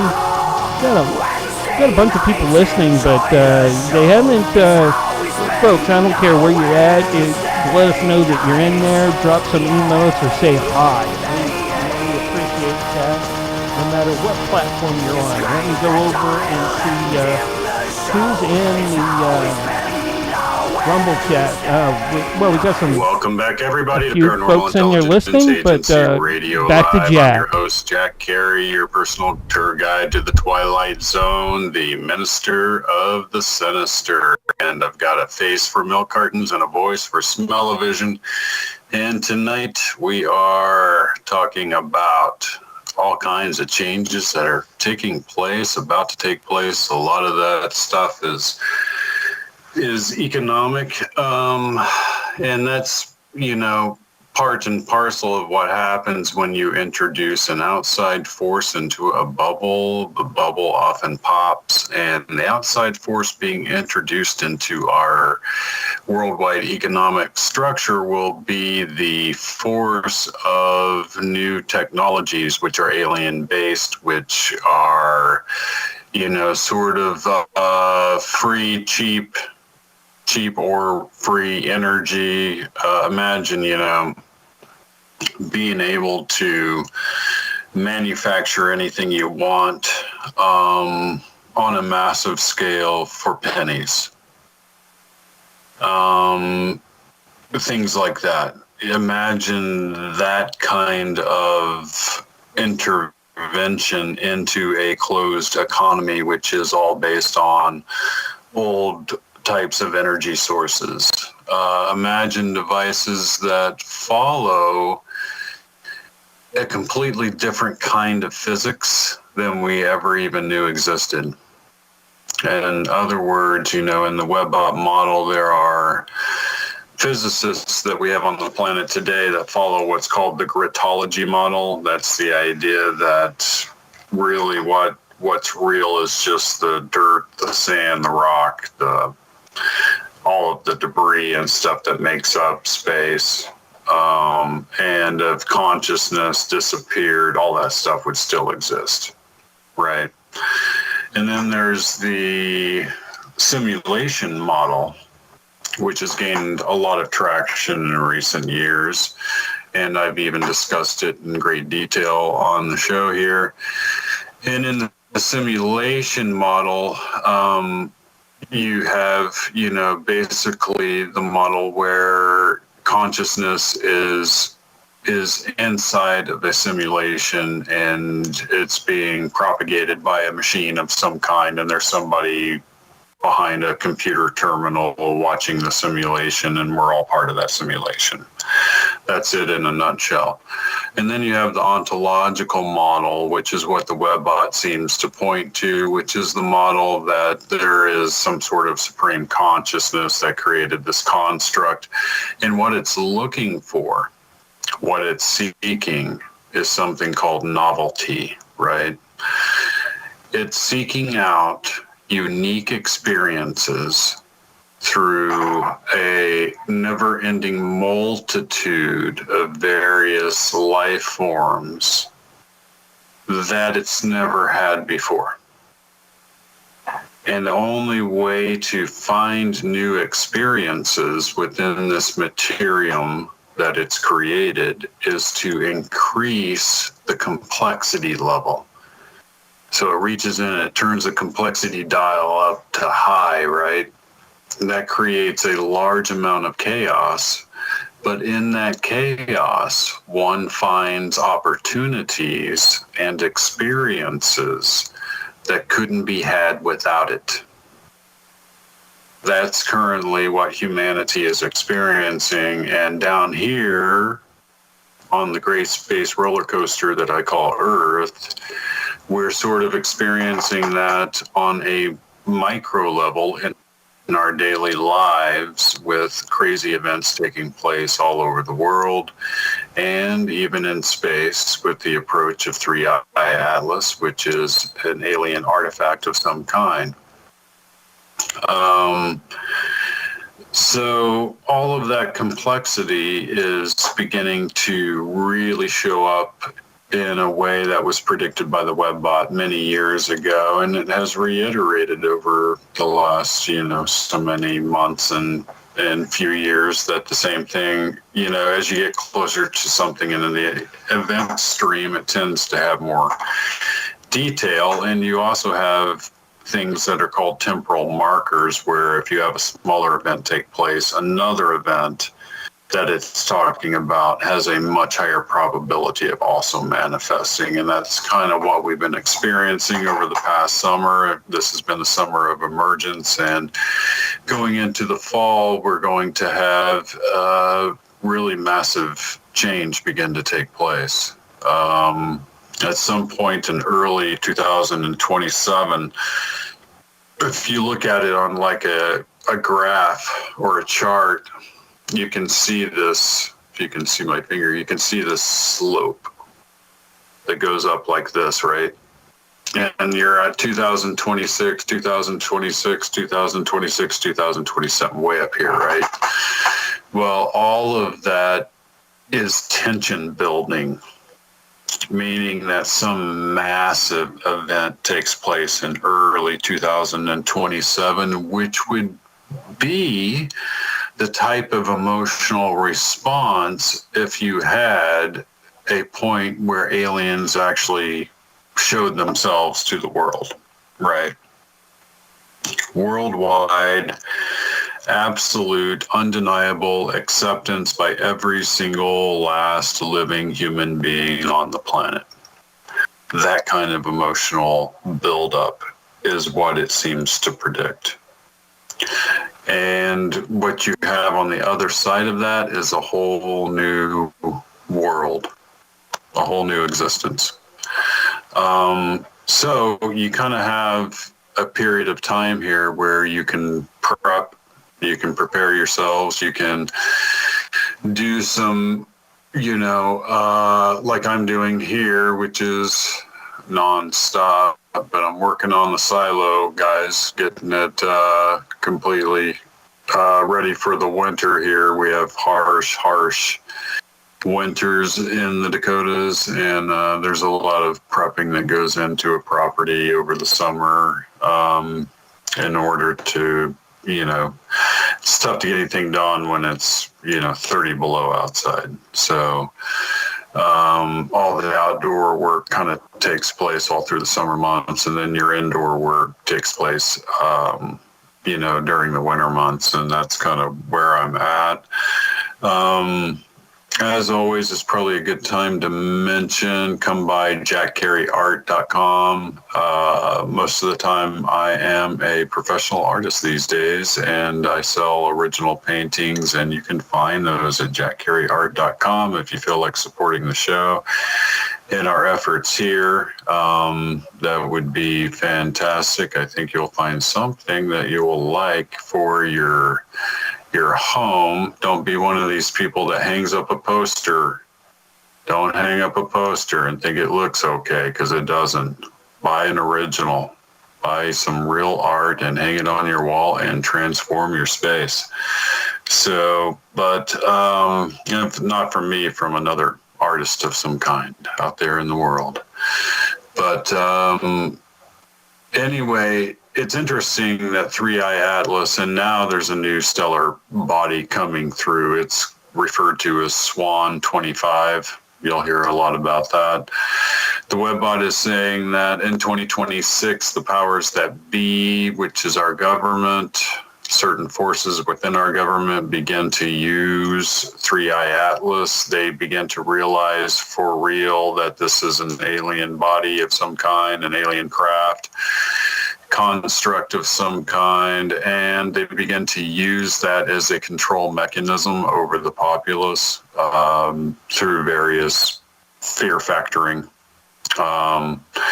They will, like any government around the world, be completely freaked out by any sort of contact between a human and an alien.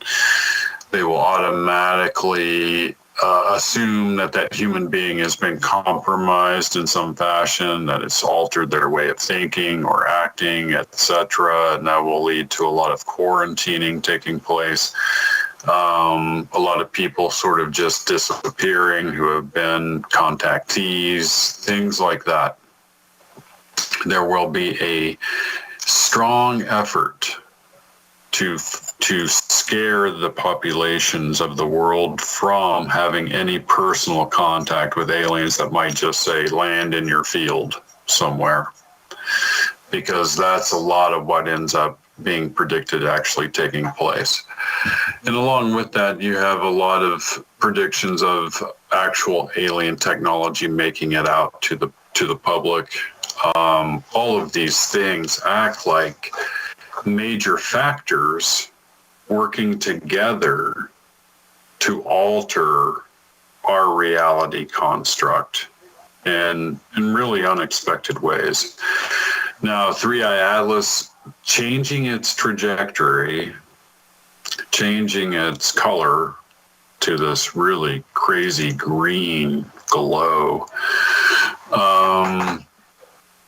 and changing its speed.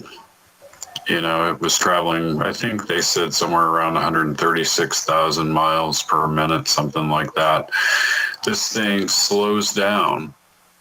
It's coming in, slows down, then changes its pattern, its course, and now it's headed over to Mars. And last week I discussed the fact that there is quite possibly and a lot of interesting evidence to show that there is quite possibly a operational Mars colony. It could be, if indications are right, that Mars colony ran into some problems, some sort of supply issues of some kind, and we don't know what state that colony currently resides in. Is it possible that the ships that Gary McKinnon, the British hackers, saw are still operational up there, and they solared the whole solar warden aspect of them having these massive ships, dating back decades, and an entire cadre of military astronauts to pilot them? Is it possible that they've been able to get supplies to Mars? Yeah, it's quite possible. And it's quite possible that they were able to maybe freshen up the number of people there, provide medical, whatever is needed, the logistics of running a colony. Is that possible? It's possible. Is 3i Atlas headed there because of the colony? That's an interesting possibility. We have all kinds of cameras on Mars. We have rovers and what have you, and I'm quite certain they will be positioned where they can see this approaching craft. Whether or not any of that shared with the public is anybody's guess, but I would highly doubt it. And if anything occurs between that craft and a secret colony that we have running, it's highly doubtful any of that information would make it out, right?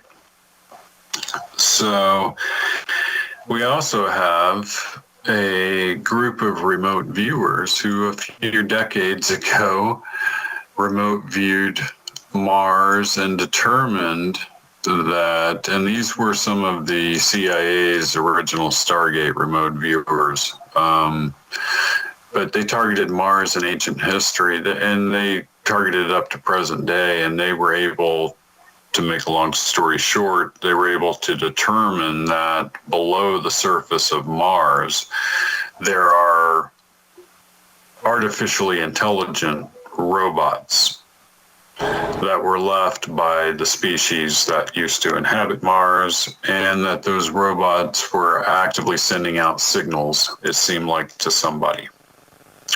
Is it possible that 3i Atlas is that somebody?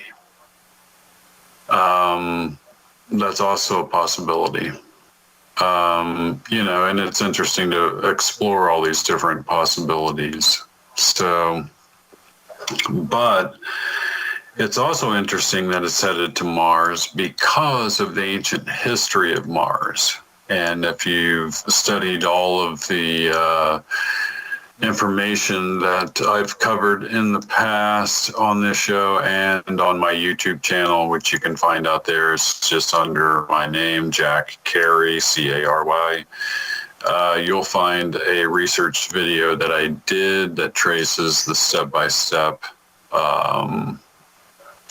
information flow, evidence flow, to show that once upon a time, many, many millions of years ago, there appears to have been another planet very near Mars. And that planet was actually occupied by a species, and that species appears to have been reptilian in its genetic aspects. And that species actually migrated to a few bases here on Earth, which apparently still exist and are operational to this day, but at the same time were extremely aggressive and started a war over planetary resources with the civilization that lived on Mars. They decimated the Mars climate, which is obvious today. Dr. John Brandenburg, a NASA scientist, discovered vast amounts of a substance called xenon-129 all over the surface of Mars. Xenon-129 only occurs during nuclear explosions. In other words, there was a nuclear war, and it covered the entire surface. Apparently, before the demise of their planet, the Martian beings who apparently were also sort of human-like, but not human, were able to build a superweapon. There's security in the silo. This superweapon appears to have been a planetary killer. In other words, right before their planet was destroyed, they were able to launch this planetary killer at this neighboring planet and utterly destroy it. So they destroyed the neighboring planet with this reptilian species on it, but not before their climate was completely ravaged. And what did they do? They built a couple of space arcs with what they had left. They packed on them as many of their people as they could and supplies, and they left for the only other inhabitable planet they could make it to, and that was the Earth. They landed in what today is present-day Antarctica, and they started their civilization over again. All of the rumors that you've heard, all of the sources coming out of Linda Moulton Howe, all of the aerial photographs you've seen of actual remnants of their civilization in Antarctica are there. It was discovered by the Nazis. The Nazis ended up building a base inside of one of their abandoned cities. After these Martian people landed in what today is Antarctica, and back then it was tropical. It was a beautiful place to live. But after they landed there was some sort of planetary catastrophe which shoved Antarctica way south and into its frozen current state. That caused a huge diaspora of these Martian-like people, these human-like Martians all around the world. These are the origin of the so-called Paracas skulls, made famous by the researcher and adventurer Brian Forrester. Paracas is in Peru. You can look it up online and see the skulls yourself. Those are the actual remnants of the Martians that made it here.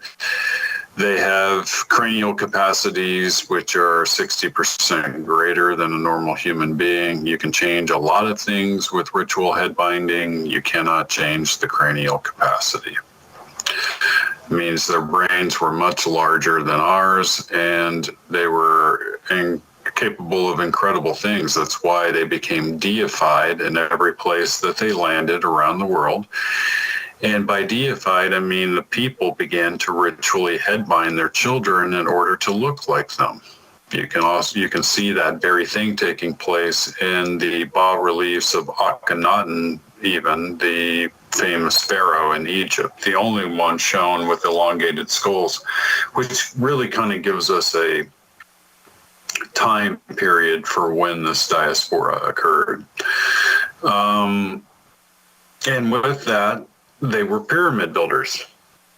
These Martian people built pyramids on the surface of Mars, some of which are still visible today in the area known as Cydonia.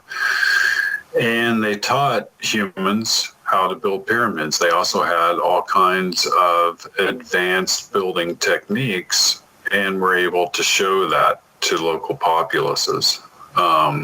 But these beings look sufficiently human enough that it didn't really freak people out. They just had elongated skulls, but they had hair and eyes and nose and mouth, 2 legs, 2 arms, they look like a human. And that might tell us something about what seeded life in this particular area of the galaxy. It could be that all life forms in this particular area of the galaxy are all humanish in form. And that's because they would all come from a singular source if you follow the Type 3 civilization model for paranormal activity on planet Earth, which is my main theorem. So it's interesting. 3i Atlas is going to this planet that once suffered this ancient war that led to their population, the surviving members, getting on some space arcs and heading towards the Earth. And it could be that Mars is just a stop. A lot of the physicists are predicting that it could slingshot around Mars and make its way right back to the Earth. And that it's possibly just stopping by Mars for a minute, and then it's coming right to the Earth. And when it does, that's when you're going to see sort of an implosion, a popping of the bubble, like I was describing earlier. Now, the Webbot seems to think that, you know, if there are aliens on board, it was in desperation. It's a desperation move to pack yourselves onto a ship and all your future generations and head all the way here from Sagittarius B, taking thousands of years to get here, you know. That's a major, and still trying to make it alive. That's a low probability risk for any species that can't bend time and space like the gray aliens can that we're so familiar with. So the likelihood of a group of aliens having boarded a craft out of desperation and headed for the nearest place they could find, which would be the Earth, and still being alive when they get here is very small. The probability of their craft being piloted by artificial intelligence of some kind, the way that we understand it, is high.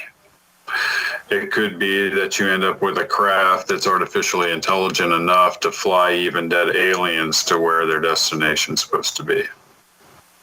So that's kind of what it's articulating at the moment. That won't keep the powers that be here on the planet from using that as a way of trying to keep control during an imploding of the system. And that's kind of what we're headed for, guys. So get ready, get your surfboards out, get your cosmic surfboards out, get out your bar sex wax. We're going to wax up the boards, and we're going to hit this cosmic wave, and we're going to surf this cosmic wave all the way into the shore. What do they say on Point Break? You hit a 100-foot wave, you can't just call a timeout, stroll into the beach. And that's kind of where we're at. So we're on the wave. We're going to have to surf this baby all the way in. So join me on the ride. I'll be back with you next week, Wednesday night, 7 p.m. Central. Stay tuned for the VIXEN'S Vault and the lovely Nancy Planeta next.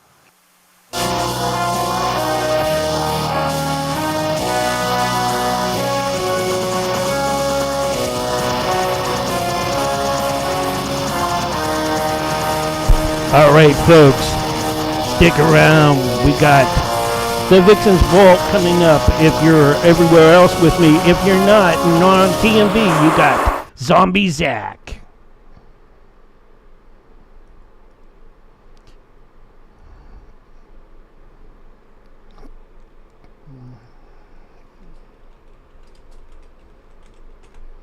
All right, that was Paranormal Intelligence Agency with Jack Carey. He'll be back next week with live shows, so stick around. We got Nancy Planeta coming up with the VIXEN'S Vault. So I'm going to get her up and going here in just a few seconds or so. I got a little bit of time. I want to if I start her too early, then she won't be able to make her break, her top of the hour break. So I'm gonna kind of wait out her a little bit for right now. I'll call her in about another minute. It's been a great night. Hope everybody out there is having a great time. Zombie Zach, if you're listening to me on other places like Facebook or wherever you're at listening to me, have a great show tonight. Appreciate it. I know that you're doing an encore as well. Yeah. And, his show's called After Rot. Great guy. Does comics and what else does he do? Oh, yeah. Horror movie reviews. He loves that stuff. We'll be getting Vixen's Vault coming up here in just about a minute. Not even that now. So let me start bringing things up together. Getting them online. Getting them on time. Do. Where we at? Do.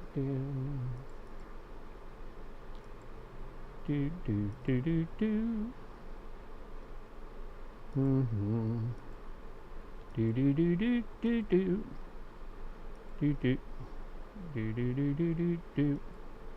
There we go. And I'll get them up and rolling.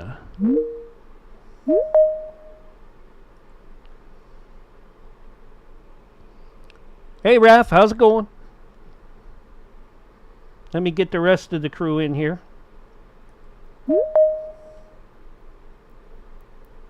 Add.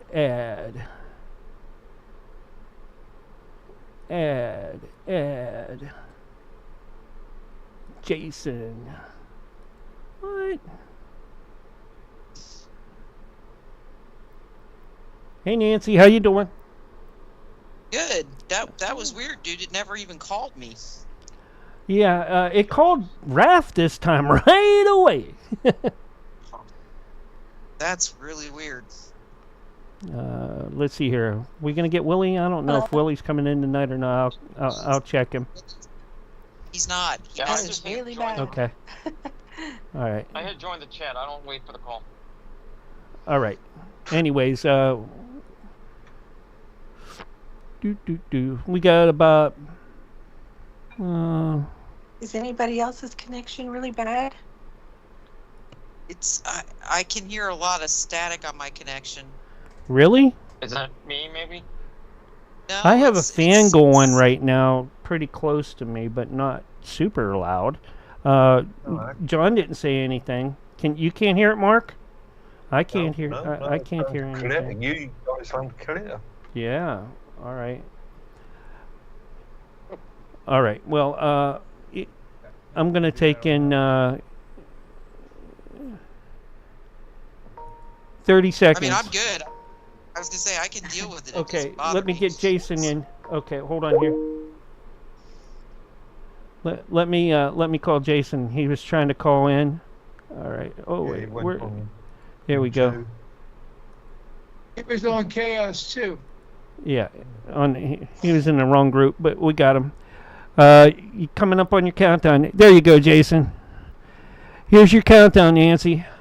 5, 4, 3, 2, 1. There you go, Jason. Hey, I'm hearing and you're live and on the radio side right now. And welcome everybody to the Vixen's Vault. Today's date is Wednesday, September the 24th, 2025. It is 9 p.m. Eastern Standard Time. We're coming at you from the Gulf Coast of Florida, where it is, well, damp, heavy, swampy. I guess that's a great word for it. Swampy. There you go. Swampy. But I'd like to welcome everybody to the show. It's been, again, a very interesting week. Has it or has it not, guys? I mean, what a week. What a week. I think I'm exhausted from the week. But that's probably because Raphael fell off a ladder. So, like, he's my patient. That's to tell everybody. Awesome. Oh yeah. Oh babe, it's been a week. It has been a week. Yeah, it is. Poor guy. I mean, I give it to him. He is wow. I guess I'm I gonna mean, have to do that. it's one thing to fall off a ladder. It's the other thing to have a whole ladder like attack you as you're falling off it. Yeah, that's bad. Oh. But otherwise, I mean, politics. I don't even know if I want to go there because it's almost predictable at this point. I did laugh though at Trump at the UN yesterday. I thought that was seriously comical. I mean, I'm sorry, and I'm actually laughing at the fact that he actually made fun of it, which was typical Trump. You know, it said, I mean, they turned off the escalator on him. I rebooted They it. turned off the audio. I really love those linoleum floors. Oh my God. Turned off the audio, turned off the escalators, turned off his teleprompter. I mean, and then they were like, oh, well, you know, no, this wasn't on purpose. Oh, come on. And I mean, especially considering he was eviscerating you guys because, I mean, literally, like he said, the UN, your whole job is to prevent war, and you've done nothing but make war. So let's talk about that. I mean, and he's not wrong. And it was one of the reasons during his first administration, he was going to pull out of the UN because it literally is a gigantic a succubus of money from taxpayers, and they put it towards their climate agenda. And that's not what they're there for. That is not what the UN was put there for. The UN was put there as a council to negotiate and mediate terms between countries to prevent war. It had nothing to do with climate change, and 99% of climate change is about profit. And if they think Trump does not know that, they're a bunch of walking morons. That's why their whole Paris Treaty kind of got flushed down the Trump golden toilet. Because, yeah, he knew that was all that was about was control, power, and money. So, again, you know, I felt he was typical Trump at the UN, and he said what needed to be said. And I guarantee a lot of world leaders were not super duper happy with him, but who cares? Don't care anymore. We're done. I mean, that's kind of the temperature of the American people right now. We're done. We're done with being told by a bunch of elitists sitting on a council, breaking every rule that they're expecting us to obey, and, you know, collecting our money in doing so to be putting into projects that never seem to manifest correctly. You know, or they find out 10 years later, oh, gee, that was not really as environmentally friendly as we thought. Whoopsie. You know, it's kind of like the windmills. I thought that was pretty funny. You know, they put all these gigantic skyscraper windmills up, and it's killing off the bird populations. Really, guys? I mean, hello. Didn't you think of that before you put the windmills up? The solar panels. Well, gee, that only works if there's sun. So, I mean, or not just that. I mean, both of those types of systems have huge problems in cold weather. Also, I was just going to add, actually, a couple of points on yesterday. I'm glad that Trump actually viciously attacked the Mayor of London, Sadiq Khan, which amused me. But on the point of so-called windmills and solar panels, both of them have something like 25-year lifespans on them, and then when they are used, they you can't refurbish them. You can't reuse them for anything, so you just got to dump them. Right. I was going to say that they try to make furniture and put them in parks and stuff like that, and they even had an idea of making like sheds for homeless people, but yeah, they can't find anybody to take those things anywhere. Well, you know, here's the thing too. Go ahead, Rafi. Well, no, I was gonna say, I mean, the UN is supposed to keep the peace. The problem is we don't allow anybody to veto anything that we say. So it's not really the UN that's driving us to war. It's our own foreign policy. But then beyond that, it's NATO that's driving us to war, not even the UN. Yes, I agree. But the UN was not. I think Trump's point was all this money has been shifted to the UN, and the UN has I don't not disagree. done. Yeah, they've not done what they were. The WHO thing, the arms treaty that almost stripped us of our right to bear, all that stuff is or powers way beyond what the UN was supposed to have. When it comes to keeping right. peace, It seems like we can't say that we're all for peace while we're blocking everybody's veto power. right. And when we're vetoing what their job was originally to do, which is to keep peace. Yeah, exactly. Yeah, and like I said, the climate agenda. Go ahead, Mark. So I've just got me and Roger on one of our shows. I've been talking about political history and stuff, and the League of Nations came up in one episode, which is the precursor to the United Nations, in fact. And the League of Nations died to death at the end of World War II, really. I think World War II, yeah. It was after World War I we got the League of Nations. It wasn't enough, which is why we had World War II. Then we could get the UN, which we did. I'm just wondering, are we seeing the slow death of the United Nations? Yes. No. Well, I think honestly, the United Nations died back in probably 2017, 2018. I'd put its death knell. When Trump really started questioning the tax-paying dollars that the United States was contributing and why nobody else was contributing to near the amounts we were. And they were balking against his ability to strike without causing war. And Trump is synonymous with that. He's really good. If you've noticed, he's really good at not getting us into more conflicts. He deals with the conflicts we've got.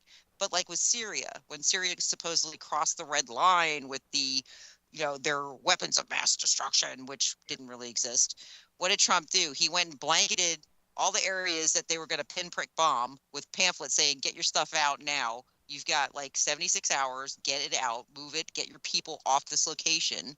And then he pinpricked, specifically bombed 1 or 2 areas. And that was it. He was out. He did the same thing in Iran. And that's because it's a stage. When you drop pamphlets saying "get your people out of there," it's staged. You know what I mean? It's ridiculous. No, it's not ridiculous, Jason. Because what he's doing is he's showing us it's a stage. See, before you wouldn't do that. They would never. It'd be this big broadcast on the news. Oh, we're stomping all over Iraq. We're gonna go in and just crush them. No, he's showing us. Like when he did that, I looked at Rafi and I said, yeah, he's telling us that Assad's not really an enemy, that this is all a game. That's what that shows us. And if you don't see it, I feel really bad for you because it's really pretty obvious. Also, Jason, something you don't think of, you're not remembering is propaganda itself is a tool of warfare. And obviously, putting flies down in those areas act as a form of propaganda as well. Indeed, but that's what I call propaganda. It is a form of propaganda, Jason, but what did it prevent? Because what would have happened if we had let other countries off their leash? People would have died, but my point is that's fake war. That's fake attacking. That's for the cameras and for the voters and for people that don't understand a right-left paradigm, a fake binary. I don't get people that out of one side say that they rah for the false binary and it's a false dichotomy, except for Trump. It's just not for Trump. But no, it's not just for Trump. It's all a false dichotomy. It's all different warfare. Number one, Trump is the only president who's done it the way he does it. The only one. We have never had a president that does it the way he does it. Yeah, that's Number what I two, mean. It's false dichotomy, except for Trump. let me I finish get my it. sentence. Hold on. Why is he doing it the way he does it? That's where you're saying, oh, it's about his, his ego. No, it's not. It's got nothing to do with his I ego. didn't say anything about his ego. I never said That's anything what about his 90% ego. of people think. It's about But Trump's I didn't ego. say that. It's more about Trump showing the American people how things have been. This is My how argument was just a false dichotomy, except for Trump. And you said, yeah, but this is the reason why. Okay, fine. That's the reason why. All right. Because you can't just, when you deal with a form of government, and I will say we are under a very big false pretense. I mean, everybody thinks that we have all these different countries and a United Nations. No, we have a deep state that is worldwide. Okay. Also, come to find out, it's one real large quick, I was just going to say, remember I was talking about I'm sorry, I didn't mean to cut you off. Go ahead if you want to. Oh, I was saying is remember when I was, oh, go ahead. Yeah. It was one, we have one deep state that's worldwide. We have one group of oligarchs that runs everything, and it's been that way for a long time. Okay, they own the industries, they run the wars, they own pharma. Pharma is the most profitable when we're at war. All these industries profit off war. Okay, so we have literally gone 170 years now. All countries around the world, 170 years nonstop war. No joke. And I mean, go look it up. It's like insane. I was just going to say, remember what I was talking about, him being in court with Posse Comitatus, and did Obama ixnay Posse Comitatus? Didn't he ixnay it? Turns out that judge certainly found that, yeah, you violated Posse Comitatus. So Posse Comitatus was there to be violated. Just wanted to get back to that because I've spent a lot of time digging into that. It is, but it's not, because it is under NDAA 2012. You have to look up the rule of exert under the presidential powers of NDAA. I understand what you're talking about with the NDAA. We've spoken about NDAA. Continuation of Where I'm government. talking about that one factor of it was there to be battled in court. You know, it wasn't like you could say there's a precedent on that now. It's been ixnayed by a previous president. He said, now there's a precedent. We're going to fight this. There is precedent because during the J6 uprising, they used NDAA 2012 to arrest and detain U.S. citizens under the terrorism part of it without any due process. No jury, no trial by jury, no charges. These people were kept in prison cells in inhumane conditions for 3 years with no charges. And they were arrested by what? The U.S. military. So that, my dear, is a violation of Posse Comitatus. And it was used by the Biden administration. So there is precedence. DC has right. its I'm just own saying that's from the constitution. judge or whatever. Right, And but it's that's what I'm saying. continuation of government, so it's not The the same. judge, well, here's the thing. This again, it's proving that the judges are corrupt in how they're viewing things. They're politicizing their courts. They're viewing it one way. Found him guilty of violating Comitatus. That sounds pretty uncorrupt to me. But no, what it's going to do is going to go to SCOTUS next, because he's going to come back and say, no, we're fighting this. Why? Because if it goes to this is the thing with the Q folk. They always push that freaking goalpost further and further. Because that's the way courts They start. have to But show Jason, it. They have that's to the show way it. I know. Trust the plan. I'm trying. I've been trying for 9 years. Jason, listen to me with this.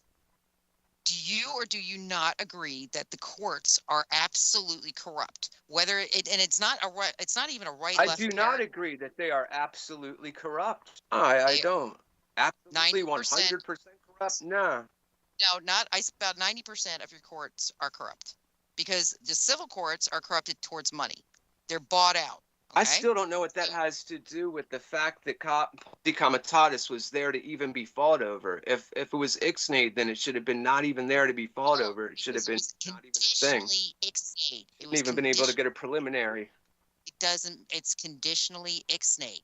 So in other words, conditionally speaking, like Biden exercised it for J6, or whoever was puppeting Biden exercised it for January 6th. Okay.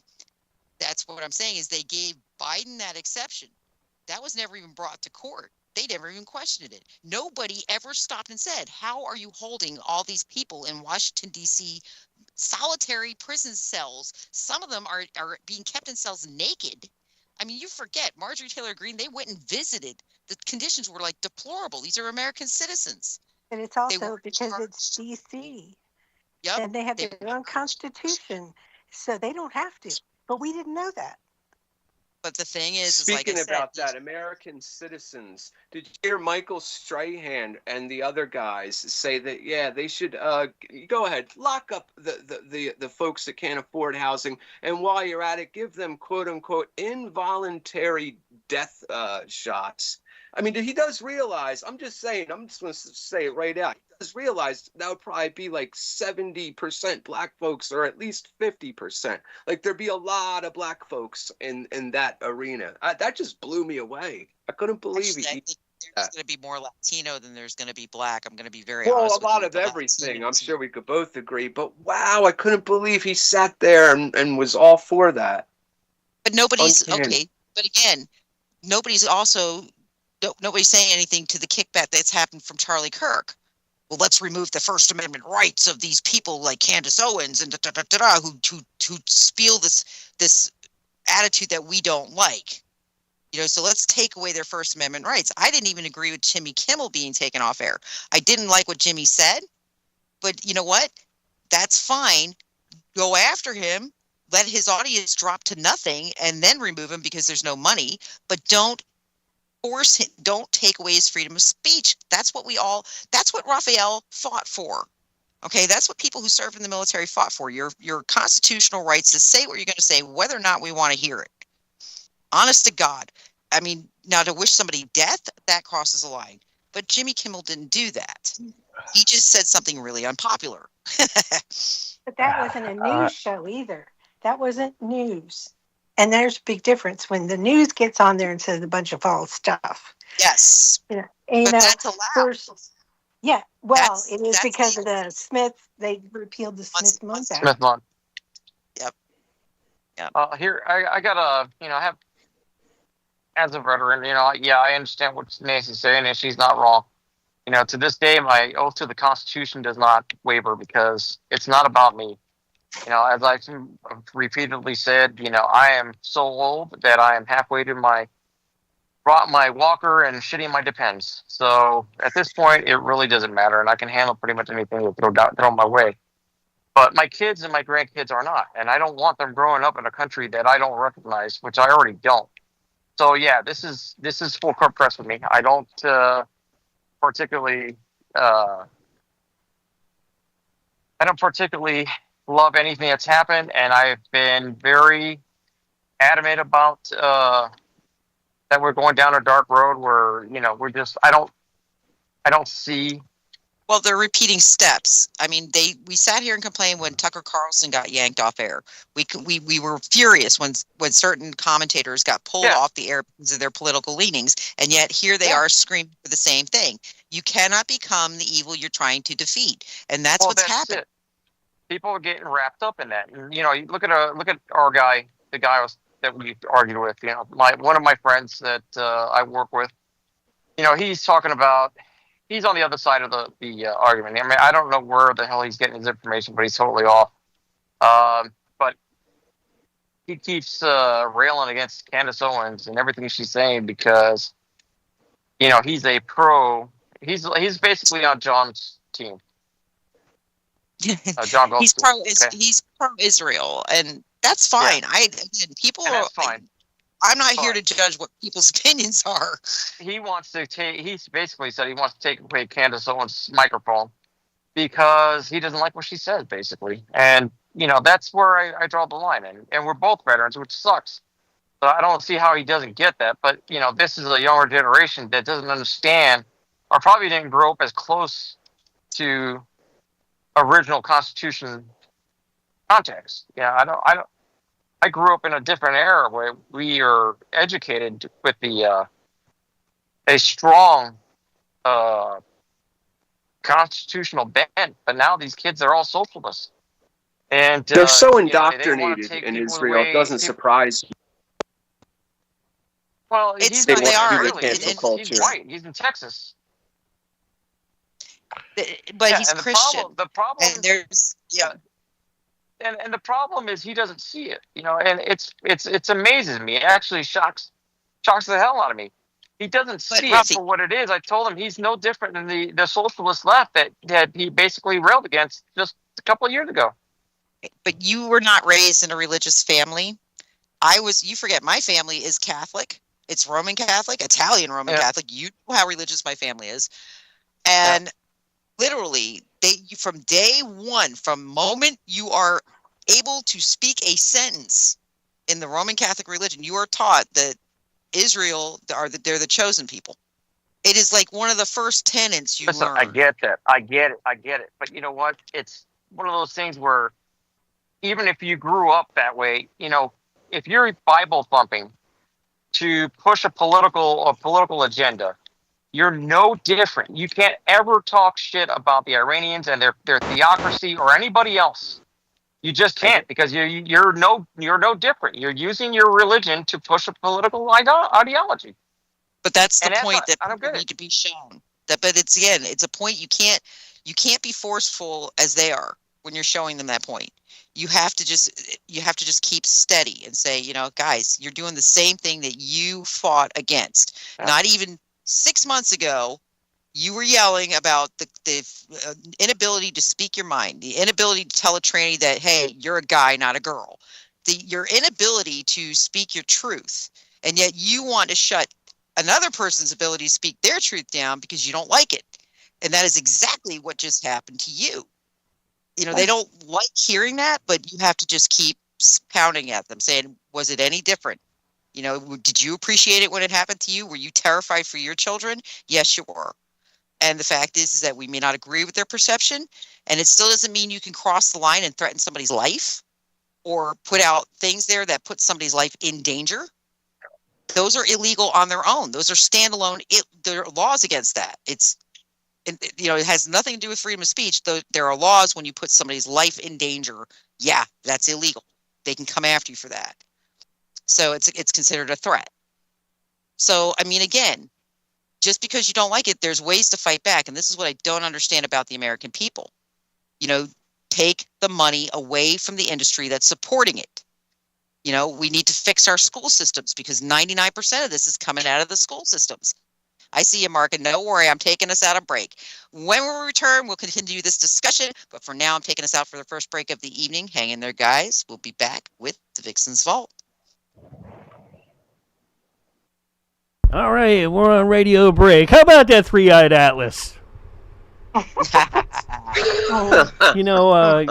Censorship did a bunch of this earlier, so I'm like, okay. Oh, did they? I was listening to that as well, yeah. How about that three-eyed atlas? Come on now. It's a rough subject. Dude, it's rough because Christians have been smashed since COVID started. Christians have been getting smashed into the ground, and I will defend them on that. They have been absolutely targeted and smashed into the ground. Like, they closed their churches. They did all this shit that literally targeted Christians. David, hey, David, Alpha Centauri, are they coming from Color Bernice or Alpha Centauri? I don't know, probably Alpha Centauri. Oh, it's those bastards. Closer. Those little gray bastards again. Why do we got to deal with them? Or the Pleiades. They could be going Pleiades. Those tall. At least we can get some good basketball teams again in America, maybe. They're tall, I hear. I saw something the other day that the Atlas comet that is heading towards us is coming from the constellation of Sagittarius, which is the same place the WOW signal came from. Yeah. Which I thought was really interesting. I'm like, ooh, how about that? That's interesting. I didn't know. I didn't see that. I didn't read that. But it's cool. Yeah, that's Sagittarius. Again, the WOW signal still to this day has not been explained. And that they can't explain anything until they give them more money. More grant money is all that's all they're interested in is more grant money. Oh, and that will solve all the world's problems, right? Nancy, More money. you're going to have to explain the WOW signal to me. No, nobody. Okay, so the WOW signal happened in 1976, and actually it Thank happened on the God day David that didn't take Tylenol today. Oh, it was we're actually for it. the day that Elvis Presley died. Same day, which that signal was actually received at the Arecibo facility in Puerto Rico. He's coming back. Wow. Wow. Basically, it spelled out "wow," which it was just radio frequency signals that literally it spelled out "wow" in the signal. So it was something that they felt was intelligent, but they were able to trace it to the Sagittarius constellation, but they can't figure out where it came from. They still to this day cannot explain that.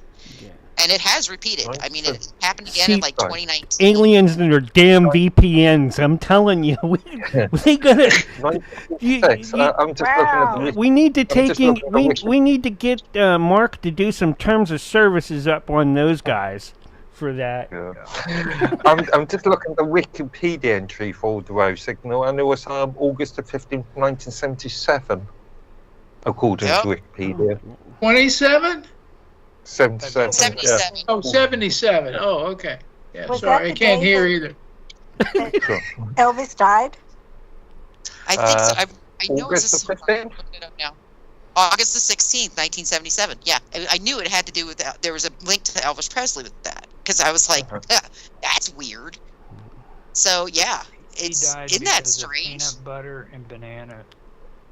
Right, come on, dude. Nobody. Suede shoes. On a toilet. Yeah. Yeah. Oh, come on. Again, guys, you forget I've been doing conspiracy for how long now? Because that's one of the biggest conspiracies out there too. That Elvis didn't die because of the twin brother Aaron. I mean, there's so many different conspiracies out there. It's crazy, but I thought that was weird though. That WOW signal tied and correlated to the date of his death. I'm like, that's because he was a big believer in UFOs, and I thought that's really weird. Yeah, him and Jackie Gleason both. Yeah. Oh yeah. Yep. In fact, Nixon let Jackie go see them. 30 seconds, Nance. Yep. Yeah. And actually, Elvis was very tight with Nixon, which another right. correlation. Yeah, he was, wasn't he? Yeah. Huh. Interesting. Yeah. Sagittarius. Yes. Sagittarius. The Archer. No, Mark, I was wrong. I can't be right all the time. Look out, cats, dogs, and kids. Here's your countdown. 5, 4, 3, 2, 1, and you're live and on the radio side right now. And welcome back, everybody. It is 9:29, turning to 9:30 p.m. Eastern Standard Time. You are listening to The Vixen's Fault. I am your hostess, the Wicked Vixen, otherwise known as Nancy Planetta. I'd like to welcome everybody back to the show. While we were on break, we were actually talking about the WOW signal because some on my collective board had never even heard of the WOW signal, which I forget sometimes. I've been doing conspiracies for like 30 years. So there's not too many things I have not heard about. And the WOW signal, when you talk about the UFO side of things, is a very prevalent conversation because it was never able to be explained. And it was something that was discernible. We'll put it that way. It was a definitive signal. It was I guess, to give a comparison, what was the Jodie Foster movie? Contact. When they pick up the signals and they're like freaking out because their signals actually make some sort of sense. That's kind of what it kind of came off the whole WOW signal thing, and had made the cross comparison that Elvis Presley had died that same day, and that fact that he was a huge UFO enthusiast, and he connected to Richard Nixon, who was also a major UFO enthusiast. And what's really interesting is that you had Ford, who succeeded Nixon, Mr. Trip and Fall down the stairs, but you had Jimmy Carter, who succeeded Ford. And Jimmy Carter, of course, said that he saw UFOs. So, again, a lot of young people and a lot of people our age do not know the history of these things, that we actually Carter's UFO sightings are part of the presidential archives, believe it or not.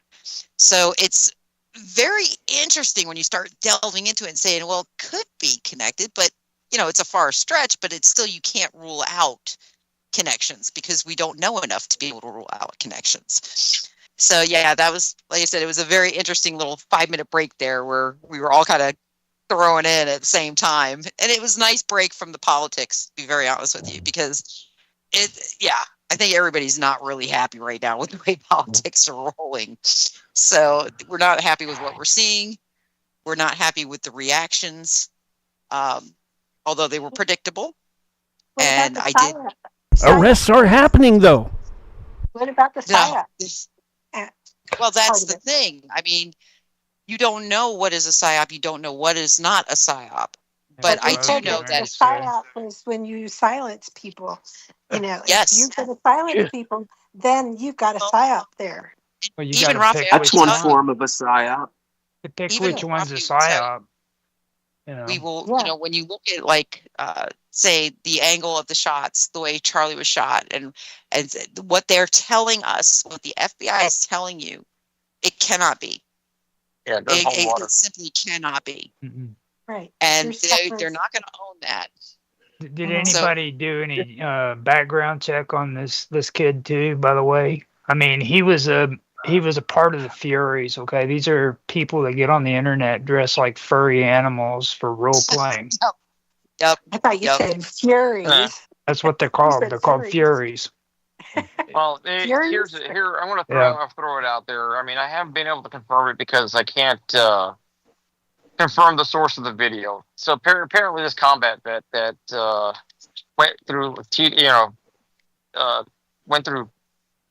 thousands of hours or hundreds of hours of analysis of all the footage and whatever, he actually slowed down a Charlie Kirk headshot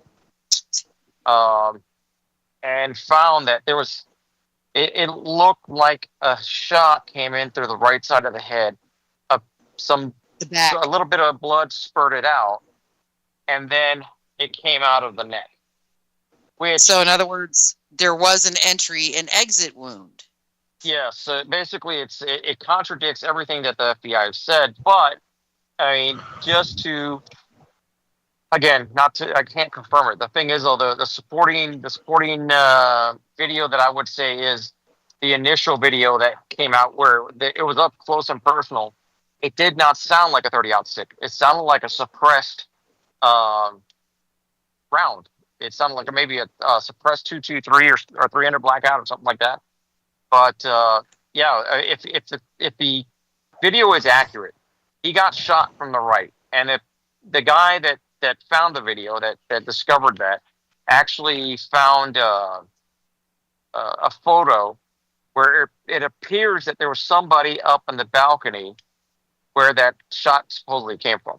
So, again, I don't hear anybody else talking about it, but I'm digging into it because it's the only working theory that I have that makes any kind of sense.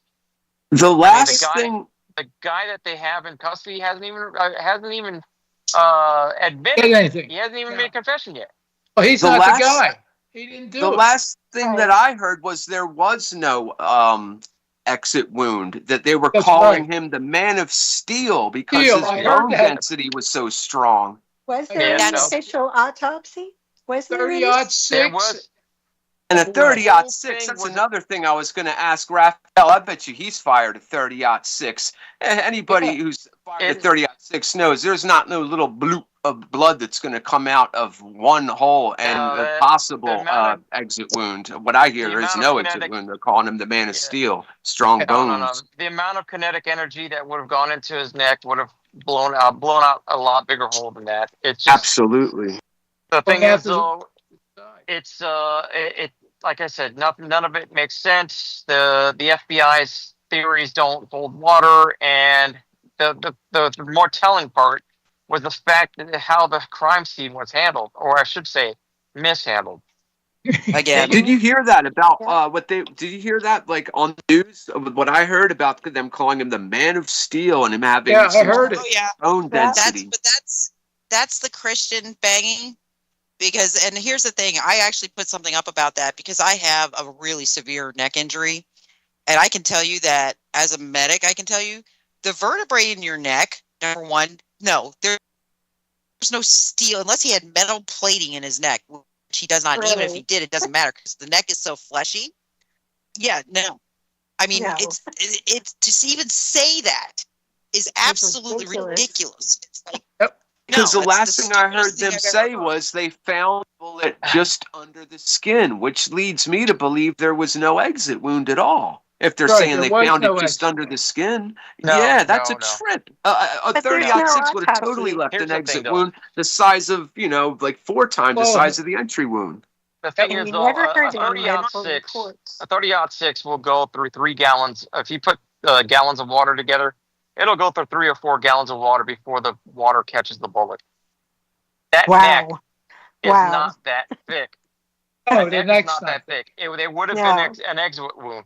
It's, typically people use it to hunt big game, typically moose. Big game, big game. Yeah, big game. So it's not, again, the theory that it got shot by somebody from the side, maybe by an AR, because that's what basically the guy is positing, that it looks like the shadow of the guy that's there is carrying an AR. I think that holds more water than anything that the government's told us. And that should scare the shit out of us. Because this is Kennedy all over again. Yeah. Did you hear the possibility about the guy having a cell phone gun? It looked like he was holding something, the guy that was to his left or whatever. Yeah. One of his bodyguards. Who knows? Yeah, I dig it. And then they took down the film afterwards. They immediately, did you see those people taking down and taking out the films? Yeah, how about that? You know what he said why he did that? He said, because people can be cruel. You got to be kidding me if you want me to believe that. And the other thing is, it's not up to you to decide who's cruel and who has the, this guy was a public figure. The people, in my opinion, have the right to know. Yeah, suppress it. That's what a PSYOP does. It suppresses information. Yep. And again, it was something when I about a week ago, Ralphie and I were talking about it. What did I say to you, Ralphie? The direction of the library and the way Charlie's head, the way his body went, it could not have come from the library. I told you that. No. I'm like, there's no way. No. That's his, his body's not falling the right way. No, it's just and not. That's something that in the video that I found that they inferred the same thing. Basically, the way the head pivoted to his left and then slumped, and then he went completely dead because the bullet hit his spine. Again, and it then came out the throat, or again, it came out the neck. I mean, that makes so much more sense than the BS that they're trying to peddle towards us. And I just don't understand what it is that, people keep swallowing this shit, and they don't understand. They can't trust their government. Well, did you see the trap door or whatever, the video with the trap door? And then I can't... No. That I did see. I can confirm that. This next thing I cannot confirm. But apparently they paved over it the next day. I don't know. I was listening to Dabu 7 and somebody said that in the chat, and he said, "Can you confirm that? Like, if you can confirm that, hit me up." So but I don't know. I did see a trap door like there though. Like, I'll get the video and shoot it to you if you want or whatever. It's a chip. Yeah, I don't know what it means or anything. Well, so Charlie's alive then, right? And no, I'm not saying I don't know. No, we're not saying all that. But in my opinion, I'm not sure 100%. I mean, I'm not sure. I would say 75% dead. I mean, that's just my personal opinion. What? I've seen this cool. I've seen this cool picture on Dabu, dude. It was a sea monster that was coming up to the side of the ship, dude, and his teeth was open and his mouth. Oh, come on, brother! It was right there, dude. It was better real. Than that, or maybe you don't. Dabu said it, so it has to be real, man. I didn't say anything like that. That's one of the worst forms when you got to have somebody of authentication to break you down your facts. No, I never do that. I'm just letting you know where I heard it. Yes. I just stopped watching Dabu a long time ago for a reason, dude. Hey, if I say if it don't apply, let it fly. That's right. First thing, guys. What was the first thing I said to you when we talked on the phone after the assassination? What was the first thing I said? I cannot say that this is not a white hat operation. Correct. That was the first thing I said. Yes. Why? Because there were too many things I saw in the film that didn't set right with me. Right. And I thought if I was going to put somebody at WIPRO, because they had a lot of information that I need. Yep. Yeah. It was all lining up. See, that's the what thing. he I said. can't figure out why they might keep him alive. I have no idea. I'm just saying, in my opinion, 75% dead, 25% alive. And this is why I didn't say much last week, because I like to take a week and discern what everybody else discerned, etc. Oh, Nancy, With tell him all midterm about elections. the foreshadowing and all about what he said beforehand. Yeah. Yes. I mean, I knew he'd gone on a bender over the summer. Yeah. And they're pulling those videos as fast as they can find them. But he had done multiple interviews and made multiple statements. He knew his life was in danger. Yeah. He knew and he said he actually point blank said he was afraid of the Jewish lobby and Jewish donors. He outright said it. He did. And that's not Candace Owens lying. He said it. So and those videos are disappearing quickly. So again, That's a good point. At it. And then also, those other two things where they foreshadowed that his death and the book that was supposed to be printed the day before he died. I mean, those are big, heavy clues that. Like Candace Owens. I don't watch Candace Owens, but that doesn't mean I can't get some truth from her program, and that doesn't mean that some truth doesn't come from her. Like if it don't apply, I let it fly, and if it does, work with it if I can. That's the thing about being American. You got to be able to say what you're thinking, and you got to be able to make your own decisions. The whole idea of taking somebody's microphone away because you don't agree with what they say, no, that's BS. I mean, how can you tell if you got a closet KKK member that you don't agree with? You got to let them open their mouth. Right. Mm-hmm. This is part of the information war. You've got to hear it all. Yeah. No good idea has to be shoved down anybody's throat at gunpoint. Yeah, I got get it all out there. I have a question for Vicky and Nancy. Now, I saw the video where allegedly he was shot, and I could see the hole in his neck, and he slumped over, and the blood that was coming down. Now, the blood that I saw wasn't the blood when I cut myself or chainsawing or cut a leg. It was black. Now, I've never seen Yeah. So, is it supposed to be like and that, it looks or what? clotted. The thing, so and that was the one thing I thought was actually kind of genuine was the color of the blood because of where it hit him. It was coming right through the jugular. Venous blood is dark. Yep. It looked like one giant drip. Yeah, exactly. You're right. Well, but that's how it would look. Honest to goodness, that's how it would look. Because again, that's where your main. He was wearing a white shirt. I would think that shirt would have been 90%. Exactly. I agree. And it was so dark. The blood was so dark. I mean, I don't know. I've cut myself shaving. I mean, I never cut my jugular. Here's the thing: as in opposition to the young woman who was stabbed on the subway or the bus, whatever it was, the day before, blood was absolutely the wrong color. Oh, is that right? It's kind of orange. It really is kind of orange. Yeah. See, that's kind of what woke me up to a lot of the stuff that's going on right now. Everybody they don't realize how freaking crazy these nationalists are getting. You should hear some of the stuff they're saying on the freaking internet. They're talking like madmen when you listen to them. I was on the Roki show the other night, and he was showing these videos, and he was just backing it up, and this guy was talking just straight hatred. And it just. Again, it's been a fermented situation.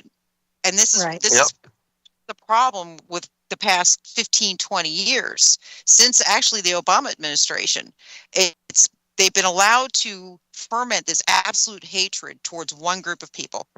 Okay, so literally the left and the center were arming at the far right, and they just pummeled them. I mean, over and over and over. You have a whole generation that grew up with that. And now we're in a situation where, okay, the tide has turned, and these people who have been repressed, it's kind of like, I look at it as like the Gazans rising up against the Jews, where they got crushed for so damn long, and they got silenced, and they got, they were completely screwed by their own elected representatives. Like they didn't have anybody that was standing up for them, including the people they put in Congress. Nobody was standing up for them. And the perfect example of that was, again, the ACA in 2016 when, it came up and Congress had the chance to actually squash it once and for all because it is a monstrosity. And they didn't. John McCain, all these big right, congressmen, senators voted to keep it because they were invested in the insurance carriers and making a fortune. And so a whole group, a whole 15-year block of betrayal, of lies and everything else, and they finally get this chance now to say, shove it up your butt and twist. And that's what they're doing. They're not thinking like rational people. They're thinking like people who have been stepped on. Yeah. And if you look at 15 years ago, it would have been called the institution. It would have been called the man. It would have been called the way that things were. And with Trump and what happened with these movements, it's actually where people aren't being ran by the man anymore. You know what I mean? Now everybody who's actually got a word in are people who are able to say it, and their voices are being heard. Now, they didn't have that on both sides. When you talk about Republicans, they were just as bad as what the Democrats are. Yep, they were. They don't care about nobody. I mean, seriously, they're the ones before. Their money is invested in the same place. But it's still the same. I mean, you only have a handful of people in Congress right now who are actually saying, hey, we need to look at what's happening from multiple angles here. We can't just take this lone shooter and say, yay, that's it. Let's move on. We need to tear this apart because a lot of this is not making sense, and we need some answers. Maybe 4 people in the entire 500 and some odd person body of Congress are saying that.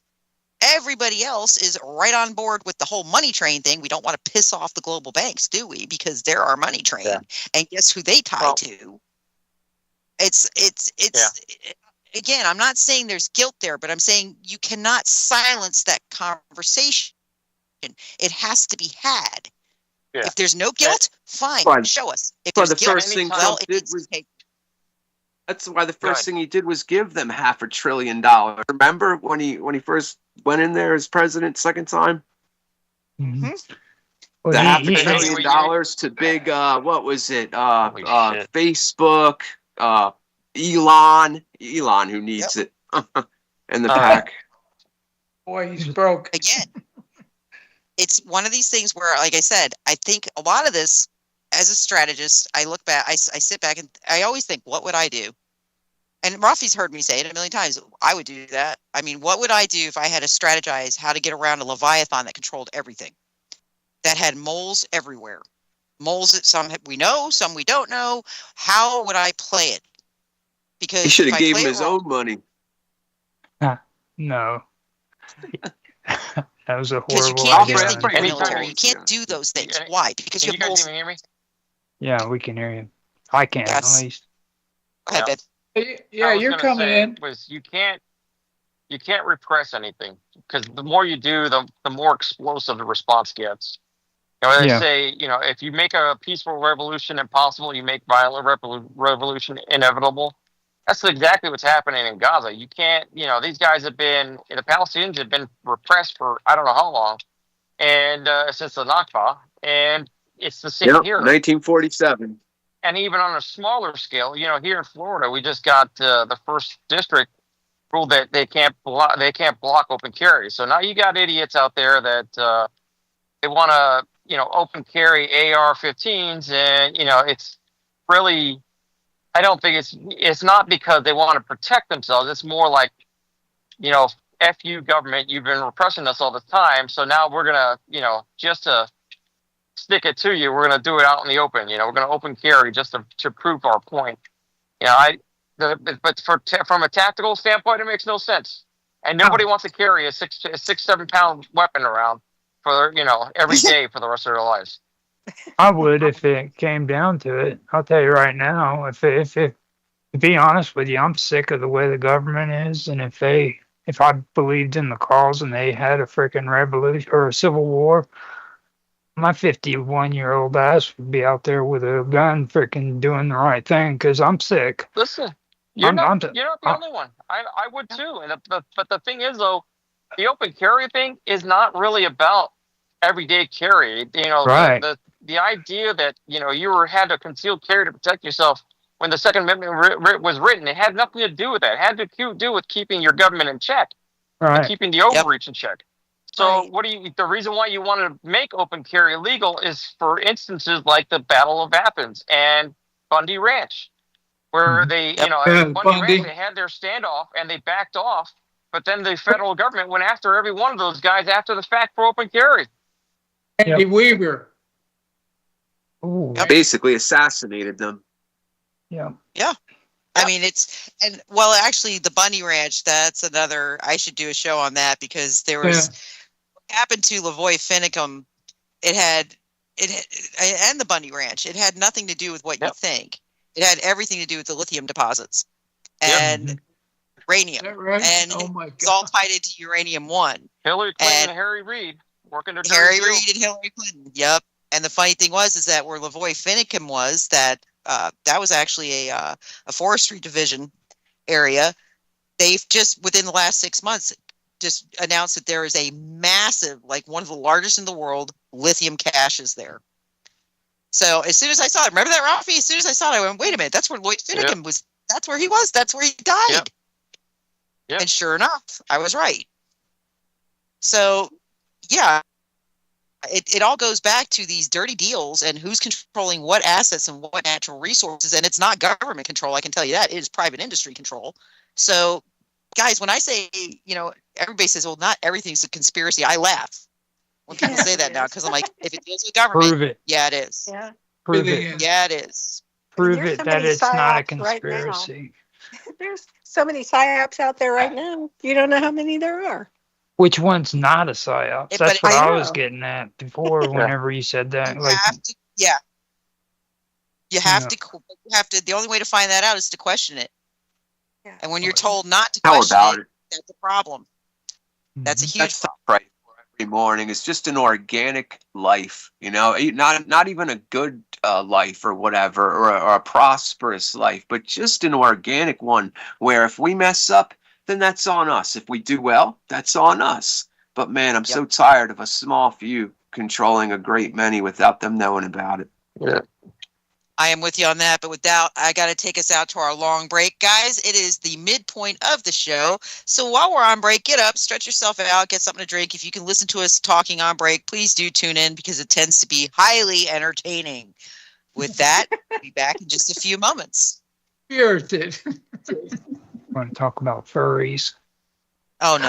All right, we're on break. You guys, man, you didn't even give a little bit of space. F-bomb, but luckily I had the mic off. Furries. You're telling me they dress up as furries? Oh, Yes, oh my God! And Raph, you're getting close.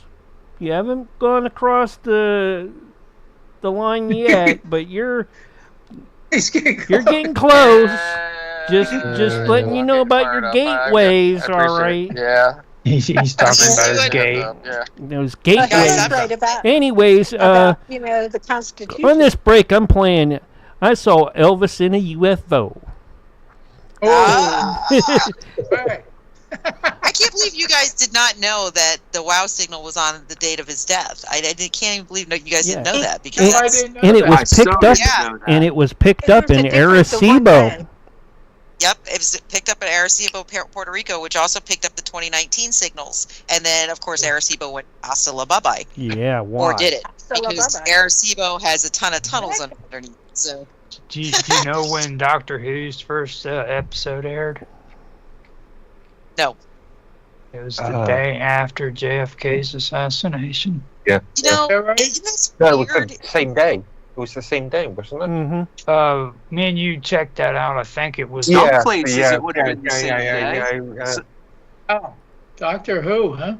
Yeah, they canceled it, I think is what it was. They canceled the first episode for the next day because it happened it was supposed to air on the same day that he was assassinated, but they rescheduled it for the next. Wasn't the first episode also completely animated? It was a cartoon. No. Even the because pilots, there was one that was completely a cartoon only. Possibly, but not the first episode. And it was done in black and white. Yeah. Yeah, obviously at that time I was I rewatched the pilot episode not that long ago actually. It was. I like the original Doctor. After that guy, I kind of. He was too old. That's the only reason why they took him off there. I like the original Doctor and the one that drove around in the Model T. Mm-hmm. Yeah, but all the other doctors sucked as far as I'm concerned. Well, I like the curly-headed dude. Huh? That's like James Bond. Oh, See, Tom Baker. Yeah. Baker. Yeah, Tom was good. Tom Baker was okay. Yeah, he was okay. Yeah. Mm-hmm. I think that a lot of them were gay, though. Oh, yeah. Well, within the last 15, 20 years, maybe. After all, the BBC has absolutely destroyed the franchise. Well, I know the chick's gay. The chick, the one that played as Doctor Who, the female, she's lesbian. I know that. Okay, I have a question. Oh my God! What are they thinking? These production companies and these all right. Well, anyways, they overwhelm us with transgenderism, homosexuality, but the main portion of the population is still not. They're heterosexual. Okay, Three-Eye Atlas. That's all I'm gonna say. All right, Three-Eye Atlas. All right, Three-Eye Atlas. Yeah. Dave, Como Bernice. Or Sagittarius. Sagittarius. Nancy said Sagittarius. They're waiting for what do they call them? The monitoring craft. The drones that come out of the at Three-Eye Atlas now. Yeah. No, they're refueling. Oh yeah. Well, anyways, I'm gonna call them right back up because it's time. But I wanted to take this one all the way out. And I'll get the crew right back here up and running because we are on break. And it's not because I wasn't paying attention. Sometimes they need a reset. All right. Okay, there's Vicky. All right. Hi, Vicky. Should I let the rest of them in? I think they've been good. Don't you? I don't know. Okay, everybody's talking at once. Yeah, that Mark guy, I don't know. Oh. Yeah, he's been really talkative tonight. Yeah. Yeah. Yeah, right, Mark. You've been really talkative tonight. James, Doctor Who, Doctor No, and James Bond. There we go. Doctor No. Oh my. Yeah, Doctor No. I like that guy. Yeah, you slipped into the world of the unreturnable. Who was the other one too? The other doctor. What the hell was his name? He had the island. The island of Dr. Moreau. Yeah, that was. He was a good guy too. I liked him. Mark likes all the villains. Yeah. All the villains. The alleged villains. Yeah.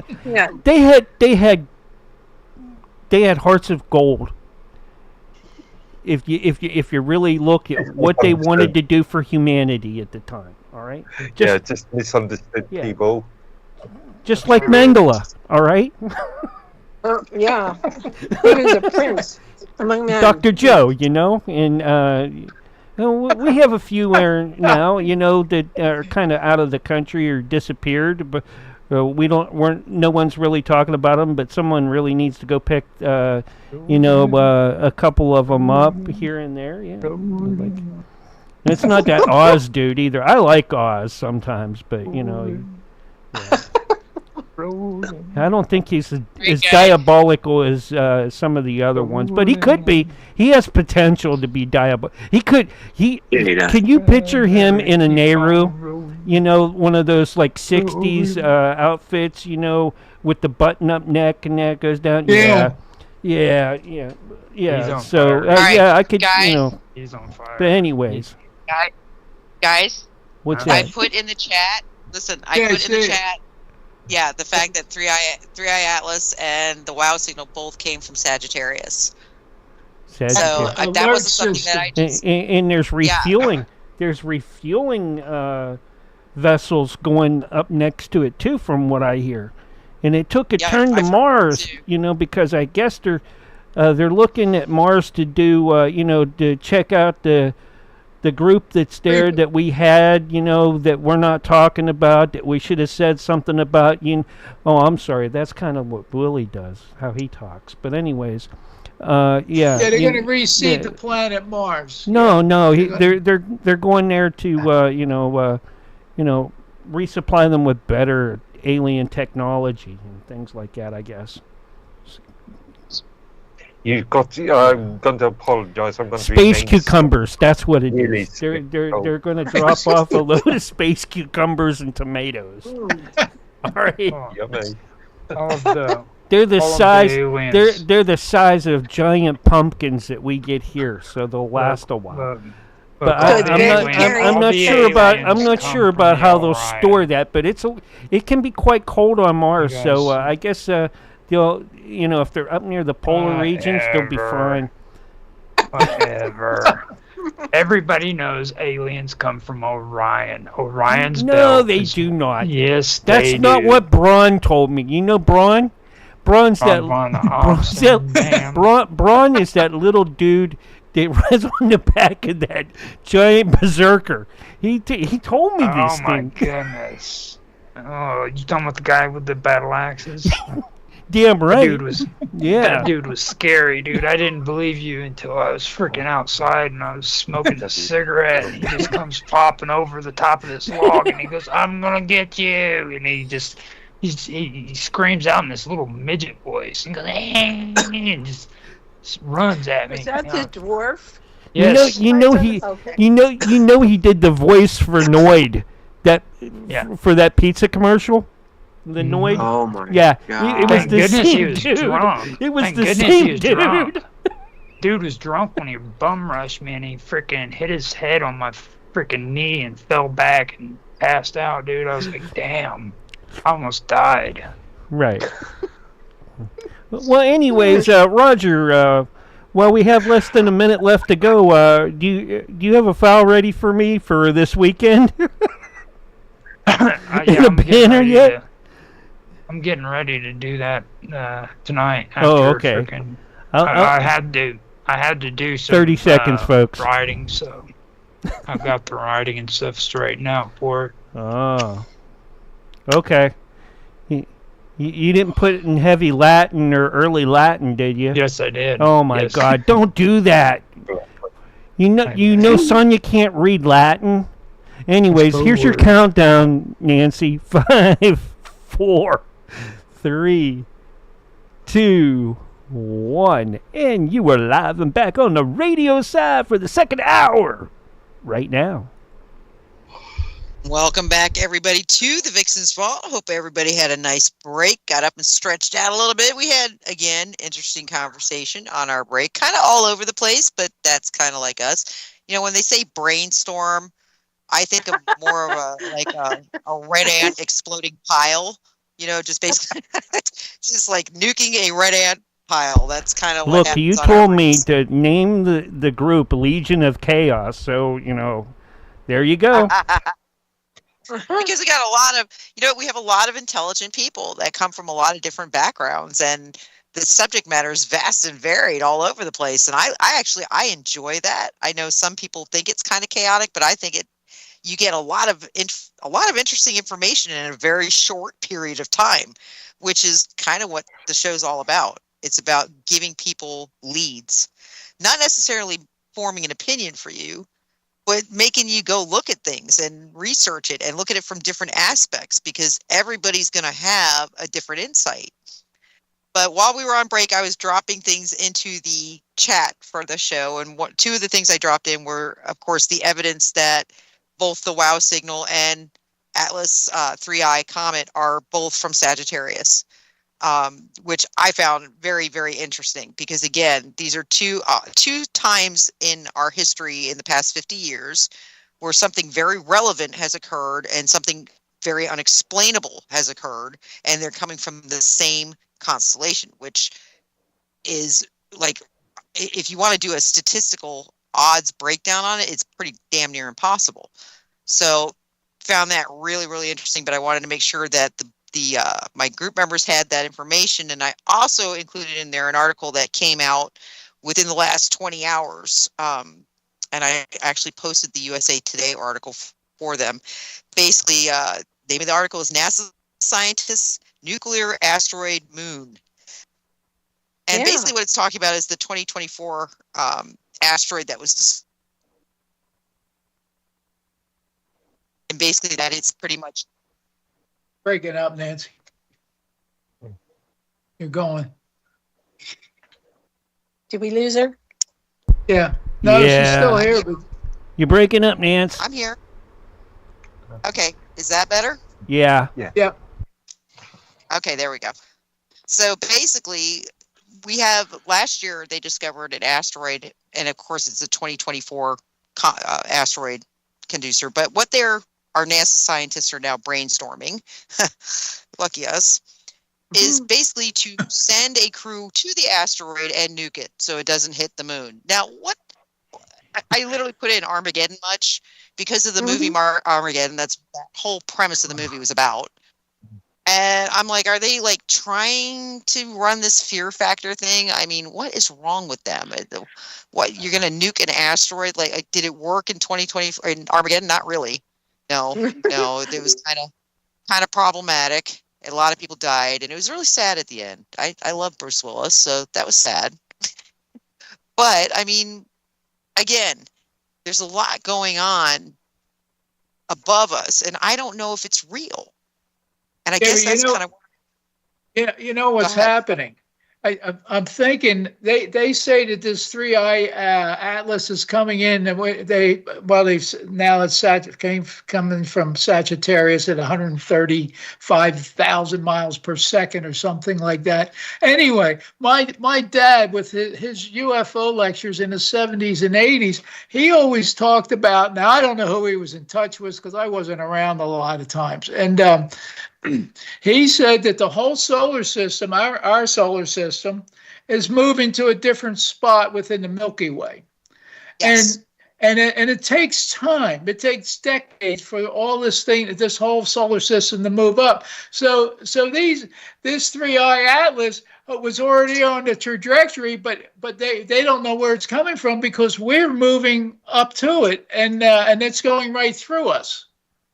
And the planets that are going around, and that's what I think that's what they're all confused about. And in 1994, NASA said our whole solar system is moving to another spot. It's in motion, going in someplace. Yes. So that's why we're seeing a lot of bad stuff, and then there's going to be a lot of good stuff going on, and the good people are going to have to overcome the bad stuff. And we're not out of the woods yet, as I say, and as has been said, who knows how long it takes for the solar system to move up? I mean, it's 50 years I've been hearing about this, so it's so who knows? And then the past 30 years, NASA even said that they got on board with it. So who knows what's going on? And then Nancy, have you saw or read anything which I haven't read about the large planet, the dwarf sun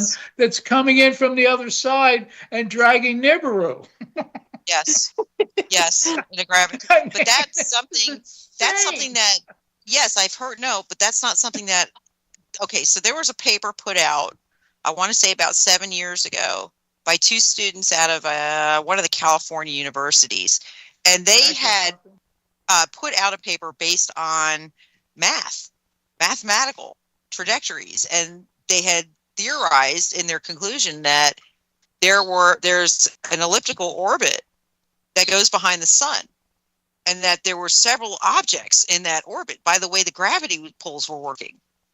And it was really well done. And I remember thinking at that time, Nibiru, because the way the orbit was laid out in their paper kind of matched the Babylonian writings. And I thought, that's interesting. And it came and it went. In fact, I think I actually mentioned it on air before because I found it very, very interesting. And now, in fact, at that time, here's the other thing that really pisses me off. Neil deGrasse Tyson. It annoys me. Because we used to have 9 planets. Okay? Everybody knew we learned the 9 planets. Right? Yep. We went through generations of everybody learning the 9 planets. Then suddenly my kids come home and they look at me like I had 80 heads when I said there's 9 planets. I said, no, there's 8 planets. I'm like, what? Who's teaching you? Well, there's 8 planets and then there's a rock called Pluto. It's not a planet.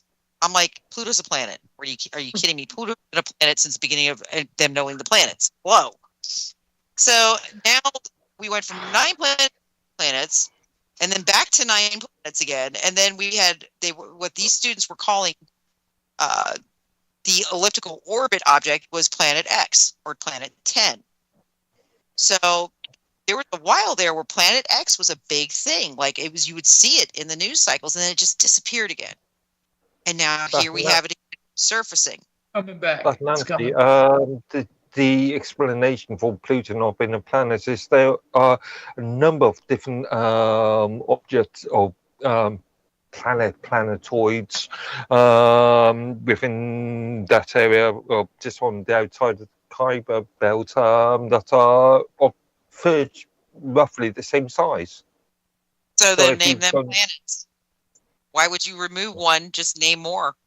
Because if they're objects that are large enough to be recognized, then they should be named as planets, should they not? Define what a planet is.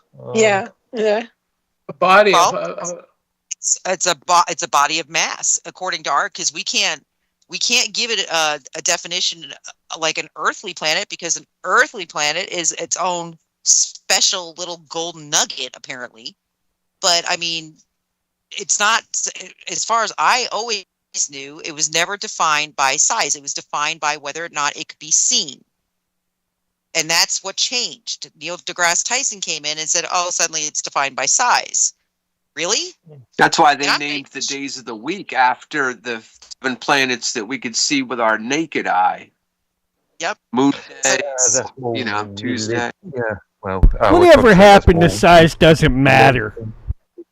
Yeah, well, apparently everybody knew that was not true, right? No, it's like I said, he really threw a monkey wrench into a lot of things, and he does it with arrogance, and I think that's what bothers me. It's like, dude, you're just a man, and you're a smart man. I will not take away from you, but there are a lot of smart people on this planet. So to think that it's kind of like my argument with my English teachers when I was in high school. Somebody wrote these rules. And they were probably nowhere near as intelligent as people now. So I'm not sure why we have to obey some of these rules, because they seem really rather ludicrous. Really extra steps that are unnecessary. But, because you say we have to follow these rules. As you can probably tell by the way I follow politics, I'm not exactly a person who I think rules are necessary in certain areas, but I think they also confine us. And they don't allow us to see the real picture. One of my favorite Neil deGrasse Tyson's favorite statements is, UFOs, they don't exist. They're not real. They're unidentified. That's exactly what that means. They're unidentified. Unidentified what? Exactly. They're flying. They're unidentified flying objects. Come on now. That's right. Dude. Yeah. Get a hold of it. Dude, I will take Michio Kaku any day of the week over Neil deGrasse. Oh, yeah. At least we know he made 3 out of the 4 time machines. He's actually started to resurface again, too. because he went really quiet for a while. And I'm like, well, that's a couple of interesting. years, Yeah, I'm starting to see Michio Kaku like making public appearances again, and that's very interesting. And he is, but he's definitely speaking about like Three Eye Atlas. He's speaking about a lot of things. So again, listeners, if you are still on board, go look up some of Michio Kaku's newest, I guess you could say talks, because you can find them on YouTube, and listen to what he's saying, because he is somebody. I've been a huge Michio Kaku fan since the 90s. I used to watch him on History Channel. I watched him on his own show on Science Fiction Channel. He had his own program around 2002, I think it was.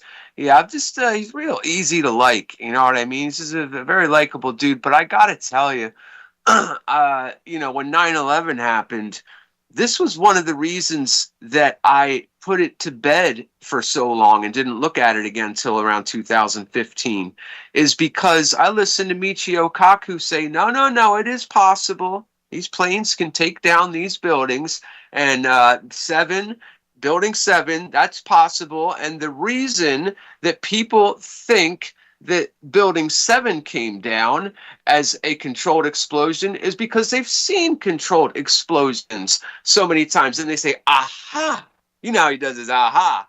He said, and they'd say, aha, I've seen that before. And it looks just like that. And I was 21 years old. I was hit with massive cognitive dissonance. I believed that, we let it happen, but it happened, but we let it happen. And that was pretty bad enough for me. And, when I realized that it's a whole lot more likely that we, let's just say, did it ourselves with a little outside help than some Arabs, 19 Arabs in 4 airplanes, I always, that always upset me. I always wondered, does Michio Kaku really believe that at the time or not? Because I remember him saying that in the first time when you're in college, your freshman year in college, you're doing physics. Your, we'll call it a thesis. Your last thing you do that year to get judged on, he said, was he would give his students one brick of the Empire State Building somewhere in the mess of it. And the kid would have to figure out exactly how much pressure that structure bearing brick is, having. And it just makes me think he had to have known. Or no. Well, here's the thing, even put yourself in his shoes. And I always say this, we're masters of judging everybody else without actually looking at it from their viewpoint. He may have had suspicions, but did any of us at that point, within the first 6 months of 9/11, did any of us really want to question it any further? Or we were all still in shock, every single one of us. I don't think any of us wanted to wrap our heads around the fact that our government could have done that other governments could have been involved. I don't know anybody who is wanting to go in that direction so soon afterwards. You were actually, I think many of us were grasping for reasons to not look at our government. Honest to God, because it is one of the most horrific things to have to accept. And I think 9/11, for many people, when they started digging into it and realizing that things didn't add up, it was their rudest awakening, because that's straight up murder. And you can't take away from the fact that, those were not all crisis actors. We lost thousands of people that day. Thousands of citizens went to work that day. Children died. We don't even talk about the children that were lost. Nobody talks about that. It's horrible. It's horrible. It's kind of like the Oklahoma City bombing. Nobody wanted to talk about the entire daycare that got taken out. People died.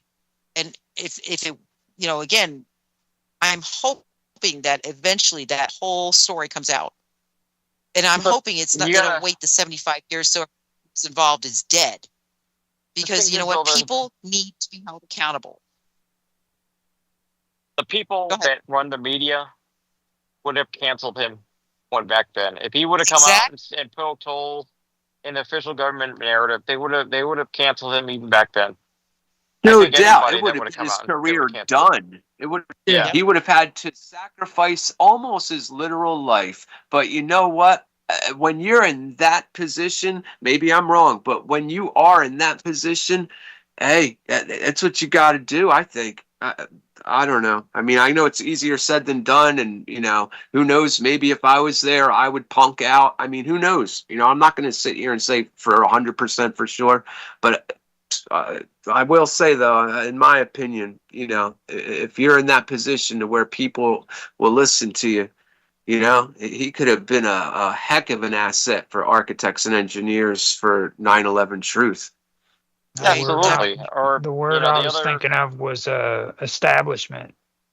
You know, that's the word I was having a hard time figuring out. But that's what it was. Is they were all establishment. Now today, that's what everybody. It's you're either establishment or you're against it.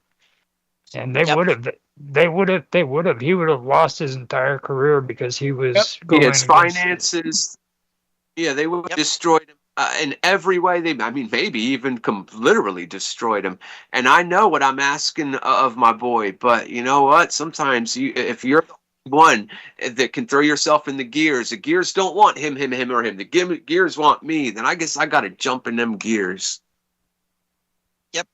Like I said, it was, but again, I have to give credit where it's due. I don't think anybody for the first couple of months afterwards wanted to even think that it could be our government that did this. I mean, like I said, I was one of the few people that questioned the narrative because I had seen that article that went up by Fox that disappeared. It just reappeared recently. It was gone for 30 years. You couldn't find it. Since the only reason I questioned 2 days after 9/11, that I could not re-find that article. You know, like he's a physics expert. Was and he he's thinking so physics? good. Was he thinking? But again, would you? Okay, you're an expert in certain things too. Would you have questioned what happened that day? Absolutely. No, if I was a physics expert that was having great papers on kids seeing how much structure load a brick in the Empire State Building held, I would think anyway that I would know there's no way two small aircraft could do that, especially to those two big buildings with the exoskeletons. I would just, I don't know. I would just think that he knew that. The storyline was not compared to small. 110 stories. That's small. That's tiny. They were designed for multiple 707 hits, which was the largest plane at the time, 707. But again, number one, it was not small aircrafts by reports. Number two, I mean, even my dad, who's a multiple degreed engineer and worked for the DoD, said absolutely possible. Right, not by reports, it wasn't small. In comparison, it was small to 110 stories, or at 47 stories in Building 7's case, which would have been the tallest building in 26 states on 9/11. I mean, that's another thing. People don't realize just how big Building 7 was. It was a behemoth. Well, yeah, but I mean, it was also an annex. But I mean, the thing is that I'm from Yonkers. I've been to the towers many times when they were. Oh yeah, no, up. But I can tell you again, my dad, a government DoD multiple degreed engineer, and Rafi will verify this, swore he argued with me because he was saying no, it was absolutely possible if two full-size jets hit those towers fully laden with jet fuel and all the electronics in those buildings. I mean, all that, you have to bring all that into play because all that stuff is incredibly flammable. So again, he was working engineer in his brain and saying, yeah, they were built to collapse downwards so they wouldn't create collateral damage. Not like that. Literally. Well, they blew outwards. They didn't collapse. 7 collapsed downwards, but 1 and 2 blew up 500 feet laterally. My boy's calling for break. I don't know, but anyway. I mean, take a break. I got to take a break. Guys, we'll be back in just a few minutes. Bunch of troublemakers. We're on radio break, and there you go, Roger. I'm not arguing. The wow signal is the frequency of hydrogen. The article's there. Okay, just so you know. That's the wow signal is frequency of hydrogen. That's what I'm saying. That's an intelligent. That's what I was trying to tell you guys. It's an intelligent communication that cannot be explained. And it took them how many decades to figure that out? Well, I mean, you guys need to start stepping it up and talking about the Telosians too. I mean, it's like. But I was just Telosian. reading the. Is it Eric?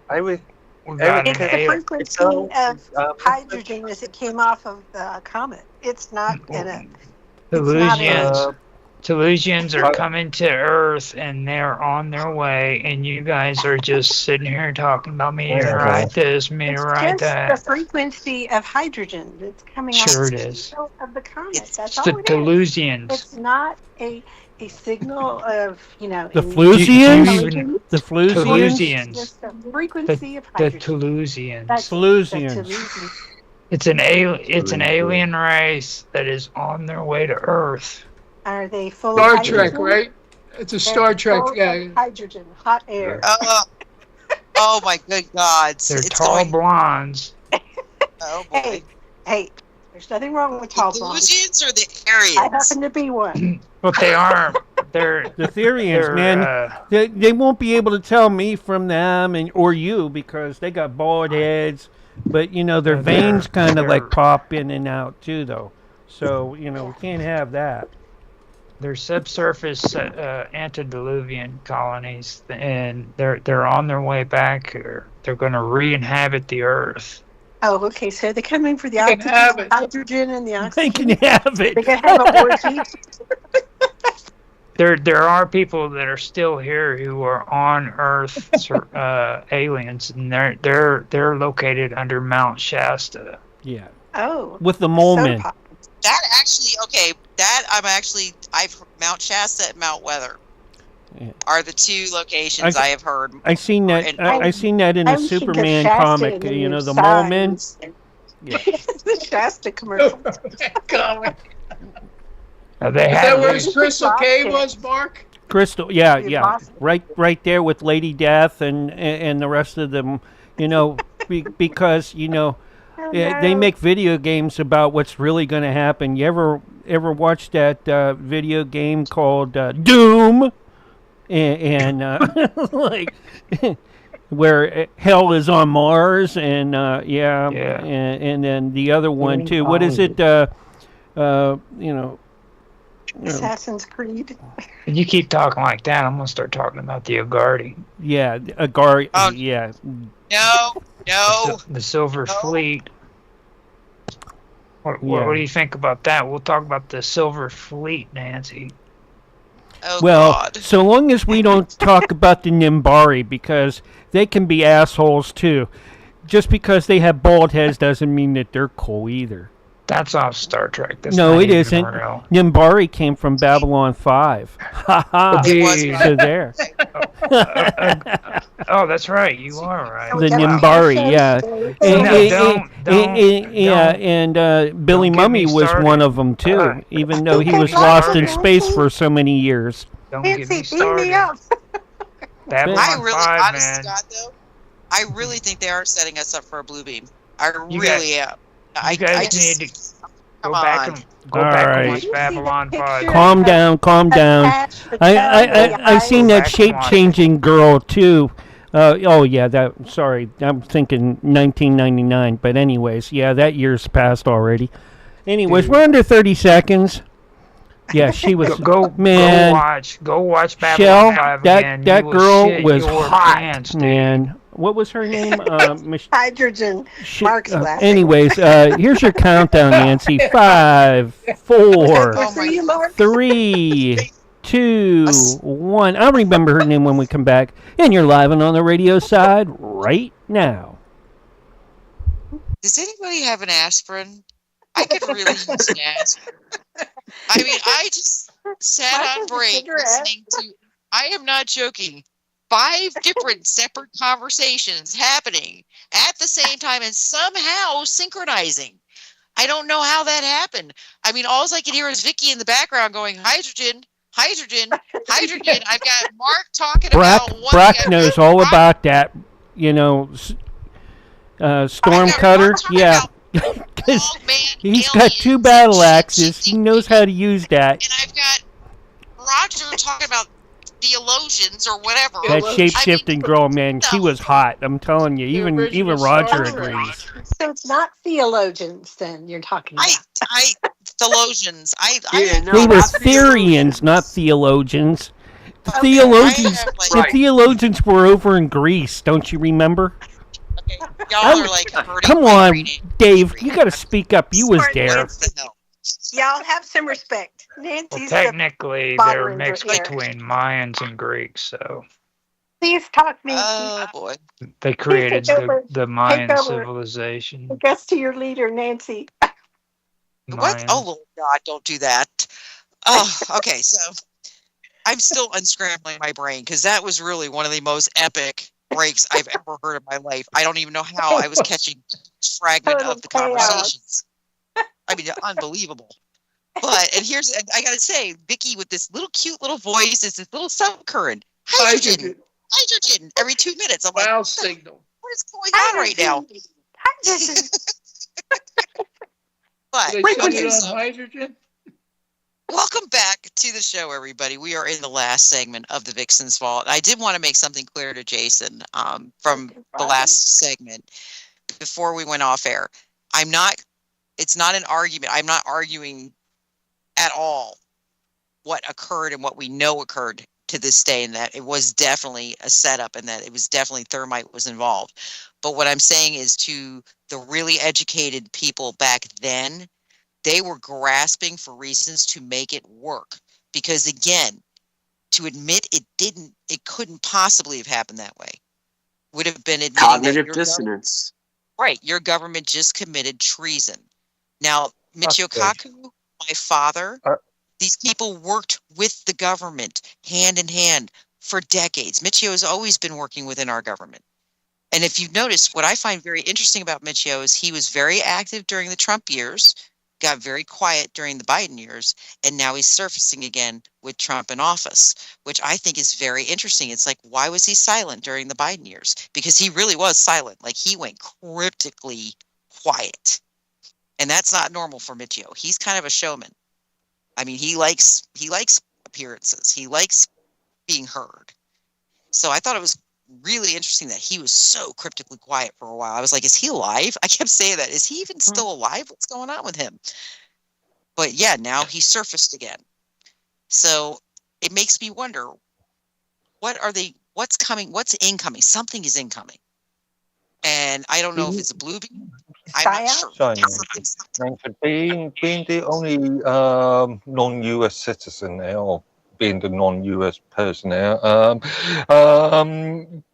I seem to remember that closely after 9/11, or 9/11 happened, one of my first questions was in relation to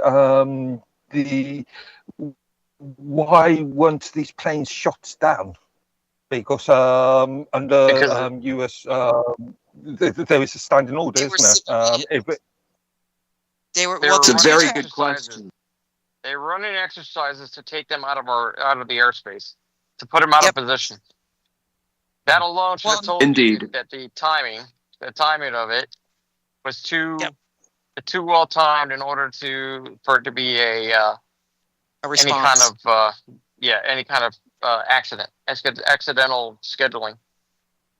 There was up to 14 drills. Yeah, there was up to 14 drills taking place on 9/11, and some of those drills were actually 4 hijacked aircraft being crashed in the building. Yep. Absolutely. And I do believe what they launched went the wrong way, if I remember correctly, from the 9/11 Commission. Can I tell you There's something famous, that was really creepy for me here in the last couple days when it comes to this stuff?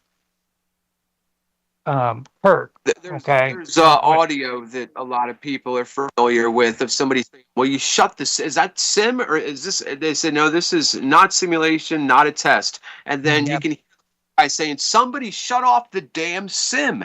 And apparently at that point, you know, the simulations had been cut off, but they had done their job by then. You know, Charlie Kirk, here with this, there was something that was really weird that didn't hit me right. And I know it shouldn't be about country, right? But like Kirk got shot here in the United States, and I was on the Roki show the other day, and he was showing where they were doing the protests in London, and all of these people had Charlie Kirk's freaking picture up there, and they were freaking giving a memorial to him. And it just felt so freaking weird that was taking place over in England. I'm like, because this is like a United States issue, you know, that in South Korea too. All over the world. Yep.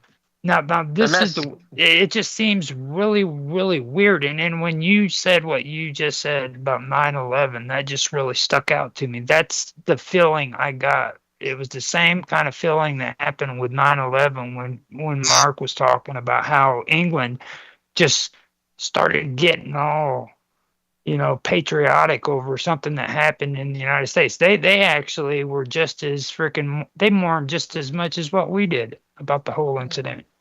Didn't they have the information out first, like about Building 7? That was kind of weird. BBC. Well, I do believe. I do believe, BBC, but I don't know for sure. But I can ask Brent the next time I talk to him if there are international chapters, and I'm sure there are, of Turning Point. There's Turning Point USA and there's Turning Point. I don't know if there's international chapters or not, but I could ask him. Just remind me next month when he comes on. He'll probably be on the first week or the second week of October on John's show. Like, you know, in Israel, probably. I think with England, the reaction was because of the commonality. The English people, because I believe it was they were planning to protest anyway. If I am correct, they had planned these mass protests in London that day, but it was more over their own nationality disputes because there were so many laws now that are being put into play that are favoring an illegal population and disfavoring the native population. So when Charlie Kirk was assassinated, to them, Charlie stood for the repressed people of the United States. He spoke for them in many ways. He spoke out against things that he saw made into law that he didn't agree with, that went against the society as a whole. And England is, I mean, the Protestant see. So actually, the major protest was in London was on the 13th. But what I'm saying is it was pre-planned. They already had a protest planned. But the Charlie Kirk thing kind of got meshed in. And again, it was because I think that was to them a representation of themselves, you know, their voices being silent. You know, Charlie kind of spoke for everybody around the world in a lot of ways. The English, our evangelical movement came out of the Protestant movement. People don't realize that, but it was literally our evangelicals here in the States are bred and propered out of the English Protestants. So it's, you know, there's connections in many ways. And I know that the English church is they're having problems. Yeah, they're having issues because they're making decisions that a lot of the Anglicans are not agreeing with at all. And it's not pretty. And you're not going to hear about that in American news. You have to actually go read British news or international news to know that information because they don't publish it over here. Which is, again, that's our propaganda machine. They publish what they want you to see, and they actually change the storyline so it's agreeable to them, not necessarily to our reality here. But yeah, I was happy to actually see other countries, you know, kind of mourning him. Because I really think I wrote something on my Facebook about he was a once a generation role model. He really was. I mean, Charlie was not perfect. I don't believe as Charlie did, but I do morally agree with almost everything he said. I don't have to be a Christian to agree with different moral background and moral statements. He was not wrong in a lot of what he said, and he incorporated a lot of science into what he said, a lot of logic into what he said. Yeah, He was not wrong. Court arguments to person. Well, he didn't. He wasn't a Bible banger, and I always say that. Everybody's calling him a Bible banger. I'm like, no, Charlie Kirk was not a Bible banger. He believed in God, and he never backed down on his belief. He believed that Jesus Christ was his savior. He never, ever shied away from that, but he didn't use that as a battle sword, which is what I expected about him.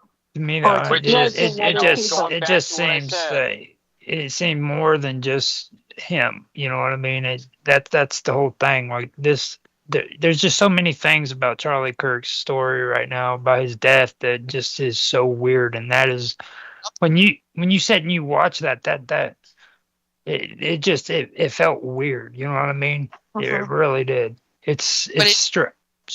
And in fact, it was Roger. It happened the day before 9/11. I mean, again, it should reverberate with. You should see it as strange because it's not normal, right? You know, it's a pattern. Not only that, but it took the conversation off of 9/11. Yeah. Yep. Sure did. And like the height of quote unquote anti-Semitism, it took the conversation completely out. Did. Yep. Yeah. Yep. And this is the first year we've actually seen a lot of online conversation regarding the dancing Israelites at 9/11. There were people talking about that. I was going to say it took any conversation about 9/11 away for the most part, other than in DC, because architects and engineers were down there, and as were the Lawyers Committee for 9/11 Inquiry. They were down there for a symposium for 3 days. But other than there, nothing. Well, you know what else didn't get talked about? And this is what kills me, because there are 2 other sites for 9/11. And neither one of those were discussed. And I mean, obviously the Pentagon was clearly, that's problematic. Seriously problematic. I got a question with the Pentagon. Has anybody ever seen the airplane? No. In fact, I'm still waiting for the parts. You can. Have you ever seen the firehouse? Because I did. You can see footage of what they say are parts that they found in the Pentagon. You'll even see pictures of burned up people that they say they found in the Pentagon. Now, I don't know. I don't believe it. I don't believe it. Yeah, I don't really believe it either. But they do have pictures on their FBI vault or whatever of all that stuff. But they don't match the plane. There's no wind strike area. It looked like a Scud. Guys, there was a video from the firehouse. It looked like a Scud missile. It did not. That's what I'm thinking, because they fired a missile at the plane. And I think that, or allegedly there was a plane. I never saw a plane. All I saw was with the explosion. That was it. Or the aftermath.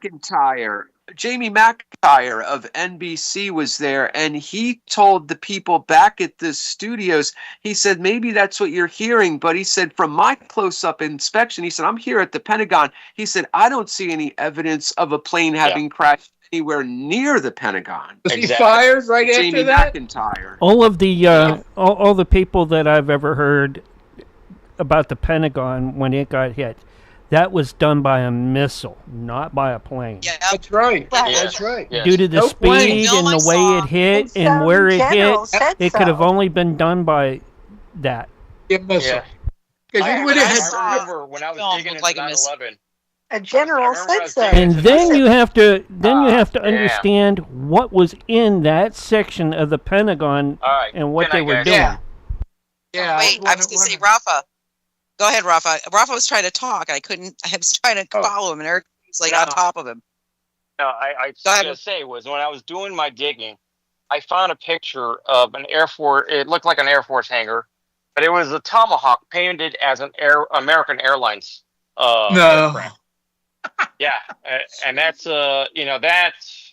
I wish I would have saved the damn thing. I just didn't think of it at the time, but as far as I'm concerned, that was my smoking gun.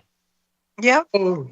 Yeah. Yeah, well, there's also something called a global hawk. I don't know if you've ever seen the photo of the global Yes, hawk. Global Hawk. Like, yes. yeah, I mean, that's my personal guess would be a global hawk, but that's just, Never even again, who heard of that, knows, yeah. you know? What about Flight 23? Oh, Nobody the one up talks in about that. Pennsylvania. Let's roll, right? Is that what they were doing? Rock and Yeah. roll? Nobody talks about Yeah. everybody talks about the towers. Nobody ever talks about the other two sites. And Ever. the in-flight phone calls. That's How they could bullshit. be. No, he's right, As though, a former about ready Air to Marshal, I'll roll. tell They you were right going now. to roll with My the sister, cart my as sister they was were actually upside teaching down. in Shanksville at the time. No way. Wow. Oh yeah, That's right there. yeah. And guess what? 9/11 is her birthday too. You Oh, got no. wow. How about My that? God, Mark. Wow, what a coincidence. But I mean, there's got to be reasons. I knew that it was a this is bad never- day. Yep. These things are never brought up on the newscast for 9/11. When we do the remembrances, we don't talk about the Pentagon. We don't talk about Shanksville. All we talk about is Ground Zero. We never, ever mention the other two sites. Why? Why? Because both sites should be memorialized. If you're really The gonna, only Israelis. I was just going to say the only Israelis we talk about are the dancing Israelis. We don't talk about the ones that got arrested Gelatin and in ET. Manhattan that night with bombs on them. The ones that said they were going to go blow up the Jersey side of the George Washington Bridge.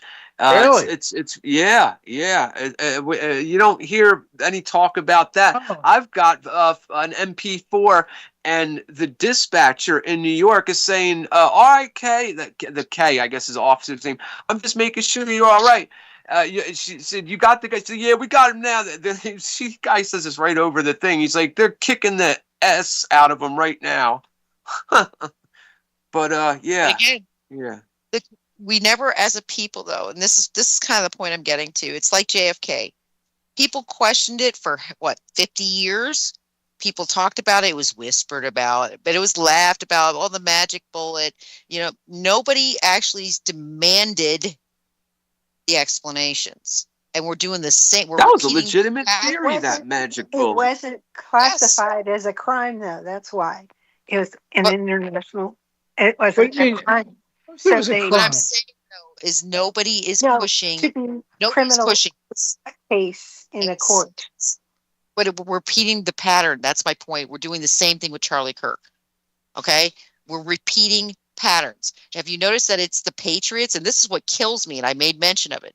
It is the Patriot community that is shutting down all questions regarding any kind of conspiratorial tone when it comes to the Charlie Kirk assassination. Yes. It's the Patriots that are shutting it down. It is not the left that's shutting it down. It's the Patriots, because they can't get their heads around the fact that there could be Israeli involvement here. Or they don't want know, to hear and it's a psyop. They don't want people to know it's a they don't want to hear it, and that's the problem with our society, is that they make it personal, and it's like, stop making this personal. Stop. It's not about your beliefs. It's not about any of that. It's about a murder. It's about an assassination, and murder. But the man deserves justice. The truth needs to be known, even if it is a psyop and a white hat operation. The truth needs to be known. I'm done with this JFK shit. I'm done with the 9/11 shit. I am Why done didn't with they it. bring it out this past 9/11? Why didn't they declass? Why didn't they declass JFK? Didn't he say he Why was going didn't to you do that? declass the Epstein list?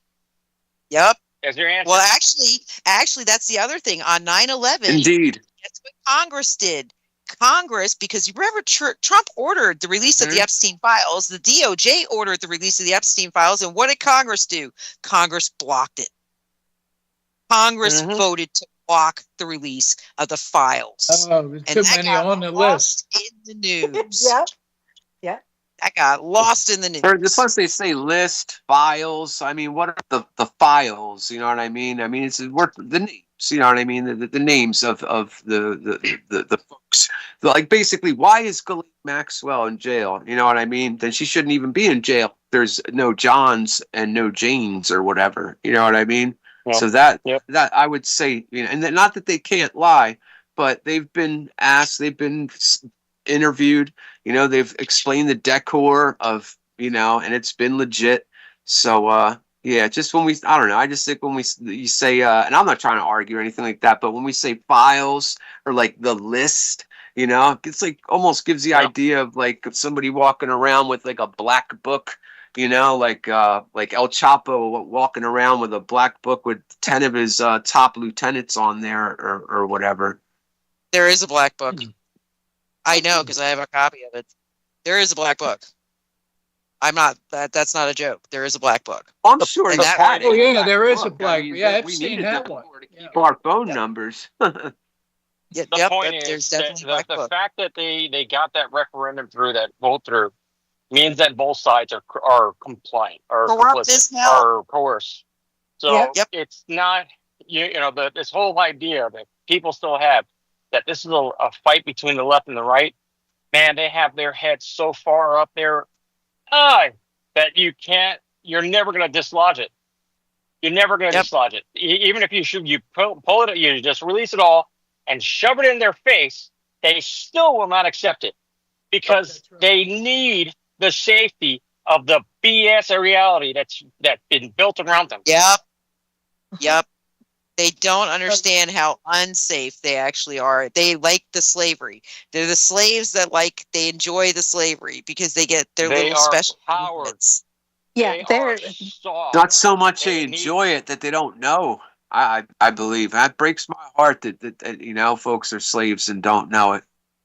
Well, it's like the house slaves versus the field slaves. The field slaves are the ones going, wait a minute. But the house slaves are like, we don't care. We get fed well. We have clean clothing. We get to bathe, because we have to make the public appearance. So but the field slaves are doing all the nasty work. So they're the ones. A bunch of money, though. They've become millionaires. So I don't think they're the really slaves. There might be slave owners because no. They are getting so much money. You know how much? But I think Omar is worth now. Was it 30 million this year? Yeah, Ileana Omar, but she's in trouble. She's in deep trouble. Well, I mean, they're all are. I believe they issued they're issuing an arrest warrant for Comey. So I mean, there's a lot of movement going on right now. 2 indictments. He's one of them. Oh, is he? So it's, really? Oh yeah. Yeah, it's gonna. I think when it starts happening, it's gonna come down fast and hard. Fast. Yep. All right, guys, we got to start wrapping the show up. I want everybody to say goodnight and give your digits where you can be found. We're going to start tonight with Roger Hansen because he's muted and I want to catch him off guard. Come on, Roger, tell everybody where they can find you. He stepped away from a smoke. He's having a cigarette. Jason Quigley, tell everybody where they can find you. Alrighty, you can find me at Shoot and at DLive under MC_Dirty Work. DLive, I'm at Friday, Saturday, and Sunday from 10 a.m. to 2 p.m. And Rumble without the underscore, just MC Dirty Work. Also, I have a YouTube channel, Truth VJ MC Dirty Work at YouTube. Rafael Martinez, give it up. You can find me and Nancy at thevixensvault.com and find us on all our socials on the About Us page. Vicky Vass, let them know where they can find you, my love. Planet Hydrogen. Oh, God. I'm sorry. You can find me on Telegram at For Such a Time as This and on X at Booklander62. Mr. Mark Edworthy from across the pond who's ready to go sleepy night. Go ahead and tell everybody where they can find you. I'm still awake for the moment. Yeah, you can find me on minds.com under the username Medworthy. David Campione. Yeah, you can find me under David Champ on Facebook and my David Campione on Amazon.com with my UFO spacecraft identification manual. And you can find me also with David Campione in Fine Art America and on Flickr. Roger Hansen, I see you're unmuted. Give it up, brother. Later, dude. Oh my God. Not today. Okay, with that. Not today, Satan. Okay, guys, with that, join us next week for the Vixen's Vault. We're out of here for the night. Have a great remainder of your evening. Get some rest and enjoy your weekend. Talk to y'all next week. Bye. Bye, John Boy. Bye, Mary Ellen. All right. Great show. It's been fun. You need to watch that was Babylon fun. 5 again. I was going to say, I'm gonna just use the same room for the Okay. after show if you guys want. We're Mark, gonna how run long out has it? Mark, how long has it been since you watched Babylon 5? Maybe last year. Watch it again and think about all the shit going on right now. Yeah, a lot of it's very similar. The A shadows. friend of mine did have the complete series on DVD, but he. I like the original. I like the original chick that was the deputy commander girl. Oh man, I thought she was hot, man. I don't know. I always go for like these brunettes, and that never works out for me. But why? But they always look so good. I always felt like she was a lesbian or something because she had that real rough voice. See, there you go, ruining it for me. All right. Like, she did play on Who Saved or Who Murdered or Who Killed Roger Rabbit. Yeah. She posed in Playboy too, from what I heard. So I don't know. Yeah, I'm gonna have to go check that out. Yeah, Roger, you go check that out and let me know how it turns out. Everybody bailed on us. Everybody bailed on us. I didn't like I didn't like the last girl that was on there, but the last two seasons of Babylon 5, I kind of liked them because they when they brought in what was his name? They brought in Chekhov from Star Trek. Yeah, and he played. Man, what's his name? Starts with a K. I can't. Kevin Boxleiter. Huh? Kevin Boxleiter. No, that's not him. Oh. All right. The guy that played Chekhov from Star Trek. Yeah. But anyways, he played like the psychic dude. It was in charge of the Psych Corps. Man, those guys were assholes, but he played the best asshole of them all. It's like, man. Yeah, I mean, serious. I was like, man, you wouldn't, you could never picture him doing a part like that in the old Star Trek. That was, he was always like this young guy that was just trying to make it as a bridge officer.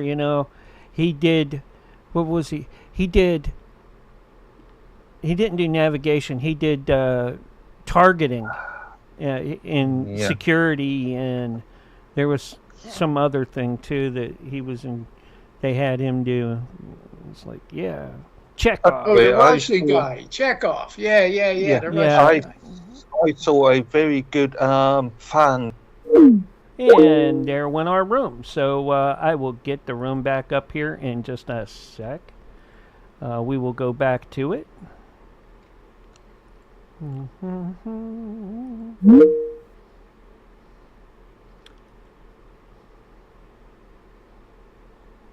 One, two, three.